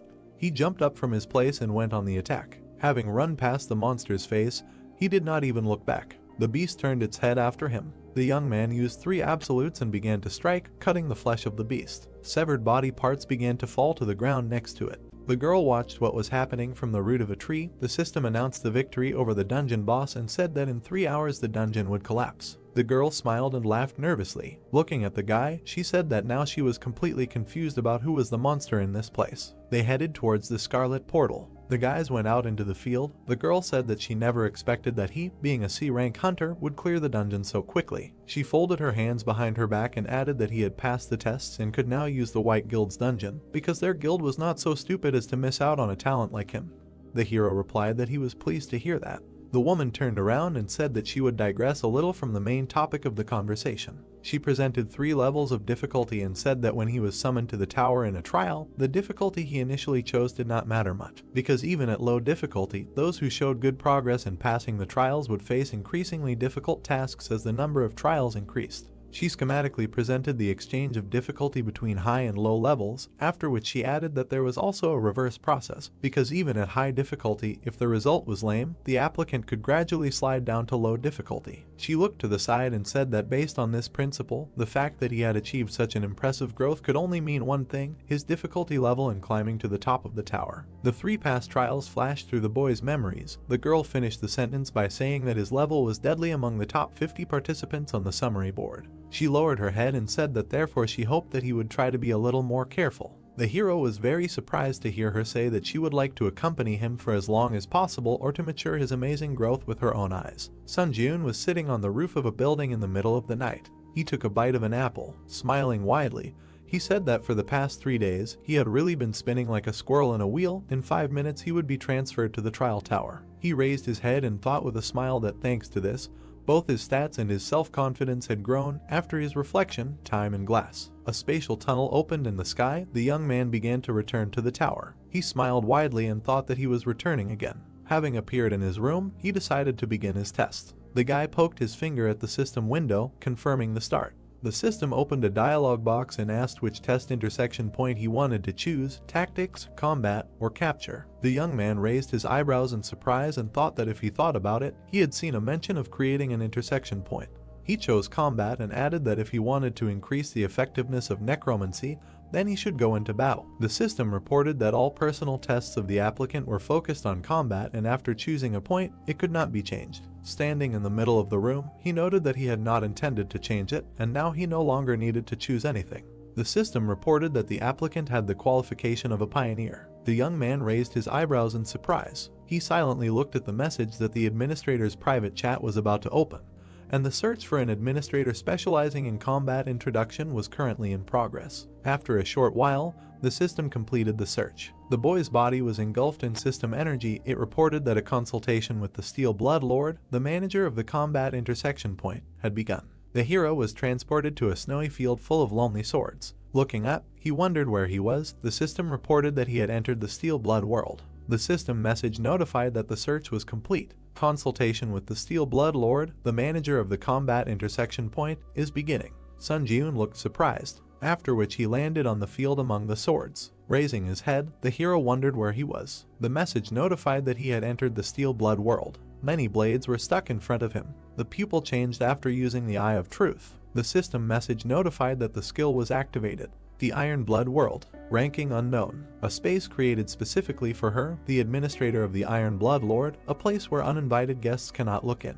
The hero smiled and thought, such a place also exists. Sun Jiun began to walk forward, reading that the administrator of the Iron Blood Lord was unhappy with someone making inquiries. Looking closely at this message, he thought, does this mean that administrators can communicate their intentions through direct messages? One of the swords nearby burst into flames, after which he went forward. The system message notified that the administrator Lord Ironblood said to stop wasting time and asked to follow the sword. Sun Jiun looked at this in surprise, so he continued to follow the blade, after which he left this field. Steam came out of his mouth when he breathed. He found himself at the entrance of the house. Coming closer, he opened the door slightly. Looking inside, the hero saw something in front of him. Administrator Lord Ironblood was looking at him. Inside, there was a girl who told him that he had finally come, and she greeted the pioneer. She looked at the hero with a smile, saying that she was the administrator who was assigned to conduct a consultation with him. That same Lord Ironblood. She sat with her legs crossed. Sun Jiun looked at her carefully, thinking that in appearance she looked like a foreign beauty. But he saw her bright aura, realizing that in fact, in front of him was the creature that controls the trial tower. Suddenly, the girl appeared in front of his face, after which she reached for the bottle on the shelf, saying that she was curious about what this monster looked like, and she would say that it was pretty good.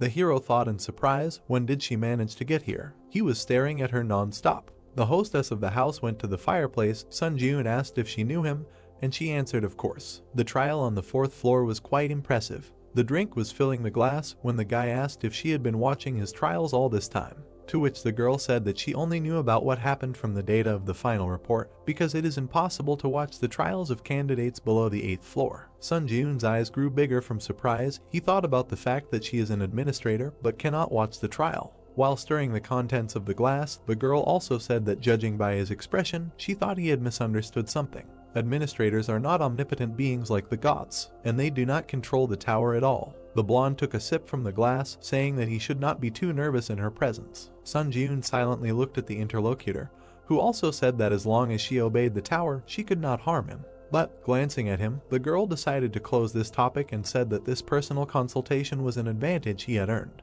If he had any questions, he should not hesitate to ask. Sun Jiun frowned. He thought that he definitely did not feel any hostility. There was a blizzard outside. The hero asked if she could explain what this personal consultation was, and the interlocutor said that, as mentioned earlier, a personal consultation was an advantage that a pioneer would receive. Sun Jiun recalled the armored enemy, saying that on the 5th floor, he almost died at the hands of a challenger from another dimension. Why did he come to him? Looking at her glass, the girl said with a smile that there was no special reason. Looking at the interlocutor again, she also said that it was because when entering a certain floor in another world, an intruder could not only steal the reward for the challenge of that floor, but also gain more favorable advantages. The fireplace was burning brightly in the room. The interlocutor also said that challengers from other worlds come from where the tower had existed for decades. They are well aware that the reward for harming a challenger from another world is incredibly large. The hero was surprised to hear that they also knew that the tower of this world would one day be united with the towers of other worlds, and asked her again what she meant. but she only said that everything is as it is. She presented a scale where the progress of the Earth dimension trials rose, while the invasions of other dimensions remained below. The fair-haired girl explained that starting from the 20th floor, the main focus was on combined trials, not personal ones, and then he would have to meet with candidates from other worlds. Looking at his interlocutor, the hero thought why this looked like an attempt to eliminate and advance a competitor whom he would have to meet one day. But, putting down the glass, she asked if she had satisfied his curiosity. Opening his mouth, the hero noted that if you do not take into account the last question, then you can say so. Then he lowered his head and asked about the trial tower, what kind of structure it was. Then the girl lowered her head and remained silent. Walking away from the table, she nevertheless answered that she herself would like to know the answer to this question.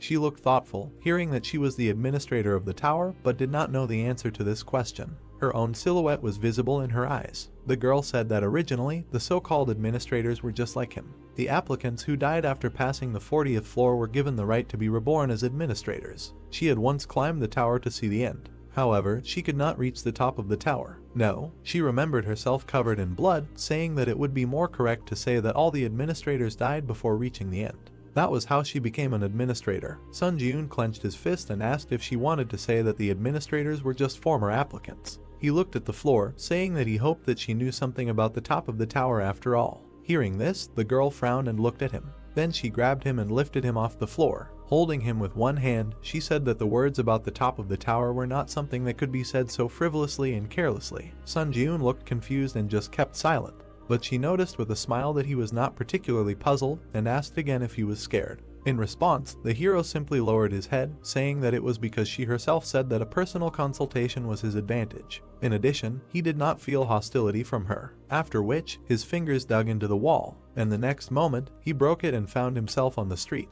At that moment, a blade appeared in his hand, and he said that he did not intend to let her harm him so easily. The girl was very surprised. Meanwhile, snow was falling on the roof of the house. She began to go outside with a smile, saying that she had been living for many years, and for the first time she saw the one who destroyed the administrator's residence. But his actions convinced her. The hero only looked at the interlocutor with incomprehension. Then the girl looked closely at Sun Ji-eun, calling his name. But he was confused when he heard that she was offering him a patronage contract. A new system message appeared about entering the waiting room on the 8th floor, after which the hero found himself on the bed. He was still surprised, after which he stood up and opened the window of the exclusive store. A screen appeared in front of him, which wrote the skill category, strength category, item category, contracts Lord of Iron Blood. He was surprised, telling himself that he really made a contract with the administrator. The girl with blonde hair held a scroll in her hand, saying that she could not pass up a candidate who was both talented and brave. The system message asked if he wanted to sign a patronage contract.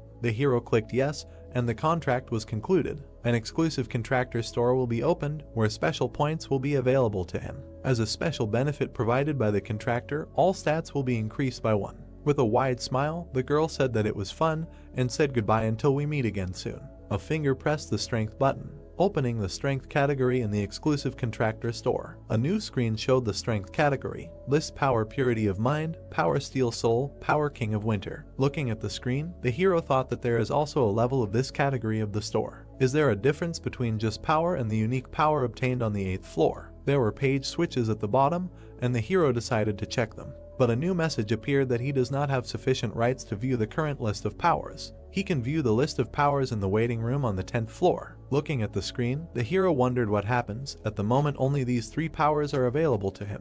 Information about the power of purity of mind appeared in a new window. Price 1000 SP. Description: in any situation, there will be the ability to think rationally. Status anomalies such as anger and confusion are halved during the fight, and combat immersion increases. Power steel soul. Price 6500 SP. Description: this is the soul that some lords were born with, who are said to have neither blood nor tears. Increases the mastery of all weapons by 2.32 times. All newly learned combat skills start with 10% mastery. The power of the King of Winter. Price 800 SP. Description: this is the power that the rulers of the North often receive. In cold conditions, stats are temporarily increased.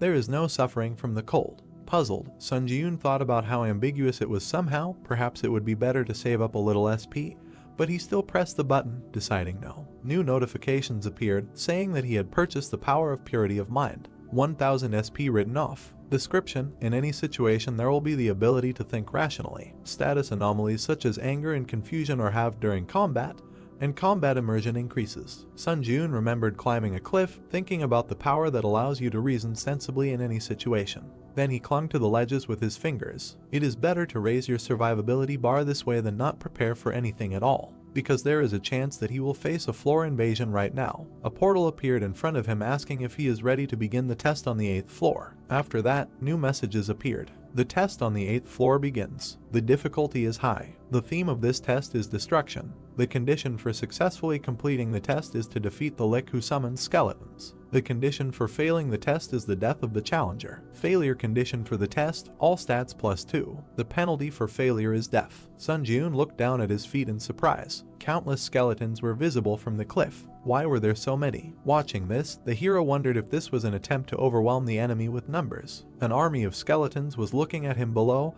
and Sun Jun decided it was time to begin. After which he jumped off the cliff. He pushed off with his foot. Upon landing, he created a large shockwave, but other enemies surrounded him. One of the skeletons attacked the hero. The others also tried to strike, but Sun Jun stood calmly, saying that, as expected, they could not even penetrate his basic defense. After which he struck them. New system messages appeared. Mastery increased by 0.08%. Sun Jun lowered his eyebrows, only 0.08%. How annoying. Each swing hit multiple skeletons, increasing his proficiency. Holding his fists to his face, he decided that there was no point in increasing his proficiency during this trial. Standing on the battlefield, the hero suddenly heard a voice asking who he was. What kind of bastard dared to cause trouble in the shrine? Sun Jun turned around. Looking into the distance, he wondered if the voice was coming from there, and, raising 2 fingers, he used Summon Dead. The fallen skeletons rose again. He absorbed the souls to summon skeleton soldiers. In possession, 1/30. One of them took a stone in his hand. Then he struck a similar skeleton. Sun Jun looked at this in surprise, saying that he did not know before that skeleton soldiers were also quite usable. Rubbing the back of his head, he decided to let them deal with these weaklings, and he will go for the boss's head for now. The skeletons watched as the hero rushed forward. New messages notified that the skill Grace of the Wind had been activated. All speed increased by 60%. Current stacking progress is 6/7. The exclusive effect Speed Boost C+ was applied, instantly increasing speed. Sun Jun flew over the countless army of the dead. Landing behind them, he continued on his way. A building was visible in the distance. Looking at it, the hero realized that the voice was coming from there, after which he rushed forward again. There stood a skeleton wearing a crown. Having caught up with him, the hero stopped in front of him. Smiling, Sun Jun was glad that he found him. Eyes glowed from the sockets.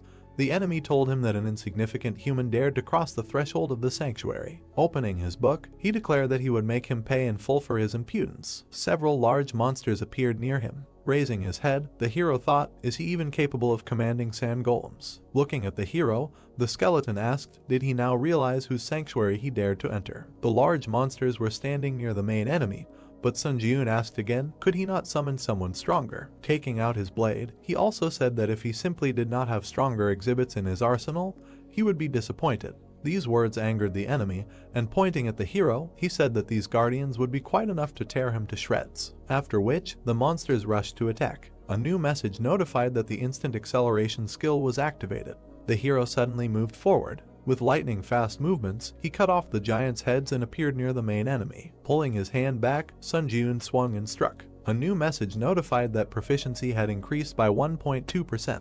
Pleased with this, Sun Jun placed his hand on his chest, thinking that the undead definitely greatly increased his proficiency. The legless skeleton sat on the floor, wondering where the hell this monster came from.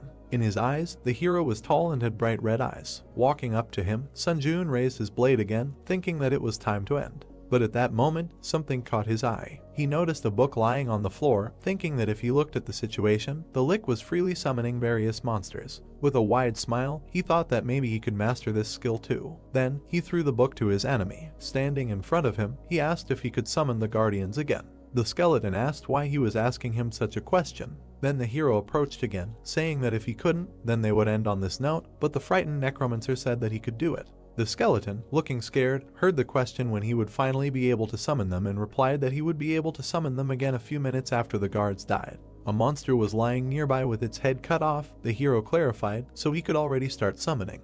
The skeleton answered yes and asked again why he needed it. They were no obstacle for him. Sun Jun did not explain and simply raised his blade, saying that it had already tired him out, to which the skeleton opened his book, saying that he would start summoning right away. Raising his hand, the skeleton began to summon the guards. Two monsters rushed to attack again, and with a swing of his weapon, the hero quickly dealt with them. Sitting in front of the hero, the skeleton asked if he was satisfied. Placing his blade on his shoulder, Sun Jun only replied that they had just begun. Kicking him with his foot, he demanded that he summon all the skeletons that had not yet died here and put all their strength into these guards, after which the monsters lost their heads again. Bright traces split them. Another one cut them into pieces. The skeleton looked scared, asking how long he had to do all this. Sun Jun continued to kill the summoned creatures. He answered with an evil smile that he would do it until he told him to stop. The guard pointed his fist at Sun Jun. The hero simply held his finger out in front of him. He easily managed to stop the large monster's hand, after which it quickly ran up his arm. A few swings and the head was cut off. Mastery increased by 1.2%. The giant's body fell to the ground. The system reported that the mastery of the unique attribute Necromancy had reached 100%. Sun Jun looked at the glowing light in surprise.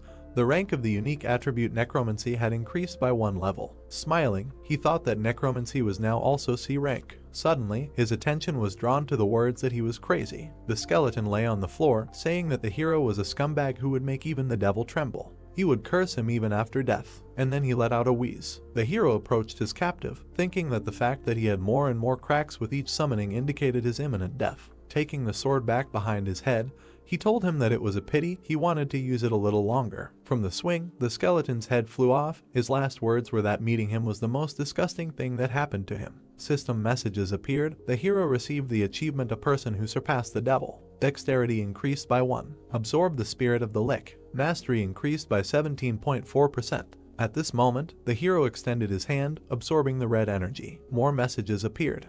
Passed the 8th floor of the Tower of Trials. As a breakthrough reward, all stats increased by 2. Receive 30,000 points as a breakthrough reward. Receive 700 SP as a breakthrough reward. Receive 300 SP as an additional breakthrough reward. A blue portal appeared, moving to the waiting room. New messages notified, entering the waiting room of the 9th floor. The system expansion begins. Admins will be able to observe the trials. The restrictions on answering questions have been removed. It becomes possible to purchase C-rank skills in the skill store. The status window opened. Strength 67, Agility 66, Tenacity 63, Endurance 66, Mana 53. Unique characteristic Necromancy C, unique power skill synthesis, power purity of mind. See, the hero stood in front of the screens. One of them had a description of the unique characteristic. Necromancy C mastery 0%.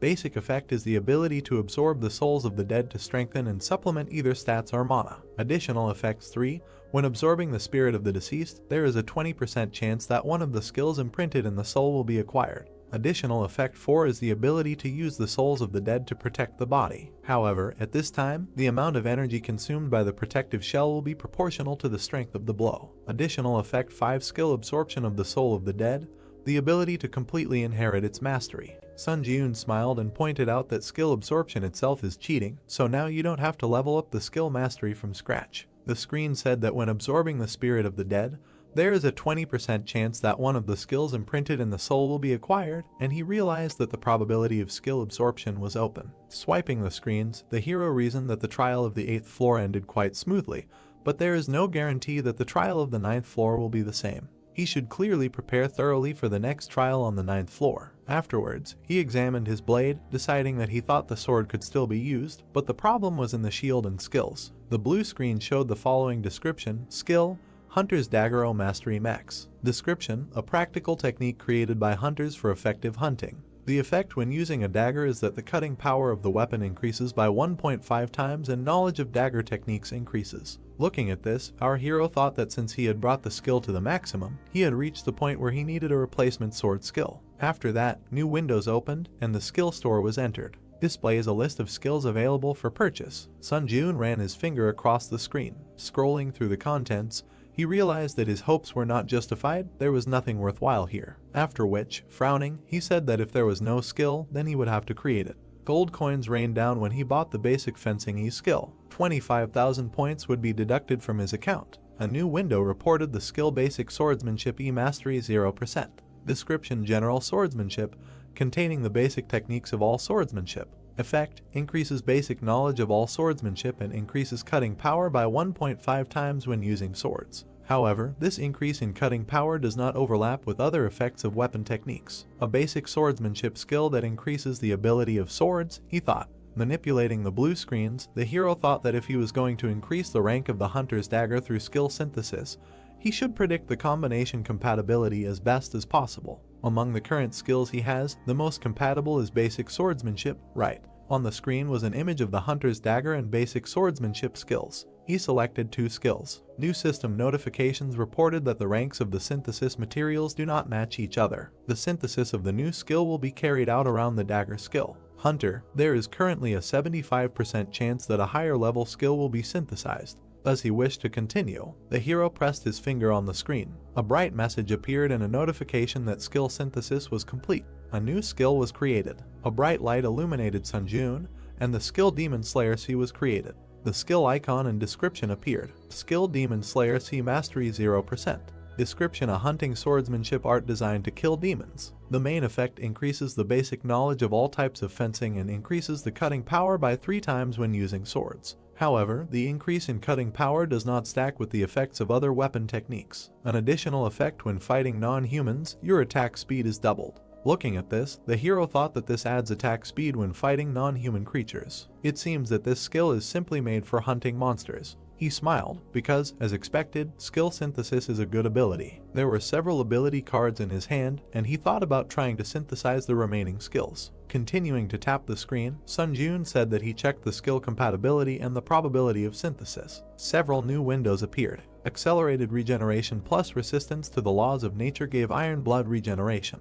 Iron Blood regeneration and pain tolerance gave Ash Blood. At this moment, the glow became brighter. The hero looked in surprise. A new description of the Ash Blood skill appeared on the screen. Description: the main racial trait with which a mutant vampire is born. The user's recovery effect increases proportionally to the user's durability. Regeneration increases threefold when dealing physical damage. Depending on the damage dealt, up to 40% of pain is blocked. His eyes grew bigger in surprise. Sunjun thought that a threefold acceleration of regeneration is already cheating in itself, and the skill also blocks pain. After which he took the weapon in his hands, saying that since the waiting room was equipped with healing, he would not be able to properly test this skill. Also thinking, however, 120 points were not a burden to him at all now. After which the messages appeared again saying that the waiting room's regeneration effect was removed. 50 points would be deducted from the account. Fatigue would accumulate, and he would not recover from physical damage. The guy raised the sword above his head, thinking that since all the spirits had been absorbed, the shield would not activate in any way. The swing left a bright trace. He decided to start the test. Drops of blood flew to the sides,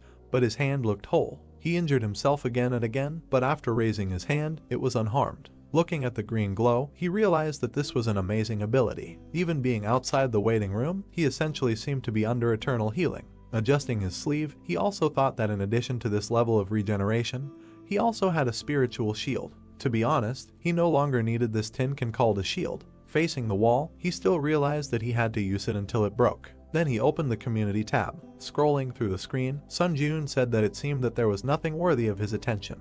Then a portal opened in front of him. The time spent in the waiting room was coming to an end, so there was no point in dragging it out. New system messages appeared. The entrance to the 9th floor of the trial tower was completed. The difficulty is high. The theme of this trial is fighting. The remaining time is 1 day. The condition for successfully completing the trial is to kill all the monsters in the arena within the allotted time. The condition for failing the trial is the death of the challenger or the expiration of the allotted time. The reward for successfully breaking through the skill Animal Instinct. The penalty in case of failure is death. But then a warning appeared. The window said that the challenger Sunjun's trial on the 9th floor is currently unsafe. Confirmed floor infiltration of the Muram World Challenger. Confirmed theft of the trial target by the Muram World Challenger. The hero appeared in front of another person. He frowned upon seeing him. The person stood on top of the defeated monster, saying that the hero had finally arrived. The trial target was changed. The man in white said that he was the commander of the Muram Union, Sunhak. A new window informed him that he needed to be killed.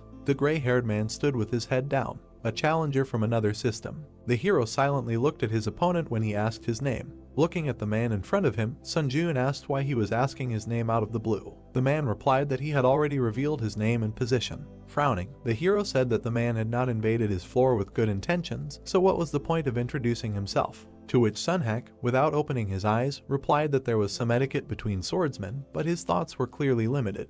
Without taking his eyes off his opponent, our hero thought about how it happened that there was not a single normal warrior among the contenders from other systems. But the man took out his weapon, saying that it would be so. Since the hero wanted to hide his name, there was nothing he could do. Then he rushed to attack. His sword left bright marks, after which many magic blades appeared around him. System messages notified that the hero had activated the skill Grace of the Wind. All speed increased by 30%. Current summation progress is 3/7. Sun Jiun looked ahead and concentrated. Using the ability, he began to repel the attack, after which the opponents retreated from each other. Taking his blade away, Sunhak said that it turns out that there is such an experienced warrior in this dimension.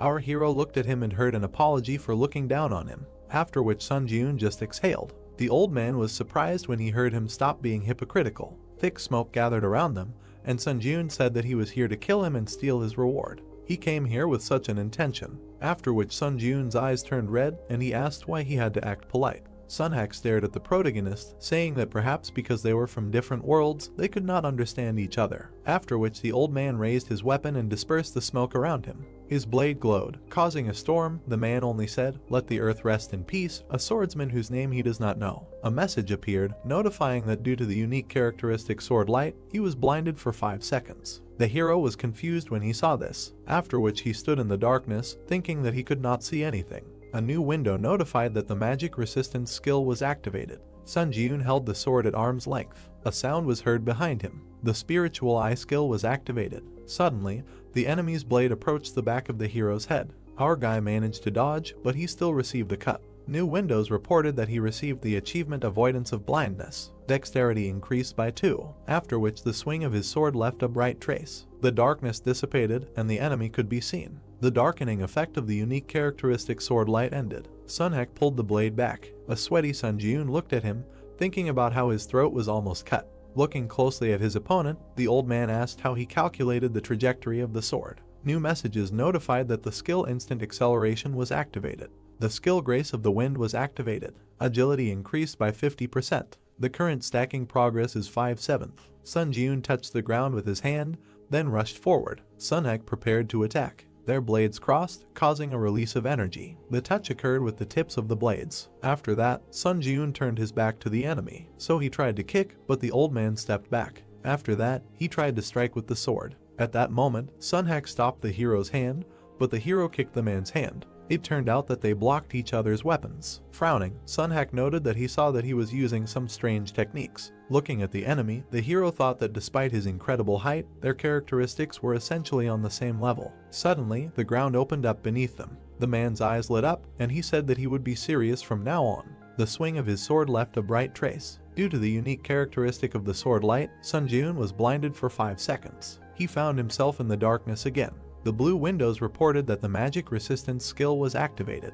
The duration of vision loss was reduced to 2.5 seconds. The spiritual eye skill was activated. Bright traces were heading towards him from the darkness. Pulling the sword back, the hero thought that the speed of his strikes had increased. One of the traces passed very close. The system notified that the exclusive effect of the forged iron pendant, Steel Defense, was activated.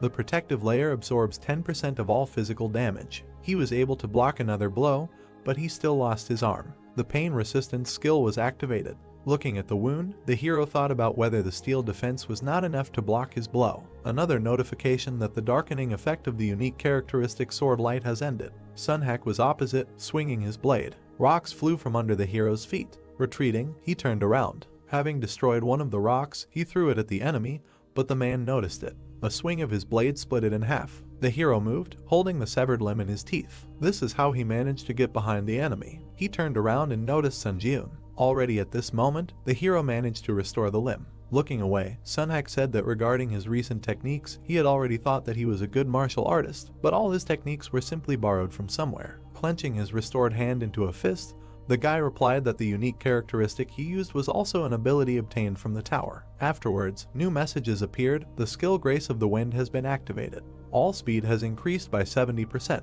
The current stacking progress is 7/7. While using the ability, Sun Jiun asked the enemy with a smile, does he criticize others, but does not notice any sins in himself. He held the blade in front of himself, answering that he was using his tricks again. As a swordsman, relying on borrowed techniques is highly unacceptable, but our hero had already rushed to attack. He tried to strike, but the old man managed to block it.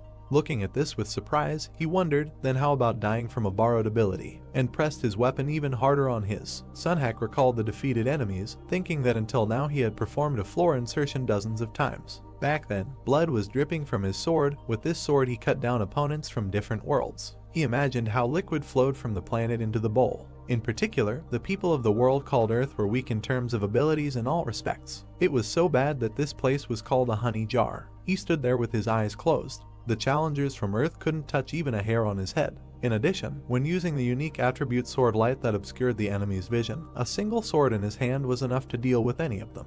Now he dodged Sun Jiun's attacks, thinking that this time too he was sure that history would repeat itself, after which he was able to retreat back. Gritting his teeth, he still received an injury. Ring marks appeared in the sky, so Sunhack retreated even further from Sun Jiun. The hero took a deep breath. The old man was breathing heavily. More messages appeared above his head as he stood with his head down. Administrator White Crane Sword admires the young challenger. Administrator Beast of the North predicts his imminent defeat. Administrator Late Night Lords is interested in the young challenger. Administrator the Hero of the Black Islands was amazed by the skill of the young challenger. He looked up and glared at the boy. As his sword flared up, new messages appeared. The skill 1 strike, 2 skins activated. Attack speed doubles. The skill Lightning Sword Kai is activated. Lightning energy fills the sword. The skill 1 strike is activated. The cutting power of the sword is doubled for the next attack. The skill Nymph Walk is activated. Increases the user's movement speed by 2 times for 1 minute. Sun Jiun smiled widely, noting that just a moment ago, the same one-inkity techniques. The windows that appeared notified that the second floor implementation penalty was applied.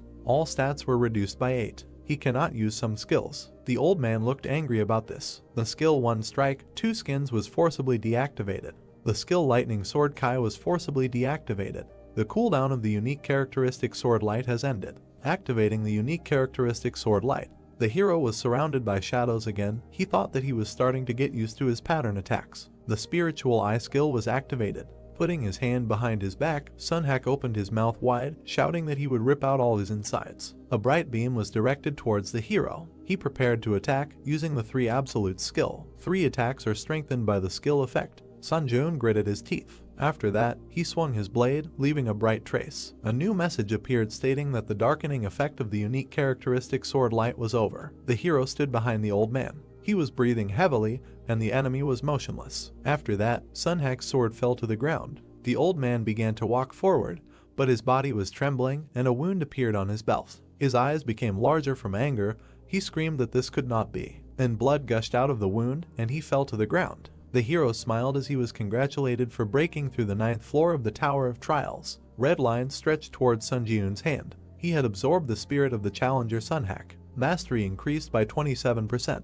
The hero looked at his hand, noting the increase in stats. Afterwards, new system messages appeared about breaking through the 9th floor of the Tower of Trials. The difficulty level and reward did not match. The reward content was completely revised. He thought that there was definitely something like this last time too. I wonder what kind of reward he would get this time. New messages notified that the revision was complete. Rewards would be issued sequentially. The skill 6th Sense C+ was created as a breakthrough reward. 30,000 points were received as a breakthrough reward. He received 1,000 SP as a bonus reward. Moved to the waiting room. Looking at the screen in front of him, the hero thought that the rank was much higher than the skill Beast Instinct, which was originally a reward. Afterwards, he headed to the portal, saying that he would look at the details in the waiting room. Before entering it, he saw new messages that Administrator White Crane Sword was impressed by his battle. Administrator Beast of the North was delighted by his battle. Administrator Late Night Devourer was watching his actions with interest. Administrator Hero of the Black Islands applauded his combat instinct. Sun Jiun looked at them in surprise. There were more messages that the system expansion was starting and administrators would be able to watch the tests. He thought that if his memory served him correctly, there was a notification of this kind. So a smile appeared on his face when he decided that one way or another, many administrators were delighted with his fight. He felt a little satisfied that he had received at least some recognition. Sun Jiun looked at the blue screens again. It said that Administrator Lord of Steel Blood condemned the excessive interest in the contractor. Administrator Lord of Steel Blood said that the contractor should not become obsessed with the increased attention. After that, there were more messages that Administrator White Crane Sword wanted to add power to the contractor's exclusive store and asked if he was willing to accept the offer. Sun Jiun widened his eyes in surprise and wondered what this meant. The administrator was simply giving power. The hero looked at the screen again, and a notification appeared that Administrator Lord of Steelblood said in a dissatisfied tone that he could accept the power. Then the hero wondered if he could just accept. Then a new message informed that Administrator Lord of Steelblood said that there are cases where power is sponsored to gain the favor of contractors. Looking at the screen, Sun Jun wondered if there was any benefit to the favor of a candidate who had already made a contract. He wondered if there would be situations where they would have to face each other. Standing silently, the hero saw a message that Administrator White Crane Sword laughingly said that there would be many such situations in the future. The sun shone on the rocks. A notification appeared that Administrator Lord of Steelblood said that the power provided would be so excellent that he would feel a certain burden. Then the hero thought again that the power was not that good, but at the same time they were trying to buy his favor with it. So this power was given to him because they expected something from him. After which, he tapped the screen, deciding that there was no need to doubt, and replied that he gratefully accepted the gift. You have accepted the power added by Administrator White Crane Sword. Another screen notified that the administrator of the White Crane Sword asked him to remember this kindness with a smile on his lips, and Sun Jun replied that yes, of course, he would be happy to use their gift. After exiting the portal, the system message is notified that the waiting room of the 10th floor had been entered. The system expansion is beginning. Access to the common areas is now possible. The light reflected from the hero's eye, he wondered about the common areas. Looking down, he wondered if the administrators could watch him here too. Then he opened his mouth and asked if they were still watching him, but only the walls and silence surrounded him. Then he brought his fist to his mouth and cleared his throat. Blue messages immediately appeared about the opening of the Strength category in the Contractor's exclusive store. Strength category, list a third. Strength Purity of Mind C, acquired. Strength Steel Sola Plus. Strength King of Winter D Plus. Strength Sword Master Kai C Plus. Our hero was surprised by what he saw, after which he clicked on the screen. Then the description of the power of the Kai Sword Master C Plus opened. Price 1500 SP. Description: the Kai Sword is the result of converting the released Kai energy, which can only be used by first-class warriors, converting it into power. The Kai Sword is slightly more powerful than a normal sword, and when he receives this power, he will be able to strengthen the sword with energy such as mana or internal Kai energy. However, the mana consumption will increase proportionally to the duration of activation. Looking at the screen with interest, he realized that he can pour mana into the weapon and use the Kai Sword, saying that he was told that the power is so-so, but it looks very good. After that, he moved to the second page, saying that now he can check the second page. A new window opened their categories power. List 2/3. Power Bone Reconstruction C+. Power Steel Blood Sword A Power Hand of Death B. Looking at the new blue messages, the hero saw the description of the Power Bone Reconstruction C+. Price 1500 forks. Description: bone structure can be reconstructed for any martial art. All stats increase by 2. Strength Blood Steel Sword. Price 5000 forks. Description: able to summon a low mana blood steel sword. The user's mana is not consumed. However, only one blood steel sword can be used. Strength Hand of Death V. Price 2000 forks. Description: the yin and black magic element is activated, causing damage and slight decomposition of the body. He glanced at the information about the funds, noting that he only had 2000 forks. Sun Jun imagined himself covered in golden light, deciding that the power he could buy now was bone reconstruction. His weapon was surrounded by the blue glow of the Kai Sword Master ability. This was one of the two. Looking at the screen, he wondered what to do. Maybe he should save up a little more forks. After which he raised his hand, thinking that the old man Sunhack he had just met on the 9th floor was also a crazy monster. So, tapping the screen, he thought that in order not to die at the hands of such bastards, it was important to buy more powers first. A new notification appeared, saying that he had bought the power of Sword Master Kai. 1500 forge points would be deducted. The sword in his hand shone brightly. He had obtained the power of Sword Master Kai. After swinging it a few times, the hero said that the triple absolute skill also uses mana, but the feeling was completely different. Waves crashed against the stone. Sun Jun thought about how if the mana flowing into the sword instantly like a wave was called the triple absolute skill. The river flowed along the riverbed, but perhaps the power of Sword Master Kai should be compared to a stream of water flowing over the sword. Afterwards, the hero looked at his weapon in surprise when notifications appeared that 1 minute had passed since the activation of the Kai Sword Master power. Increases mana consumption by 2%. 2 minutes had passed since the activation of the Kai Sword Master power. Increases mana consumption by 4%. Every minute, mana consumption increases by 2%. In about 50 minutes, mana consumption will increase by 100%. Lowering the sword, the glow began to dissolve. The Kai Sword Master power was deactivated. The hero realized that he must distribute his mana well when using this power. Tapping the screen again, he said that the reward for the 9th floor was the 6th sense skill. The description opened. Skill 6th sense C+. Effect, instincts are sharpened to such an extent that they become a 6th sense through which you can make complex conclusions. He thought, does that mean his intuition will improve? Sunjun put his hand to his chin, thinking that being able to make conclusions based on instinct seemed like a pretty useful skill. Then the community tab appeared on the screen, and he thought that he should check if there were any mentions of common areas. There were several profiles that left messages. Susie went to the common area, and there were many foreigners. She thought the common area was a shared space with people from other countries. Maximum level swordsman just got here. What kind of place is this? What was the purpose of this? On Chan Sok asked, what is the exchange between applicants? First of all, it is worth noting that foreign speech is automatically translated. Great Life wrote that this is some kind of madness. He saw an S-rank hunter from Japan. What the hell is going on here? Chushnya wrote that an S-rank hunter was also dragged into the tower. Damn, his hopes are dashed. Master of martial arts, I figured out a little about what the common areas are for. As soon as he arrived here, he was bombarded with messages from the administrators. BRZD asked why he was the only one bombarded with messages. He didn't receive any. Master of martial arts replied that maybe it was because he was ranked 71st. Running his finger across the screen, the hero realized that there were a lot of comments about the common areas that had been added to the 10th floor. Suddenly, something caught his attention. The hero opened his mouth in surprise. The message said that just now, in the common area, a foreigner asked him if he wanted to exchange the power of his administrator. Is it possible to exchange powers? Looking at the information on the screen again, the hero reasoned that there was an opportunity to personally see many applicants and also exchange powers. A smile appeared on his face when he wondered if he could go on reconnaissance himself then. A new message appeared about moving to the common area on the 10th floor. A view of the open space opened up in front of the guy with green eyes. Delighted by this, he realized that this was the common area. Looking forward with excitement, he thought about how he even used the question ticket to learn as much as he could about this place, so he was going to make the most of it before heading back. Someone was watching him as he walked along the forest path. Several people were standing in the forest. One of them said that the bastard seemed to be a hunter from Korea. His comrade supported him, saying that this was a Korean rank hunter. He remembered seeing his profile. A smile appeared on the bandit's face when he said that he was a strong hunter and he was constantly worried about how his behavior always left much to be desired. Then his eyes filled with a red light from the words, "It was okay to kill outside the common area, right?" Meanwhile, the boy was walking calmly along the forest. Suddenly, red shadows lowered him to the ground, and there were messages that the mana consumption rate increased by 100% due to the effect of the unique characteristic weakening light. Due to the effect of the unique characteristic territory restriction, all stats are reduced by 20%.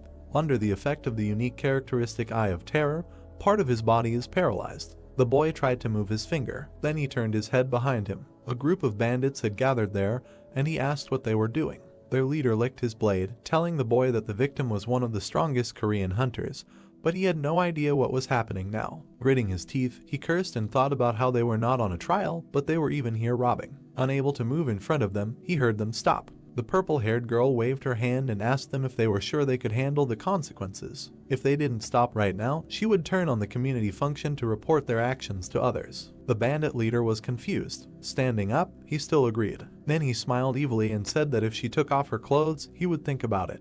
Putting the blade on her back, he also said that if she dropped all her items, then so be it, maybe he would have mercy and leave one of them alive. The girl blushed with indignation and asked what this meant. Then the bandit extended his hand, asking if she could help him. But he turned around, hearing something. Sun Jiun was passing by them. Looking at him, the bandit asked, "Who the hell is that bastard?" Sun Jiun was standing with his back to them when they called out to him. The hero only turned his head. Then he took off his hood and asked again if he had been told that. Standing next to the prisoner, the bandit said yes. Afterwards, all the criminals had sinister smiles when he asked the question, "You are also Korean, right?" After which the bandits used their abilities on the hero. He calmly looked at the approaching shadows, and, opening his mouth, he simply noted that he wanted to quietly pass by. Stretching his hand in front of him, he was surrounded by a glow. Notifications appeared that the force breakthrough skill was activated. The magic resistance skill was activated. The effect of increasing mana consumption by 100% was cancelled. The decrease in all stats by 20% was cancelled. Paralyzing effects applied to body parts are removed. This shocked the bandit. Opening a blue screen, Sun Jiun took out a blade. Then he took it aside, saying that he was not the one who started it. The instant acceleration skill was activated. Sun Jun rushed at the enemies. They were shocked by such speed. The hero quickly struck. One of the bandits used an ice shield. Others were bleeding from their wounds. With a satisfied smile, the hero pulled his fist back and struck the barrier. The girl and the boy were shocked. The bandit fell to the ground. Sun Jun destroyed the barrier with one blow. The bandit stretched out his hand and screamed that he was wrong. But Sun Jun struck him in the neck when he asked for mercy. New messages appeared on the red background saying that he had absorbed the player's spirit. And then 2 more. Mastery increased by 6.4%. The boy with green eyes stood up from the ground. Folding her arms, the girl said that she should have helped, but the battle ended faster than she could have thought. Our hero replied that everything was fine, that he should not worry about it and go on his way. Bowing, she thanked him and said goodbye. Looking at his savior, the boy asked if he was a ranker by any chance. Turning to him, Sun Jun replied that in a way it could be said that way, thinking about how he had always been in the top 10 players in the final rankings. Then the saved man smiled, saying that it was clear it was a great honor for him to meet him. Thanks to him, he survived. Looking at him, the hero thought that it seemed to him that they wanted to kill him, so, getting rid of the problem that had fallen on him, he simply helped him along the way, but he replied that it was nothing special, so now he could go about his business. Sun Jun had already turned around and said goodbye to the stranger, but the stranger asked him to wait.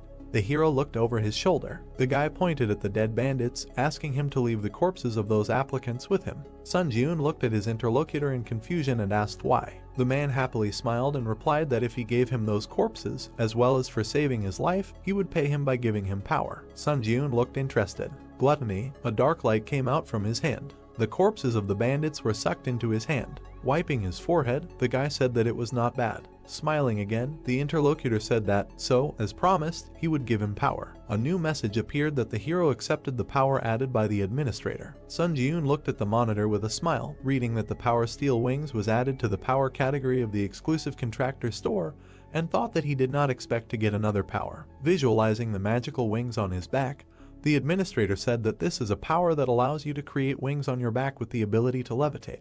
If he buys this power with So, he will be able to use it right away. Sun Jun smiled happily and thanked the interlocutor, thinking that as soon as he returns to the waiting room, he will immediately try this power in action. But then several new messages appeared in front of the hero, saying that the administrator of the White Crane Sword was saying not to bother the applicant who had been noticed by him. Administrator Gourmet, is he outraged that business ethics are not observed to such an extent? Administrator Steelblood is unhappy with the one hanging around his contractors. Administrator Black Devil is watching the fight between these three with interest. He did not understand what the administrators had started among themselves. Looking at this, the hero thought that seeing how the competition between the administrators flares up, one can confidently say that they clearly want to get something from the applicants. Well, he will just get to the bottom of the truth step by step. The two guys continued on their way through the forest. Turning to his companion, the administrator said that the common area is divided into an arena, an auction zone, and a game zone. And in addition to these well-known facts, he can share much more interesting information.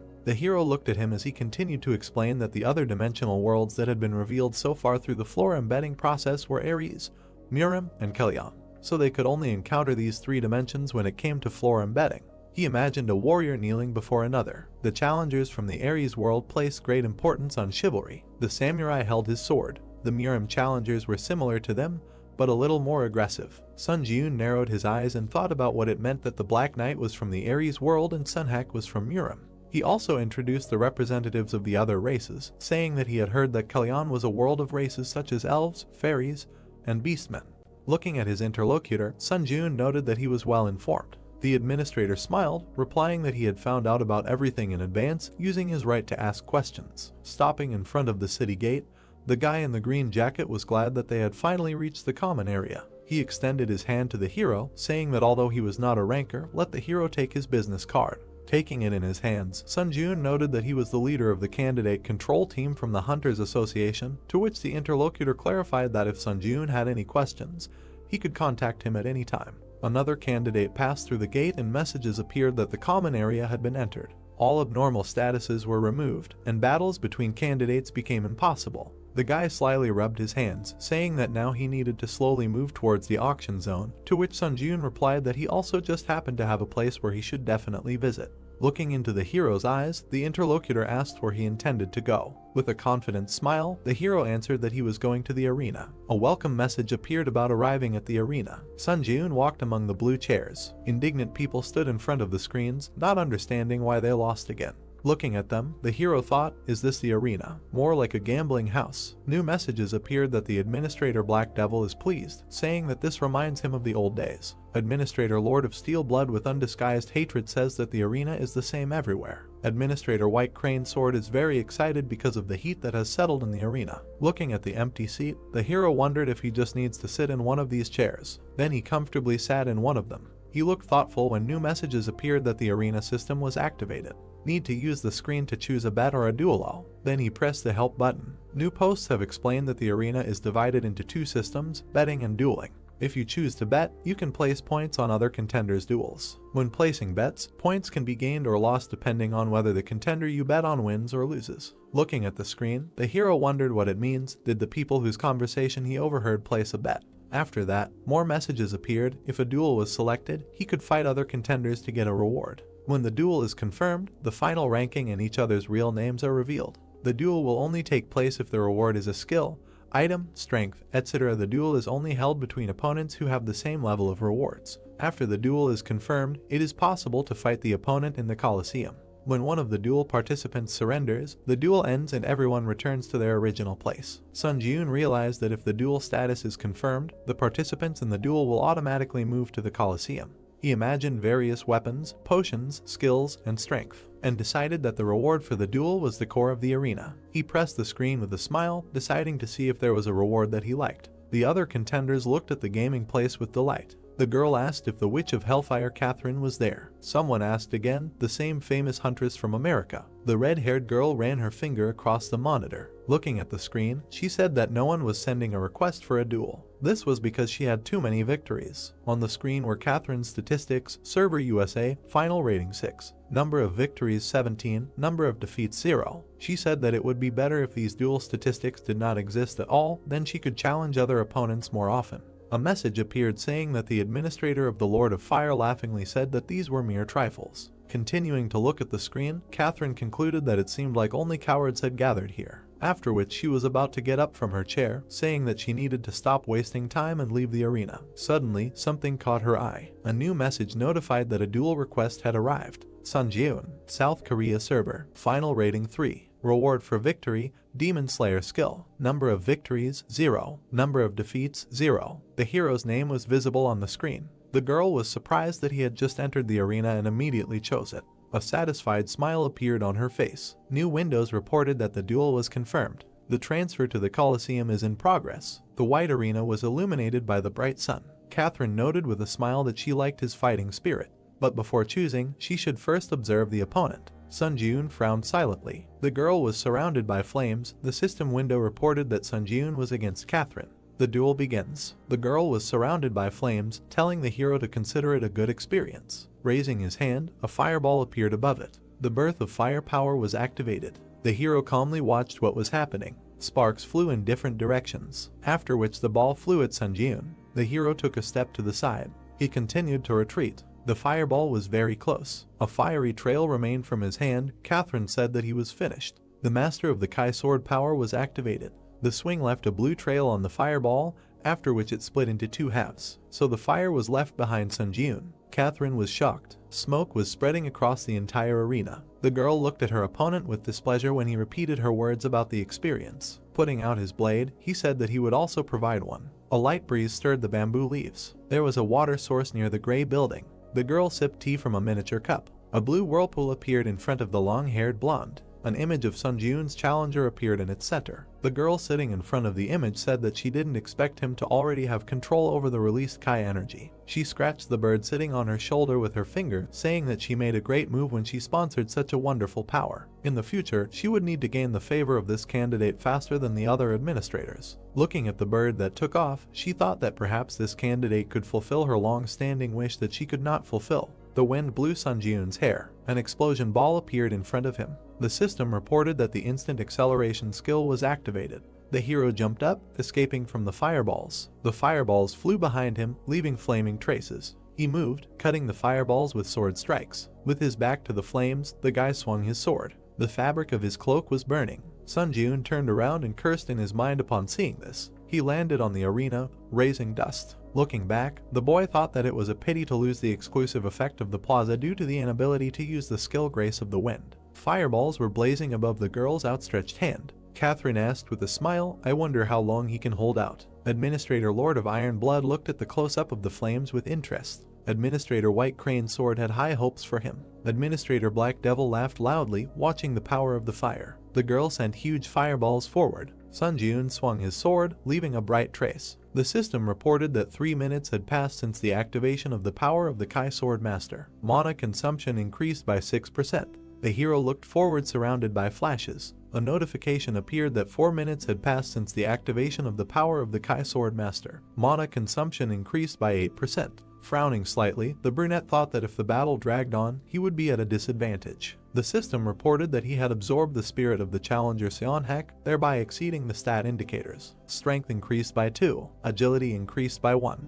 endurance increased by 3, mana increased by 3, toughness increased by 2. Red and black rays were spreading from the guy's chest. A notification appeared that one of the skills that the challenger Seonhak possessed had been absorbed. He received the skill Lightning Sword Kai, B skill Lightning Sword Kai, proficiency 0%. Description: genuine skill of the Lightning Gate. The main effect: when using the released Kai energy, lightning discharges are formed at the tip of the sword, thereby the Kai energy gains the properties of lightning. However, the effect cannot be used when Kai energy is unavailable. Additional effect: when the skill is not activated, the basic statistics of Kai energy are greatly increased, which allows you to perform a slash. Sun Jun carefully read and thought, Lightning Sword Kai allows you to perform a slash. Does this mean that he can launch Kai energy over long distances? Catherine's palm was ablaze with fire. She said that it seems that he thinks that he has time to be distracted by other things. The guy looked at her carefully. Many fire arrows appeared above his head. They quickly flew down. Sun Jun ran, dodging their attacks. The guy ran right under 2 fiery flashes, and then with a sharp blow of the sword, he cut them. The system reported that the skill Ash Blood was activated. A blue glow appeared on the hero's fingers. He extended his hand with the sword to the side, thinking that he did not know if he would succeed the first time. The sword in his hand glowed blue. He decided that he needed to practice. A notification about the activation of the power of the Sword Master Kai appeared.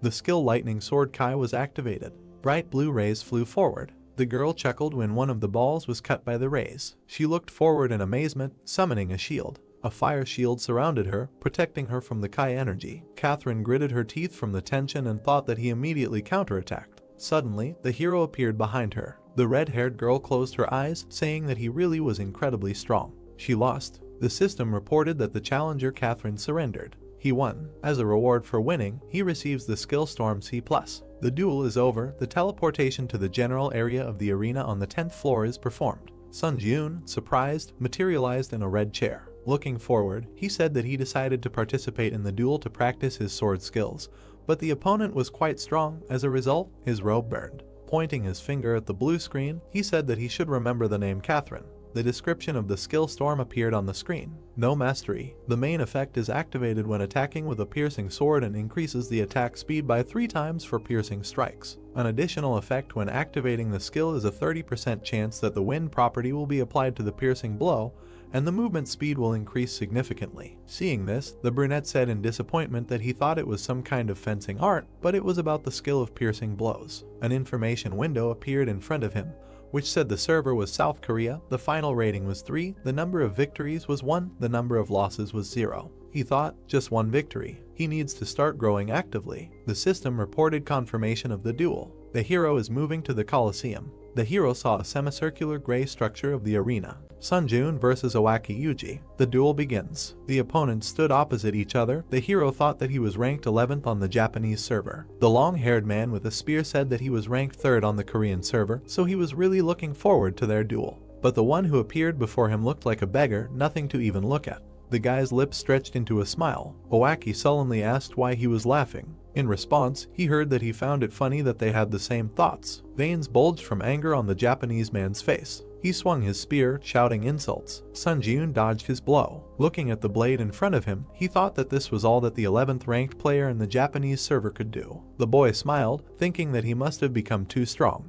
If this level seemed like child's play to him. The long-haired man fell, spitting out blood. The system reported that the challenger Owaki had taken serious damage. Sun Jun had won. The brunette smiled contentedly, saying that this was a cornucopia of skills. He struck the man in the green coat with his sword. The system reported victory. The man screamed as he flew back. The hero had won. Sun Jun gripped the sword resolutely. He had won. The system reported that he had obtained the Duel Master achievement. Strength increased by 2. Mist swirled among the mountains in the central lands of Murim. A man was meditating in front of a bamboo grove. His eyes were closed. Then he opened them and asked the one who had come up to him, "What?" The one sitting on the stone asked again. He said, "Master Seonhak is dead." The boy confirmed it. Bowing, he said that according to the latest news he had received about Master Seonhak, it had recently become possible to connect to the earthly dimension, and it was said that he had attempted a floor-by-floor penetration there. The man opened his eyes, listened, and thought that he seemed to have arrived. A dark figure appeared among the bamboo thickets. A roaring white beast emerged from there. The long-haired boy chuckled. The huge beast was approaching him from behind as he said that it had been 5 years since he had stopped climbing to the top of the tower. He extended his palm, surrounded by flames. The sword thrust into the stone began to glow, trembling. The beast jumped back when the man caught the weapon. He jumped up, breaking the rock beneath him with energy. The huge monster saw him fly over his head. The man approached, his brows furrowed in determination, and then he plunged the sword straight into the monster's forehead. Red lightning surrounded the beast. The boy looked at it, thinking that he had dealt with such a powerful spiritual creature with such ease. The martial arts of a martial artist are so strong that contemplating his power gives goosebumps. The man pulled out the sword from the head of the defeated monster and asked, "Earthly dimension, I wonder." Smiling, he ordered to find out by any means who exactly killed Master Seonhak. Sun Ji-eun came out of the blue portal. The system reported that the entrance to the waiting room of the 10th floor was made. The hero fell onto the bed. Lying on the pillow, he said that there was no trace of fatigue left, which was to be expected from the waiting room. The boy touched the blue information window with his finger. He looked at it with a slight smile, thinking that in such an unexpected place he was able to access some other powers. On the screen was a description of the power Steel Wings C+.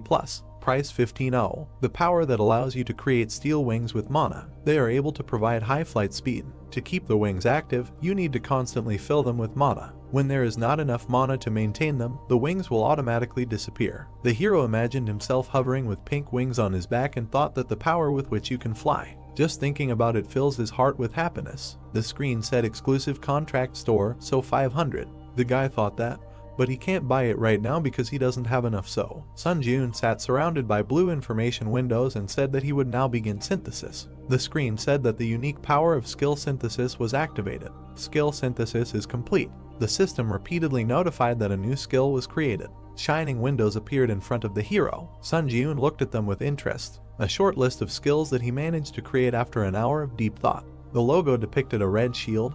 This is defense, counterattack shield. Be the image of a purple footprint near the foot spoke of the speed of movement. Secret shadow step, C+.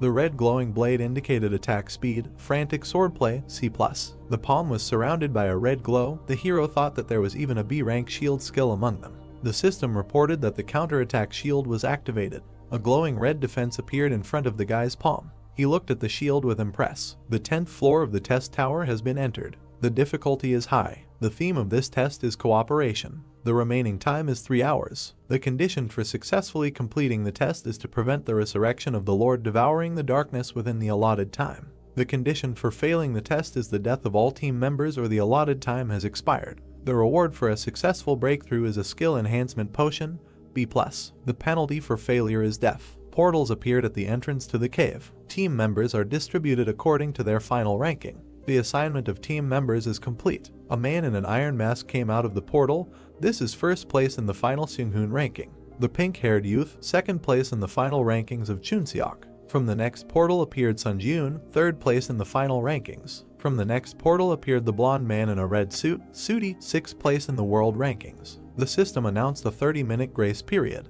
During the grace period, the remaining time will not be spent. We must try to unite as much as possible during this time to defeat the monster boss. The masked man asked, "Is this a team trial again?" The pink-haired man ran up, asking if he had also climbed the trial tower. Sun Ji-eun watched carefully, thinking that the two of them were first and second place in the final rankings, and it seemed like they had met before. The red-suited man stood behind them, looking at them. The heroes suddenly looked up, hearing a scream. Sooty pointed angrily, shouting that he was the one he met on the 4th floor. Sun Ji-eun looked at him questioningly. Seunghoon in a mask asked, "Did the two of them cross paths during the trial?" Judging by his reaction, it was not a pleasant meeting. The blonde hugged himself, trembling, and said gloomily that he was absolutely right. They met on the 4th floor during the combined trial in this hunter. Sooty trembled in front of the hero, saying that he was someone who strives to grow by accumulating achievements for killing. The red figure of a man smiled wickedly. Sooty, the blonde touched his chin. For Seung-joon, deceiving others was an everyday matter. The participants fought in the crowd.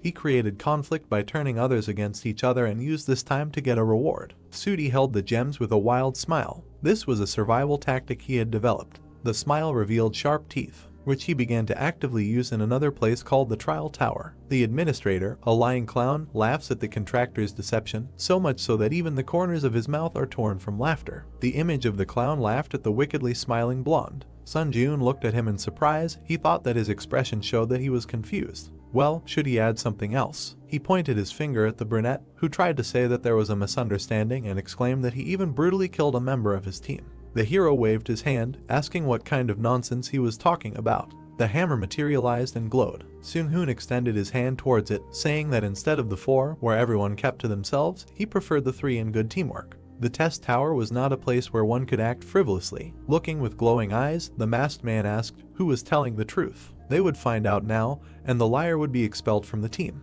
The members stood opposite each other. The guy thought that if something went wrong, he would end up having to deal with all 3 at the same time. Sun-joon frowned, thinking that this was the worst-case scenario. Chun-seok raised his finger, suggesting that he calm down. With his hand raised, he said that earlier, the applicant Sudi said that he met Hunter on the 4th floor, right? He heard a confirmation. With his hands spread, he said that it turns out that he knows the real name of the applicant Hunter. The nickname system appeared in the waiting room of the 5th floor. Sudi tensely heard that if he said the real name, everything would immediately fall into place. He opened his mouth, awkwardly beginning that the real name is Hunter. One half of his face was with a sly smile. He said that his name is Cheolman. He thought, what does it matter? There is no way to prove his name anyway. Chun-seok turned to the brunette, asking if he had anything to say. He replied that it wasn't even funny. He pulled the cord hanging around his neck. Holding a badge in his hand, the guy said that it was his hunter's license. He thought that during his return to Earth, he accidentally took it with him and it ended up being very useful to him. Showing the ID, which stated that he was a Hunter Sun-joon, rank C, type close combat, and the date of registration, the guy said his name. Sudi looked at him in shock. Holding a hammer, Seung-hoon said that now it seemed to be clear who should be expelled. The hero thought that everything was very bad. Administrator Lying Clown clicked his tongue because of the clumsiness of his contractor. Administrator Expert in Dispute laughed at his abilities. Administrator Finder of Lies enjoyed the consequences of his stupidity. Administrator Dark Observer snorted, looking at his results. The blonde read the notifications tensely, thinking that he was in trouble. The guy extended his hand, blocking the masked man's way, and said that he would handle this matter himself. Sun-joon clutched his sword, saying intimidatingly that because he was very angry right now. Seung-hoon looked at him, but then agreed. Sudi was surprised, thinking that he was attacking alone. He grinned wickedly, thinking that he was a fool. Even if they looked at him with hatred, there was hope if he killed him. The test was for 4 people, and if they excluded him as well, it would be extremely difficult for 2 to pass it. The brunette standing opposite said that he was talking about very funny things, so shouldn't he take responsibility for his words? The liar asked, responsibility? He has no idea what it is. A shining book appeared above the palm of the wicked guy. He said that he only cares about surviving. Putting forward his hand with a shining seal, he said that he was not the only one with power. The system reported that the stems of the swamp spirit were entwined around his legs. Green vines were entwined around the hero's legs. The notification said that the magic resistance skill was activated. The stems of the swamp spirit were completely destroyed. Surrounded by a green glow, Sun-joon approached the enemy. He decisively swung his sword. Extending his hand with a barrier, Sudi said that he was annoying. He also had a magic resistance skill in his arsenal. A bright beam of attack collided with a magic shield. The ground broke from the impact. Seung-hoon said that he should move away. Chun-seok replied that he liked it here, so you can fully feel the fight between them. The masked man dragged him by the collar, telling him not to be capricious, and there is nothing wrong with caution. The young man whined, saying that he likes to watch everything from special places. Sudi frowned and stretched out his palm and wished for death. Shining balls flew forward. Sun-joon dodged one of them, and then angrily swung his fist. A powerful blow crashed into the enemy's body. The blonde grinned, saying that it seemed that the hunter had become the prey. Sun-joon looked questioningly. Behind him, balls surrounded by lightning glowed. Turning around, the hero thought, are these the spheres that he launched earlier? A bright beam quickly crashed into the hero. Sudi, with a book in his hand, laughed and said that he was in vain pretending to be a tough fighter. Let him look at himself now. Suddenly, his gaze became surprised. He exclaimed in confusion. The system reported that the counterattack shield skill was activated. Sun-joon stood on the broken ground, holding a shield. The system reported information about the counterattack shield skill. Mastery 0%. The main effect after memorizing the name of the skill, he can summon a red shield created from mana. The additional effect absorbs 25% of the damage received by the shield and then immediately releases it. The hero resolutely held the red magic defense, asking why he was so surprised. Everything was just beginning. Sudi's dissatisfied eyes glowed yellow. He wondered what it was, how he blocked his technique so easily. Sun Ji-eun abruptly took off, rushing to attack. The blonde gritted his teeth in dissatisfaction and stretched out his hand. Stone blocks appeared on the hero's path, blocking the way. Holding the shield, the guy swung his sword. A bright beam flashed between the stones. A voice was heard, addressing Seung-hoon. The brunette jumped, leaving bright traces. The voice asked if he knew who Hunter was, or rather, Sun Ji-eun's challenger. The masked man, watching from a distance, answered that no, he had never seen him among the high-ranking hunters. Chun-seok said that since he didn't know him, there was a high probability that he was just a civilian. But was it really possible to become that strong? The masked man replied that unless he was a high-ranking hunter like them, it would be hard to achieve such results. Sun Ji-eun held the barrier, defending himself from the enemy's attacks. Seung-hoon said that the most surprising thing was that he wasn't fighting the enemy with all his strength right now. A glow could be seen through the slit of his mask. He continued that for some reason he felt like his level was comparable to his. Chun-seok turned to the man, saying that he was so strong. After all, he was 2 steps lower in the final ranking. Although this was just a guess. Introducing the orcs who rushed to attack, he said that if the team's luck had passed him by in all the combined tests so far, there was a high probability that he would have been underestimated compared to his original skills. He imagined Sun Ji-eun standing with his back in the blue light. The real Sun Ji-eun swung his sword. It attacked the blonde's hand, cutting the book. Sudi grabbed his injured hand with a scream. Falling to his knees, he saw the tip of the sword. Looking at it carefully, Seung-hoon thought that he was surprised. He did not kill the enemy, but suppressed him with his superiority and did it as if it cost him nothing. Sudi stretched out his hand and begged for him to stop. The hero towering over him heard that if he killed him, then perhaps no one would be able to survive this trial. Let him think carefully. This trial involves the top 4 players, right? With tears on his face, he opened his mouth, saying that in this situation, he was thinking of the trial tower. The guy silently watched, hearing that she was giving such an easy task that it could be easily completed even if one of the team members died. Instead of answering, Sun Ji-eun turned to the others. The man standing on the rock said that they would not interfere. Let him choose what he thought was right. Gritting his teeth, the blonde pulled his hand back, and then extended it with a shining pink sword. Sun Ji-eun swung his own in displeasure, insulting him. A bright trace of his blow cut the head of the surprised blonde. However, instead of his body, a white haze remained, and the blonde himself jumped back. The system reported that the unique characteristic deception was activated. All stats instantly increased by 10. The wounded Sudi stood surrounded by pink swirls, and thought that he wanted to hide his last trump card until the very end.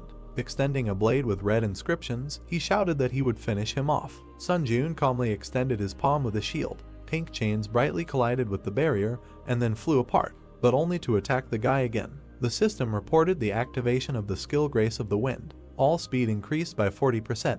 Current summation progress is 4 out of 7. There was a blinding flash. The man stamped his foot. Sudi was surprised to see a brunette approaching him with a shield in his hand. Looking at him, Sun Ji-eun said that he now knew for sure that it was much more dangerous to mess with a scumbag like him or challenge a 3-man trial. The deceiver cursed with a crazy look. The system reported that the counterattack shield skill instantly released the accumulated damage. Waves of energy spread around. They were so powerful that they tore off the blonde's clothes. The system reported information about the old vampire count's tailcoat: a movement speed plus 8%, mana regeneration plus 12%, a special tailcoat favored by a certain count. When attacking, it can randomly consume stamina or blood to create a blood shield. Next came information about the bloody heavenly demon blade B+, reaction speed plus 7%, attack speed plus 10%, a famous sword that is one of the treasures passed down in the Murim Blood Demon School. The Kai in the blood coats the blade, and the sword becomes one with the mana flowing through the user's veins. Sun Ji-eun stood with his hand outstretched toward the information window, saying that he would make good use of these items. Seung-hoon and Chun-seok jumped off the cliff. Looking at the brunette, the pink-haired one said in admiration that Sun Ji-eun was great.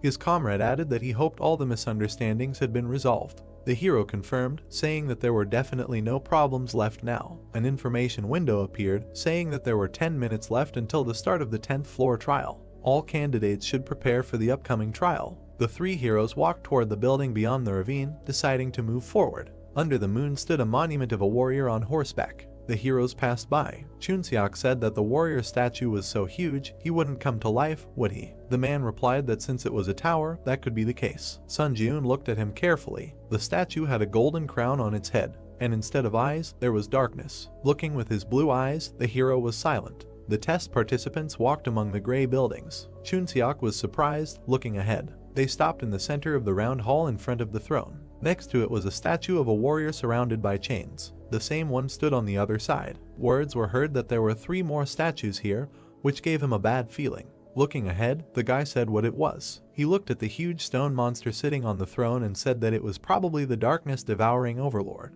The system reported that the grace period had expired. The 10th floor test was beginning. When the allotted time began to count down, a squad of dark guards would appear. It was necessary to prevent the darkness-devouring overlord from being resurrected. The participants looked ahead in surprise. The chains holding the warriors began to unwind. The eyes of the stone guard lit up with purple fire. He jumped off his pedestal and landed with the others next to the heroes. Looking at the warrior, Seung-hoon said that all his bones were already numb. It was time to stretch. He looked at the brunette, who said that there was a head. Imagining a crossed-out image of a man in a crown, the brunette explained that they must prevent the head, which the squad of dark guards carried on their backs, from reaching the lord. He was glad that everything was so easy. Holding a shining hammer in his hand, the man ordered everyone to take on one target. The armored warrior stamped his foot, and then, like the others, jumped up, raising his sword above his head. The participants of the test looked at them resolutely and asked to wish them luck. Sun Jun put his hand behind his back, thinking that he should deal with him with one attack using the Kai sword. The enemy swung his weapon, leaving a purple trail. The guy jumped towards him. His gaze became surprised. The hero landed, sliding on the ground. He looked at the purple glow around the stone giant's sword and thought that it was Kai energy. Looking carefully, he thought that it was not as simple as it seemed. Are the others okay? At this time, a powerful blow knocked him off his feet. The shockwave smashed the stones on the floor. The warrior with the head behind his back ran quickly. A huge boulder flew forward.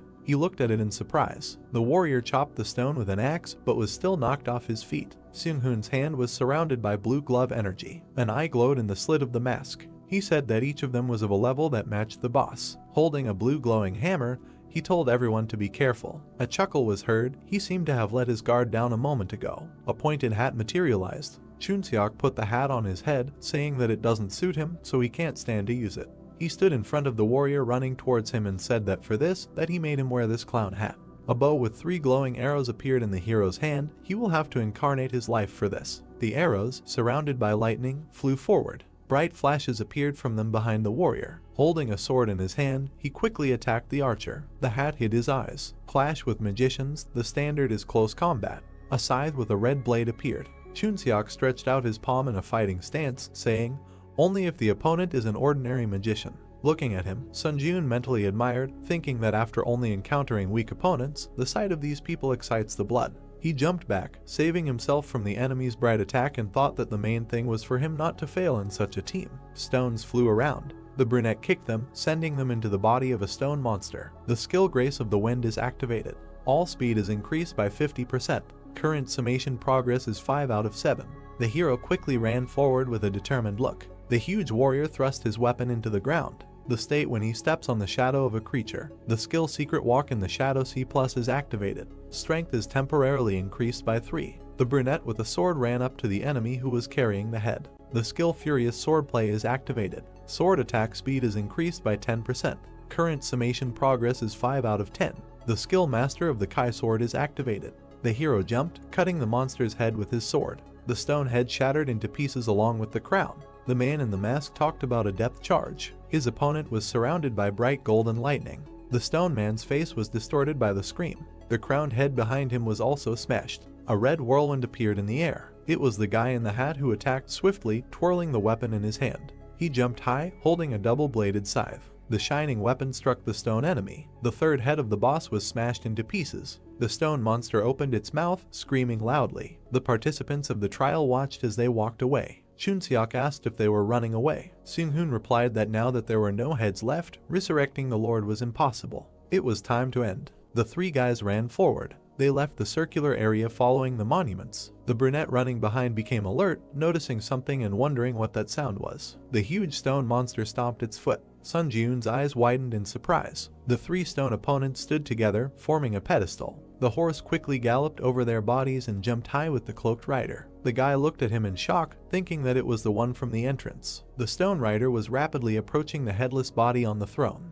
The heroes quickly rushed after him. Gritting his teeth angrily, Sun Jun thought that it was too late to run after him. The rider held the Lord's head in his hands and jumped high. The brunette swung his sword as he ran. The guy's eyes shone brightly with anger. With a sharp movement, he threw the weapon forward. Meanwhile, the enemy had already brought the boss's head to his neck, but a bright blue beam smashed it right in his hands. The Lord's golden crown fell next to him. The stone warrior's eyes glowed red, and then he, like the others, screamed loudly. Chunseok made a joyful gesture with his hands and exclaimed that this was great. The brunette standing in a throwing pose breathed a sigh of relief. Suddenly, a stone hand picked up the fallen crown and placed it on its head. The fingers were clutching the handle of the weapon. The silhouette of the monster who cut off his own head appeared. The heroes looked at it in amazement. They rushed forward shouting that they had to stop him. The stone man held the head and the crown above himself. The guys jumped on him with weapons in their hands. When it was disconnected from the neck, there was a bright flash, and then a powerful red explosion through the hero's back. There were black flashes in the thick smoke. The system reported that the conditions were met. The stone monster in the crown rose from the throne. The system reported that the Lord who devoured the darkness had been resurrected. Looking at him in shock, Sun Jun cursed in his mind. He had received a special task to destroy the Lord who devoured the darkness. Red steam came out of the mouth of the huge stone man. The system reported that any damage would be nullified by the power of immunity. Challengers whose stats were higher than the darkness-devouring overlord would be able to deal damage. The brunette looked at him in surprise, mentally asking what kind of power. He had never heard of monsters being able to use power. The overlord raised his hand, and a sword surrounded by a red glow was approaching. The stone fingers closed on the hilt, and then the boss made a powerful slash with the sword on the ground. Sliding on the floor, Sun Jun thought about what kind of cheating ability this was. If dealing damage by itself was impossible, then they could do absolutely nothing. He froze. A huge stone warrior appeared behind him. The huge blade of the sword moved forward. Sun Jun flew back from the bright attack. The wound on his stomach glowed green, healing. The guy thought that he got a problem because they could not complete the mission. Suddenly, his gaze became surprised. He thought that this might work. Several stone guards were approaching with weapons. The hero's comrades ran up to him. Chunseok asked if Sun Jun was okay, and Seung-hoon added that they should come up with a plan and hit the overlord, but first, they needed to deal with his guards. Standing next to the participants, the brunette said that he had a request. Could the two of them delay the overlord for a while? The masked man noticed that they couldn't do any damage to him, so wouldn't it be more effective to clear out his guards first? Looking at him with determination, Sun Jun said that he had an idea. There was a way to kill the overlord. The face of the huge stone monster in the crown looked surprised. An eye glowed through the slit of the mask. Finally, Seung-hoon turned away, saying that they would trust him. Looking at the hero, he said that they would not be able to hold out for long, so he should hurry up. The guys quickly rushed to the overlord. Sun Jun decisively turned to the guard, saying that he was starting. He stood in front of the huge stone guards, saying that they would have to play with him for a while. The blue hammer was surrounded by golden lightning. They quickly hit the boss when the participant used a depth charge. Then any damage is nullified by the power of immunity. The man in the crown turned his red eyes. Seung-hoon landed, telling his comrade that as expected, there was no use. The system reported that the power of the overlord's greatness was activated. The eyes of the stone monster glowed. A notification appeared that everyone should show respect to the overlord. Any action that does not meet this requirement will be blocked. The heroes bent from the powerful energy bending them to the ground. The king struck with his sword, breaking the ground. A huge crack in the floor almost reached the heroes. The palm lying on the hilt glowed golden. The system reported the activation of the magic resistance skill. Golden flashes surrounded the body block was partially released. The guy in the hat screamed, seeing a flash nearby. The explosion that soared through the hero's back. Seung-hoon put his hands out to the sides, protecting the younger one. A powerful force hit him in the back. Blood dripped from under the mask. Chunseok grabbed his comrade by the arm and asked if he was okay. Then he turned around, covered in shadow. The huge stone boss pointed his sword at them. The guy closed his eyes as the tip quickly approached him. His foot slid along the ground. Sun Jun managed to protect his comrades with a red impenetrable shield. Chunseok looked at him in surprise, hearing an apology for being a little late. A red barrier was spreading from the shield on the guy's arm. He calmly said absorption. The system offered to increase stats using the spirits he had.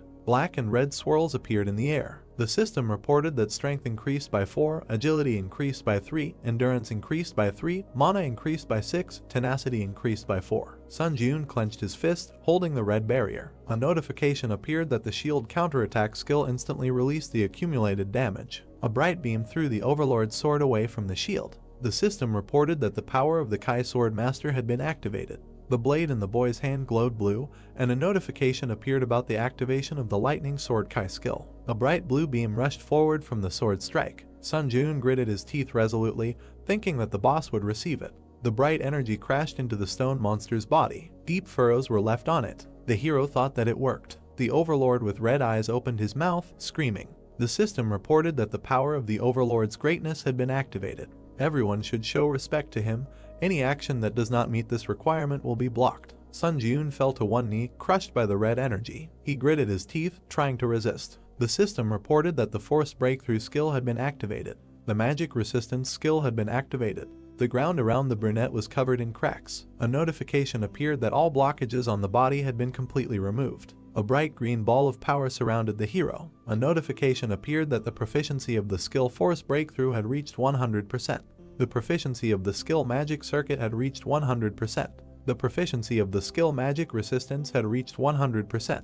These skills had been upgraded to rank C. The monster's strike collided with the bright shield. Sun Jun moved forward, thinking that the situation was extremely dangerous. However, there was a wicked smile on his face. He wondered why he couldn't stop laughing. As he flew at the monster wearing the crown from above, he wondered if it was because he was anticipating his impending victory. The fundamental desire to become stronger was burning like fire. Bright rays of attack surrounded the stone monster. Chunseok's words were heard that the challenger Sun Jun was a real monster. Seung-hoon replied that it was such a strange feeling. He never thought he would be looking at someone's back. However, they should congratulate him. Leaning on his friend, the man said that the first place in the rankings was now his. A powerful beam hit the red shield. The system reported that charging was complete. The counterattack shield skill had reached the maximum damage absorption limit. Sun Jun held the shield, surrounded by a red glow, with his legs spread wide. Bright energy was spreading from it. The brunette extended his hand forward, thinking that if he reduced the shield's area of effect, the energy density would increase. The system reported that the counterattack shield skill instantly released the accumulated damage. A bright red beam was rapidly approaching the boss, cutting off his sword arm.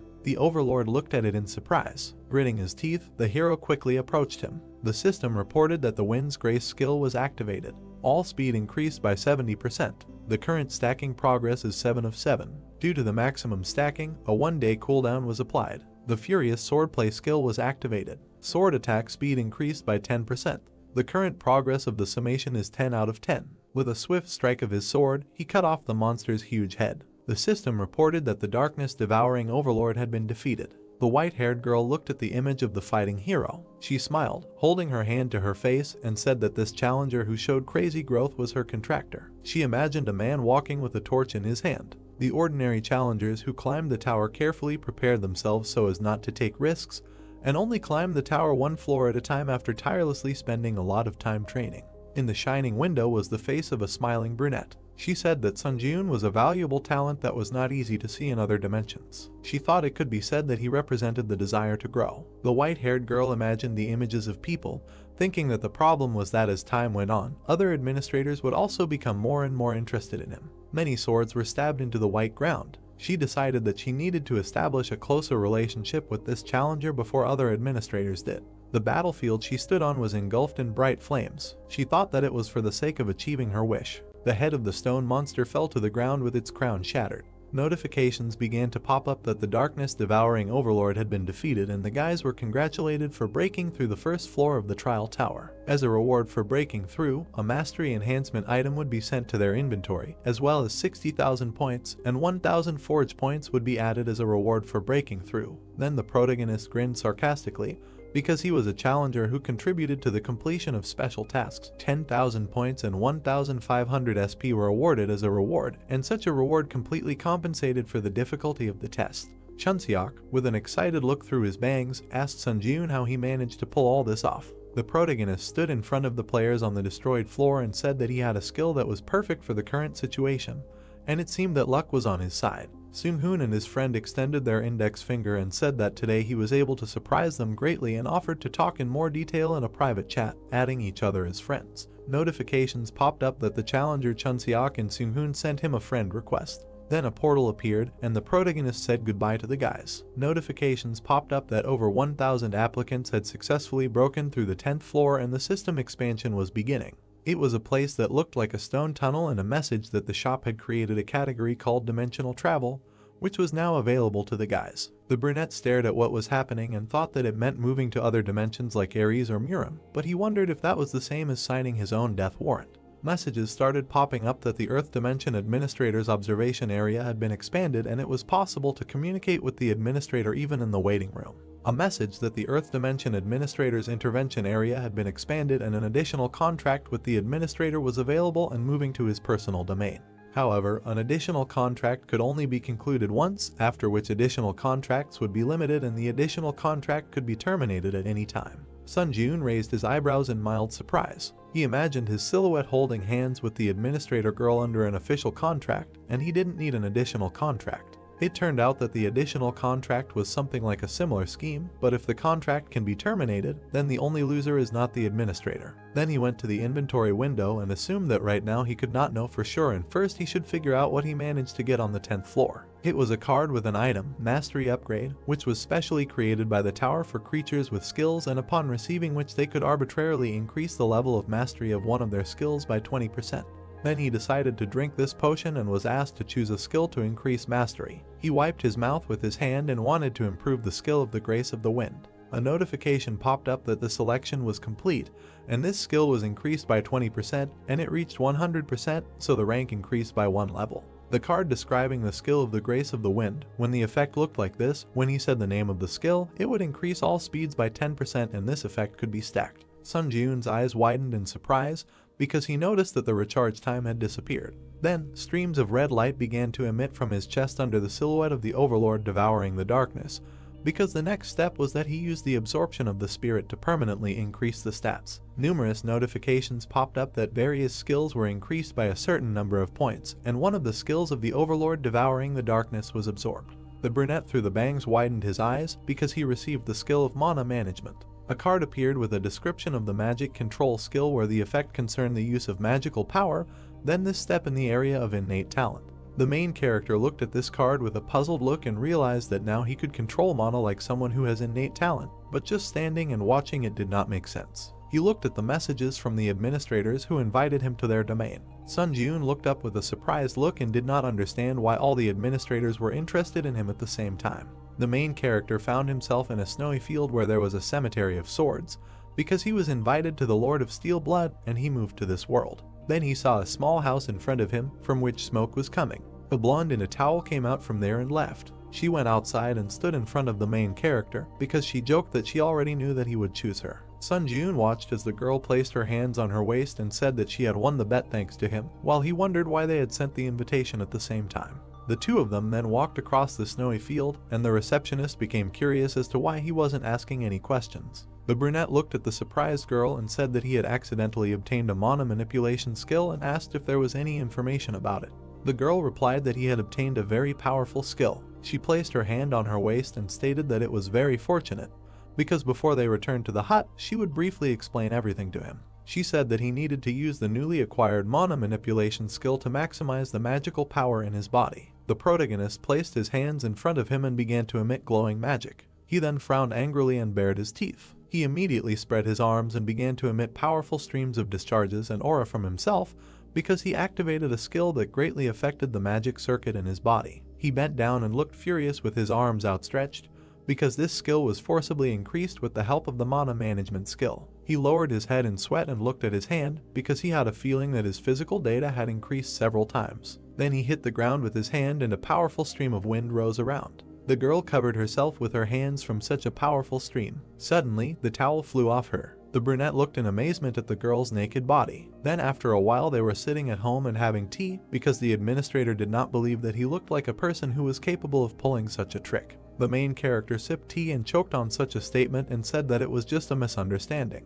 The girl placed her hand on the table with a malicious smile, saying that he was at a loss, and in any case, he should try this skill from time to time later, namely activating skills that use manas with the mana management skill. She imagined how thin branches of skills were emitted from the bright sphere of energy. She said that no matter how the understanding of mana management changed, the skill would be able to stimulate the growth of each skill. Sun Jun inquired about why he was called. The girl sat at the table opposite the guy and said that when he entered the waiting room on the 11th floor, he received a notification about the expansion of the system. He replied that thanks to this, he was able to come here without going through the tower. At this time, he was chewing on a cookie when the girl explained that only the expansion was not limited to such a function as the interference zone, and the real purpose was to convince that the administrator could seriously cultivate applicants. He became curious about what this meant. The girl immediately raised her hand, snapped her fingers in the discharge of aura. A message popped up that the administrator of the Blood Iron Lord was transferring power to the contractor using the interference zone, and the new power was engraved on the soul. Light began to emanate from the protagonist's chest, and he was tense all over because it was the power of the Blood Iron Sword imprinted on the soul. He asked if she couldn't just give power before, to which he received a refusal. They sat opposite each other at the table, and the girl said that she had already paid the corresponding price of the tower. Sun Jiun, looking at her in surprise, realized that the additional contract function was also open, so maybe it would be better to find another applicant, and did not understand why him. He inquired about why she was so actively helping him. The girl sat opposite the protagonist and said that she saw a huge opportunity in him. Through her long hair, sitting on a chair, she said that administrators are rewarded by developing applicants, but this is by no means the end goal. Sun Jiun's eyes widened in surprise through his bangs when he heard that everyone was investing in one or another precedent to fulfill a long-standing wish. While Sun Jiun sat at the table with a confused look, notifications from various administrators began to pop up. The girl at this time smiled maliciously, leaning on the back of the chair, and said for those too impatient, she will end her story here. Then the protagonist found himself in a bamboo forest because he received an invitation to the administrator's domain. He walked along a green meadow and realized that it was ideal for training because he was just curious about his training method that the Steel Blood Lord taught him. He immediately swung his glowing blade and wanted to use mana control and hone his mastery of the skill 3 absolutes. He put out his magic shield with his hand and swung his sword again because he used several skills such as instant acceleration, and the skill rank was forcibly changed. He pulled out his magic blade to match the color of the rays and realized that now he needed to increase the power of the sword master. He stood in a fighting pose and looked at the magic blade in surprise. He looked at the blade with an angry grin and did not understand why this sword could not be activated by mana control, because he wanted to raise the rank of the lightning sword skill through the power of the sword master. He bared his teeth angrily in the sweat of his brow, and for him it was strange, because he assumed that this was all because the sword master is power. Notification that the administrator, the White Crane Sword, is waiting for his visit. He walked along a forest path among the bamboos, and messages popped up in front of him because he decided to postpone the issue of skill growth with energy for now. The administrator, the White Crane Sword, puffed out his cheeks and spoke well. It was the bamboo trees in the forest, and he realized that judging by the title of the administrator, he must be an old man like Beek Sunhak. He looked ahead in surprise. He saw a man on the Chinese veranda, meditating and eagerly awaited. It was a white-haired girl, the administrator, the White Crane Sword, and she was eagerly awaiting the arrival of a challenger like him. The protagonist's eyes widened in surprise, and he realized that the girl in front of him was actually a teenager. He was standing next to the girl, who asked if there was a problem. He replied that it was surprising to see the administrator in front of him, with whom he only corresponded.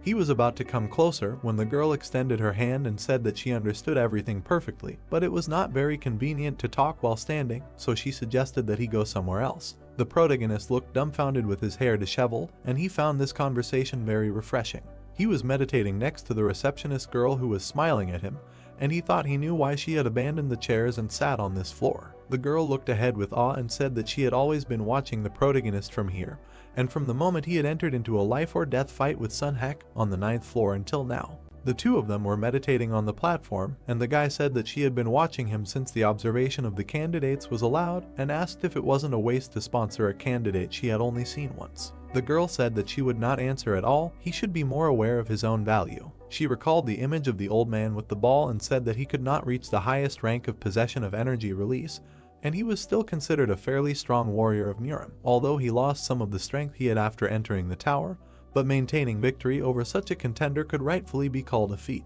The main character opened his mouth in amazement when the girl said that he should believe her, who was bound to this old man by a contract. Sun Jiun looked at her with alarm and sweat on his brow and realized that in this case, she could harbor a grudge against him. At this time, it was a watermill under the sun's rays, and the girl said that there was no need to escalate the situation because he was simply a good contender for points. The girl extended her finger, and a butterfly was about to land on it because she had managed to sign a contract with many applicants in her life but had never invited anyone into her domain. Sun Jiun stared at this butterfly, and the girl said that everything was until she saw him thanks to her previous applicant. Then she looked at the sleigh with slight malice and said that he should already guess what was what, and therefore decided to say it directly so that he would make an additional contract with her. The protagonist looked at her coolly through his bangs and asked if there were any benefits for him that he could get after this action. The two of them sat on the platform and looked at the forest when the administrator said that if he signed a contract with her, she could make him an apostle of the administrator of the White Crane Sword. He again became curious about what benefit he would get from becoming her apostle. She imagined a warrior in armor standing in front of the unique sign, and explained that in the tower, the term apostle refers to a candidate who enters into a special contractual relationship with the administrator, and the latter can only appoint one person as an apostle in his entire life, and only candidates who become apostles can acquire all the powers of the administrator. The protagonist thought about what was happening in surprise. He remembered the image of that very girl administrator of Steel Blood and realized that the patronage contract was so important, and realized that the girl then proposed to conclude a patronage contract, but did not bother to tell him about such important nuances. The white-haired girl was sitting on a pillow with a sword in her hands, and Sun Ji-yoon said that in the test tower it was said that an additional contract is a contract that can be broken at any time, and asked why she was offering him patronage that can only be presented to a candidate once in a lifetime under such unfavorable conditions. She said that, like that woman, she chose him to fulfill her long-standing wish. She imagined a huge sharp sword and said that she wanted the sharpest sword in the world, the best sword that would never break or become dull. She imagined the protagonist in a demonic form with shining eyes and saw that it had the potential to be sharper than any sword. Sun Ji-yoon stared through his bangs and realized that this was an old wish, and the Bloodlord had mentioned it earlier too, but it didn't seem like a simple wish. Then the protagonist looked at her and asked about the old wish. The white-haired girl looked ahead with trepidation and was about to tell him about it. Sun Ji-yoon stared at the puzzled girl, who said that the administrator's old wish was a memory that came from regrets in the past. She imagined a group of different administrators and said that the old wish was a right given to the administrator by the tower. The main character in this image found himself in a dark space, and such a test of the tower of an old wish is also a kind of test that the administrator can give to the applicant with whom the contract was signed. When the old wish is fulfilled, the applicant receives a reward. The girl slightly closed her lips and said, if suddenly it is possible to fulfill an old wish, then it will even be possible to change an event in the past. The main character's eyes bulged in amazement from such a statement. Sun Ji-yoon looked closely at the girl and asked how it is possible to change some event in the past, because such a thing is absolutely impossible. The girl lowered her head and explained with trepidation, since he had already gone through the test of the tower so many times before today, he should know perfectly well whether she is telling the truth or lying. The brunette looked at her intently and understood that she was not lying. He remembered how he was trapped, tried to get out of it in his various moments from the past, because if we are talking about the tower, then it is definitely not lying. The guy frowned slightly from under his brows. The two of them were sitting under the roof and chatting when Sun Ji-yoon asked if he could ask just one question. He looked at her warily and asked about fulfilling her long-standing wish. How high should he go up in the test tower? The girl immediately timidly scratched her cheek and looked away. Sun Ji-yoon looked at her with sweat and slight anxiety when he heard that it had to be at least the last floor. The message that the contract had been concluded. This administrator, nicknamed White Crane, began to jump happily because she said that he would make an excellent choice and would not regret it under any circumstances. Sun Ji-yoon immediately stretched out his arms to hug the girl and realized that he had made a contract with her after all. He imagined a huge gloomy tower and realized that it was the last floor, because he learned that the top of the tower was the goal that needed to be reached in order to fulfill the administrator's long-standing wish. The main character looked ahead with a surprised expression when the notification that he had been recognized as the true apostle of the administrator, the White Crane Sword, popped up. As an apostle's privilege, the effectiveness of the powers and skills of the dimension increased by 10% and also mana increased by 3. Currently, the challenger Sun Ji-yoon was recognized as the apostle of 2 administrators, and as a privilege, his agility increased by 3, but he knew that he could not pass up this kind of advantage that allows him to immediately become stronger. He remembered that the girl showed her sharp blade and received an unexpected gift.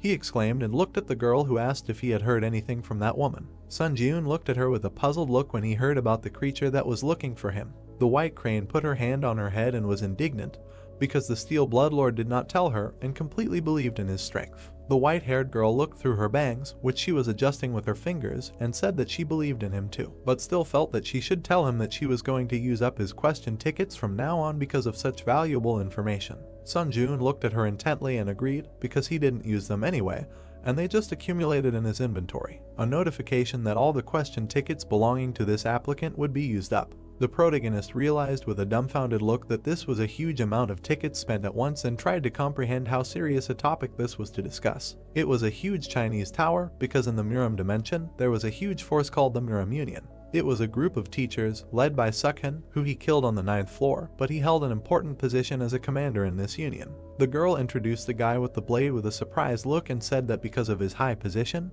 there were people from that dimension who were looking for Sun Jun. The main character stood in front of the girl under the shadow and assumed that she meant that the Muram Union would pursue him to kill him. Bruce stared at her when she refused and corrected him that the Muram Union was currently in disarray due to the fight for the vacant position of commander. Our hero became curious about who wanted to take revenge on him then. She answered that it was the sword, the dragon of the Namgun family, when suddenly a magical portal appeared in the city of Tokyo. It was the heavenly dragon sword, Namgun Hayek, who flew out of the portal. This heavenly dragon looked at everything around him arrogantly, because he was a creature that in the Muram dimension, where everyone was obsessed with martial arts, was called a genius. All the fighters immediately flew with swords to attack Namgun, because he was looking for Sun Jun, using revenge as an excuse, but in reality, he was driven by simple curiosity. Namgun stuck his glowing blade into the ground when a whole crowd was flying at him, and the girl said that she did not know when this would happen, but if he encountered them, he should be ready to risk his life. These fighters were immediately bloodied and killed by the blade of the heavenly dragon. The message that there was a transfer to the waiting room. Through the magic portal, the protagonist found himself in a room and was about to take off his jacket. He then looked away warily and thought about Namgun. He opened the inventory window again and realized that he was being sought by a psychopathic killer from the Muram dimension and realized that he needed to go to that dimension himself. A notification that he had purchased the powers of the steel wings and spent 15 forge points and purchased the homecoming stone. He held a magic stone that emitted an aura in his hands, and now he had learned something new. But it was little that I had no choice but to level up like crazy before he met Namgun. A notification that the absorption of the homecoming stone, the destination, the earth. The protagonist immediately found himself in his room and was looking at his phone. He stared at his phone. He saw a bunch of missed calls and messages from Heian. It was a brunette in a white shirt who was worried because once he read the message, he should immediately head to the Hunter Association. Sun Jun stared at the phone and guessed that something might have happened. He activated the power of steel wings. Suddenly, magical wings appeared behind him. He immediately rushed to fly at high speed to the association. They were transported to the Hunter Association, where people were crowded. The hunters walked in a crowd and looked at each other when one of them said that he was glad that this was not a forced mobilization. And judging by the video, he really is ruthless and bloodthirsty. They were trying to figure out what will happen to Japan from Namgun now. Then the hunters began to look up in surprise. They saw the protagonist quickly land on the ground. He waved his hand at the guys, apologized for such an appearance. Then he ran inside while being watched. A crowd of people looked at the guy who had left in surprise and realized that he had just flown. The protagonist was met by Heian and her boss, who were happy to see him and assumed that he had gone through a lot of trouble in the tower. The protagonist stood in front of the guys and extended his hand, saying that they hadn't seen each other for a long time and asked why he was urgently ordered to come. Heian smiled and put her hand to her chest, saying that a serious incident had just happened in Japan. She was worried that he would go to Japan alone if he found out about this incident, so she urgently contacted him. The director of the association took the remote control in his hands and wanted to turn on the news on TV. Because he assumed that talking was not very effective, it was better to see everything with your own eyes. He showed what the hunters were watching, the black portal in space, and it was a video from the body cameras of the Japanese hunters. Suddenly, purple rays started to emit from that black portal. Because this place was Tokyo and feeling the strong wave of the gate generation, the Japanese Hunter Association formed a response team and sent 7 rank hunters to the scene. At that moment, Namgun was standing on the street after killing all the hunters. Because he was the person who appeared from the portal, shocked everyone with his appearance. Because he killed 6 hunters in just a few seconds, and it is assumed that this is the first time that a challenger from another world invaded the Earth's dimension. The main character exclaimed slightly and realized that it might be about Namgun. All the guys were standing opposite each other in a large hall, and Sun Jun inquired about the hunters who had just left and asked if they were trying to recruit a team to support Japan. The brunette in the suit slightly inclined his head and said that in such an unprecedented situation, almost all countries focused on protecting their hunters, preventing the outflow of hunting resources to Japan, and the same applied to Korea because they did not recommend supporting Japan. Then he picked up the remote control again and said that it was the body camera of the only survivor. At that moment, Namgun was coldly walking towards the wounded fighter, who was begging for mercy. The heavenly dragon at that moment looked bloodthirstily at the last survivor. This warrior with black hair, with glowing eyes, looked at the wounded man and said that his name was Namgoon, and he was a heavenly sword dragon who came to avenge Sukhan.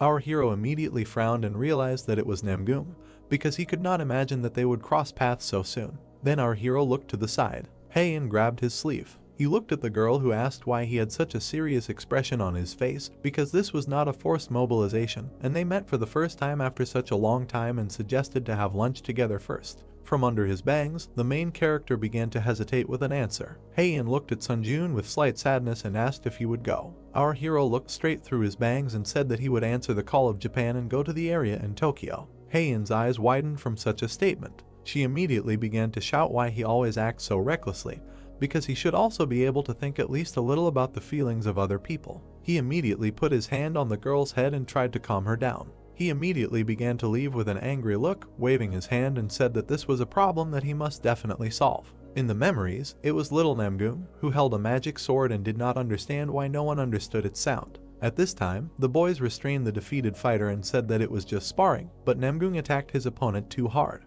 When the boys were standing on the platform for duels, an old man walked up to them and said that at 13 years old, to master the released energy is strong, and his achievements exceeded even his own expectations. Sanok, that I was in a yellow cape, greeted the sword master. Under the setting sun, this old man stroked the young fighter's head and said that martial arts are not intended to harm people, but as a path to excellence. At that moment, little Namgoon looked puzzled at the hand of the old man, who told him that it is impossible to hurt people without reason. The message that the test tower selects the strongest from the Muram dimension. He remembered how the crowd of guys rejoiced, because their young master had already reached the 20th floor of the tower. At that moment, Namgoon clenched his fists in anger, because as he thought, he was missing something and climbing the tower on his own did not satisfy his desire. At that moment, he stood far away in the shadows and realized that such an incredible feat was accomplished in just 17 years, but for him, it was not enough. Through his lips, he apologized to his mentor because, as expected, he used his skills in killing people. He bloodthirstily thrust his sword into the enemy's head and used the rite of spatial invasion. His silhouette stood on the ruined remains of the city burning in flames and declared that he was no longer satisfied with death from fools, and in Muram, he could not kill whenever he wanted. He frowned maliciously and realized that he thought that this scoundrel named Sunjun would be able to dispel his boredom. At this time, the main character walked out of the airport under the rays of the sun. He was met by a girl in a suit and pointed to the car. He was driving a black car under a police motorcade. Then the protagonist followed a girl in a suit who pointed him inside because other hunters were waiting for him there. Seung-hoon and Chunseok at this time noticed the presence of the protagonist and looked at him sarcastically because after the test on the 10th floor, fate brought them together again. The protagonist entered the room where his former friends were sitting and heard in the Hunter Association about their possible participation, but they really came, but asked if these were all the hunters who responded to the call of Japan. Seung-hoon answered that another candidate from America should arrive soon. Our hero stood in front of the grinning guys and understood that it was safe to say that each of their guys has the skills of an S-rank hunter. The brunette stared ahead and understood that the challenger from the other world that appeared in the Tokyo area was a real monster that even the three of them might not be able to defeat, and he hoped that the challenger that was supposed to come from America would be just as strong. Suddenly, the door to their office opened. Sun Ji-yoon tried to look to the side. Then his eyes widened. A red-haired girl named Catherine entered the room and recognized him as well. The brunette in a suit looked at the protagonist and was surprised that the guys could know each other. Sun Ji-yoon replied that they had crossed paths in the tower once. Catherine scratched her head in embarrassment and looked away, saying that she really didn't want to meet him under such circumstances. The guy replied that they could hardly meet differently. The brunette looked at the indignant Catherine, who wanted their meeting to take place in a more normal setting. He explained that they had initially met in a less than normal setting and asked how she planned to make the meeting a normal life. She pointed out that he was right about this and asked if he couldn't have said the same thing in a softer way. Seung-hoon watched through his mask and realized that it looked like a lover's quarrel. All the guys looked at the couple who were talking to each other, and Sun Ji-yoon replied that it was not like that. The girl in the suit put her hand on her chest and was glad that all the candidates had finally gathered and apologized for the late introduction because she was the president of the Japanese Hunters Association named Eri Chika. The protagonist's eyes widened in surprise because this was the president of the Japanese Hunters Association, and when she came to meet him at the airport, he thought that this was a staff member and this must mean that Japan is currently in despair. Melina spread her arms out to the hunters and said that no other support was expected and the situation was more serious than expected, so other countries carefully monitor the dispatch of their hunters. Chunseok and Catherine looked around in confusion and realized that even if it was a strict control, how could only 4 people come from all over the world when the situation was even worse than they thought? Alina's hand shook convulsively, clenching her fists, and said that no one wanted to help them at the moment. Alina immediately bowed to the hunters and said that they were all who came to the situation. She was sincerely grateful to them. Catherine watched as the protagonist helped Aerie stand up and said that now was not the time to bend her back. Catherine continued to look at the protagonist in surprise, who was about to help the president, and realized that he looked so emotionless on the outside, but there was still something in him. The protagonist at this time replied that instead of bending her back, Aerie should better give them a higher reward. Sun Ji-yoon put his hand to his chest and cried out that he asked for the promised reward to be double, and then they would actively support Japan to solve the problem that had arisen. The main character smiled maliciously through his bangs and realized that growth was waiting for him, because he was not here to be a hero or to show humanism, because he was only interested in the rewards and growth that he would receive by killing Namgung. The brunette looked at the player and said that in such a crisis situation, she acted too emotionally, and the creature that appeared in the Tokyo area was definitely an unusual monster, so she would have to risk her life, and they promised to double the reward. Then Aerie stretched out her hand towards Ka and said that it was not only that the situation was hopeless, because they also had chances. She imagined the image of Catherine, who emitted fire and sparks of light from herself because her abilities could change the situation in this battle. It was a fiery core that was controlled, because she has the power to suppress flames. All the hunters looked at the American girl in surprise as she said that if she could touch an opponent stronger than herself with her flames, all of the opponent's stats would drop by 10 and some of their skills would be randomly sealed. Catherine clenched her fire fist and looked away, noting that with this power, they could seize the initiative, and of course, if only she could touch Namgung. The brunette looked coolly through his bangs and said that in a word, they must create a situation so that they would have a chance to use this power. A military helicopter was flying in the sky, and this was the latest news. A military helicopter was flying over the ruined city, and the news said that the Chinese hunter Peng, who went to the Tokyo area alone to provide support, had just met a challenger from another world. While Namgung was sitting on the destroyed car, a hunter came up to him, and the news said that they were not moving, but both sides looked like they were talking to each other. The news discussed that this was a possible situation. As far as they knew, all the challengers of the trial tower could talk to each other regardless of the dimension or country. At this time, the heavenly dragon looked at the fighter and thought that he might be Sun Ji-yoon. This guy in green armor said that he was Peng from China and would make him live for looking down on the earth dimension so disdainfully. Namgung frowned in displeasure, closed his eyes, and did not understand why the one he told to come did not come, and there were only bugs walking around. At this time, Peng quickly rushed and punched Namgung. This brunette tilted his head and noticed this fist technique. With slight bruises on his face, he looked at the fighter arrogantly and found it interesting. Then Peng suddenly froze and his eyes widened. There was a powerful explosion that threw everything around. The hunters watched the helicopters for this explosion and realized that the Chinese hunter had started acting alone and the situation was starting to take a turn for the worse. Catherine looked at the protagonist in the red suit, who turned to her and said that if she ended up in the air, she should land correctly. The brunette looked through his bangs and said that he had a very good idea. Catherine looked closely at the protagonist and said that there was a skill called the Purity Jump, which makes her immune to all damage from falling, and that would be enough. Sun Ji-yoon looked at the girl and said, if the plan is from work, then he will be able to deal a strong blow to the enemy, and at that moment it will be necessary to immediately activate his power. He immediately grabbed the girl by the waist, who was scared, and said that they needed to get out. They immediately quickly jumped off the helicopter and the power of steel wings was activated. At this time, Chunseok along with Seung-hoon grabbed onto the side of the helicopter and were about to jump when the magician suggested that Sun Ji-yoon was doing his best to do it himself. They both immediately jumped down. Catherine flew face to face with the main characters and realized that he really was not okay to hit. Where did you see a person in such a situation throwing himself into the air without giving any explanation? The two of them flew down, and Sun Ji-yoon noted that he was glad that the Chinese hunter had pissed off Namgung. Sun Ji-yoon hugged the girl by the waist in flight and said that as soon as Namgung opened up, she should immediately use her strength.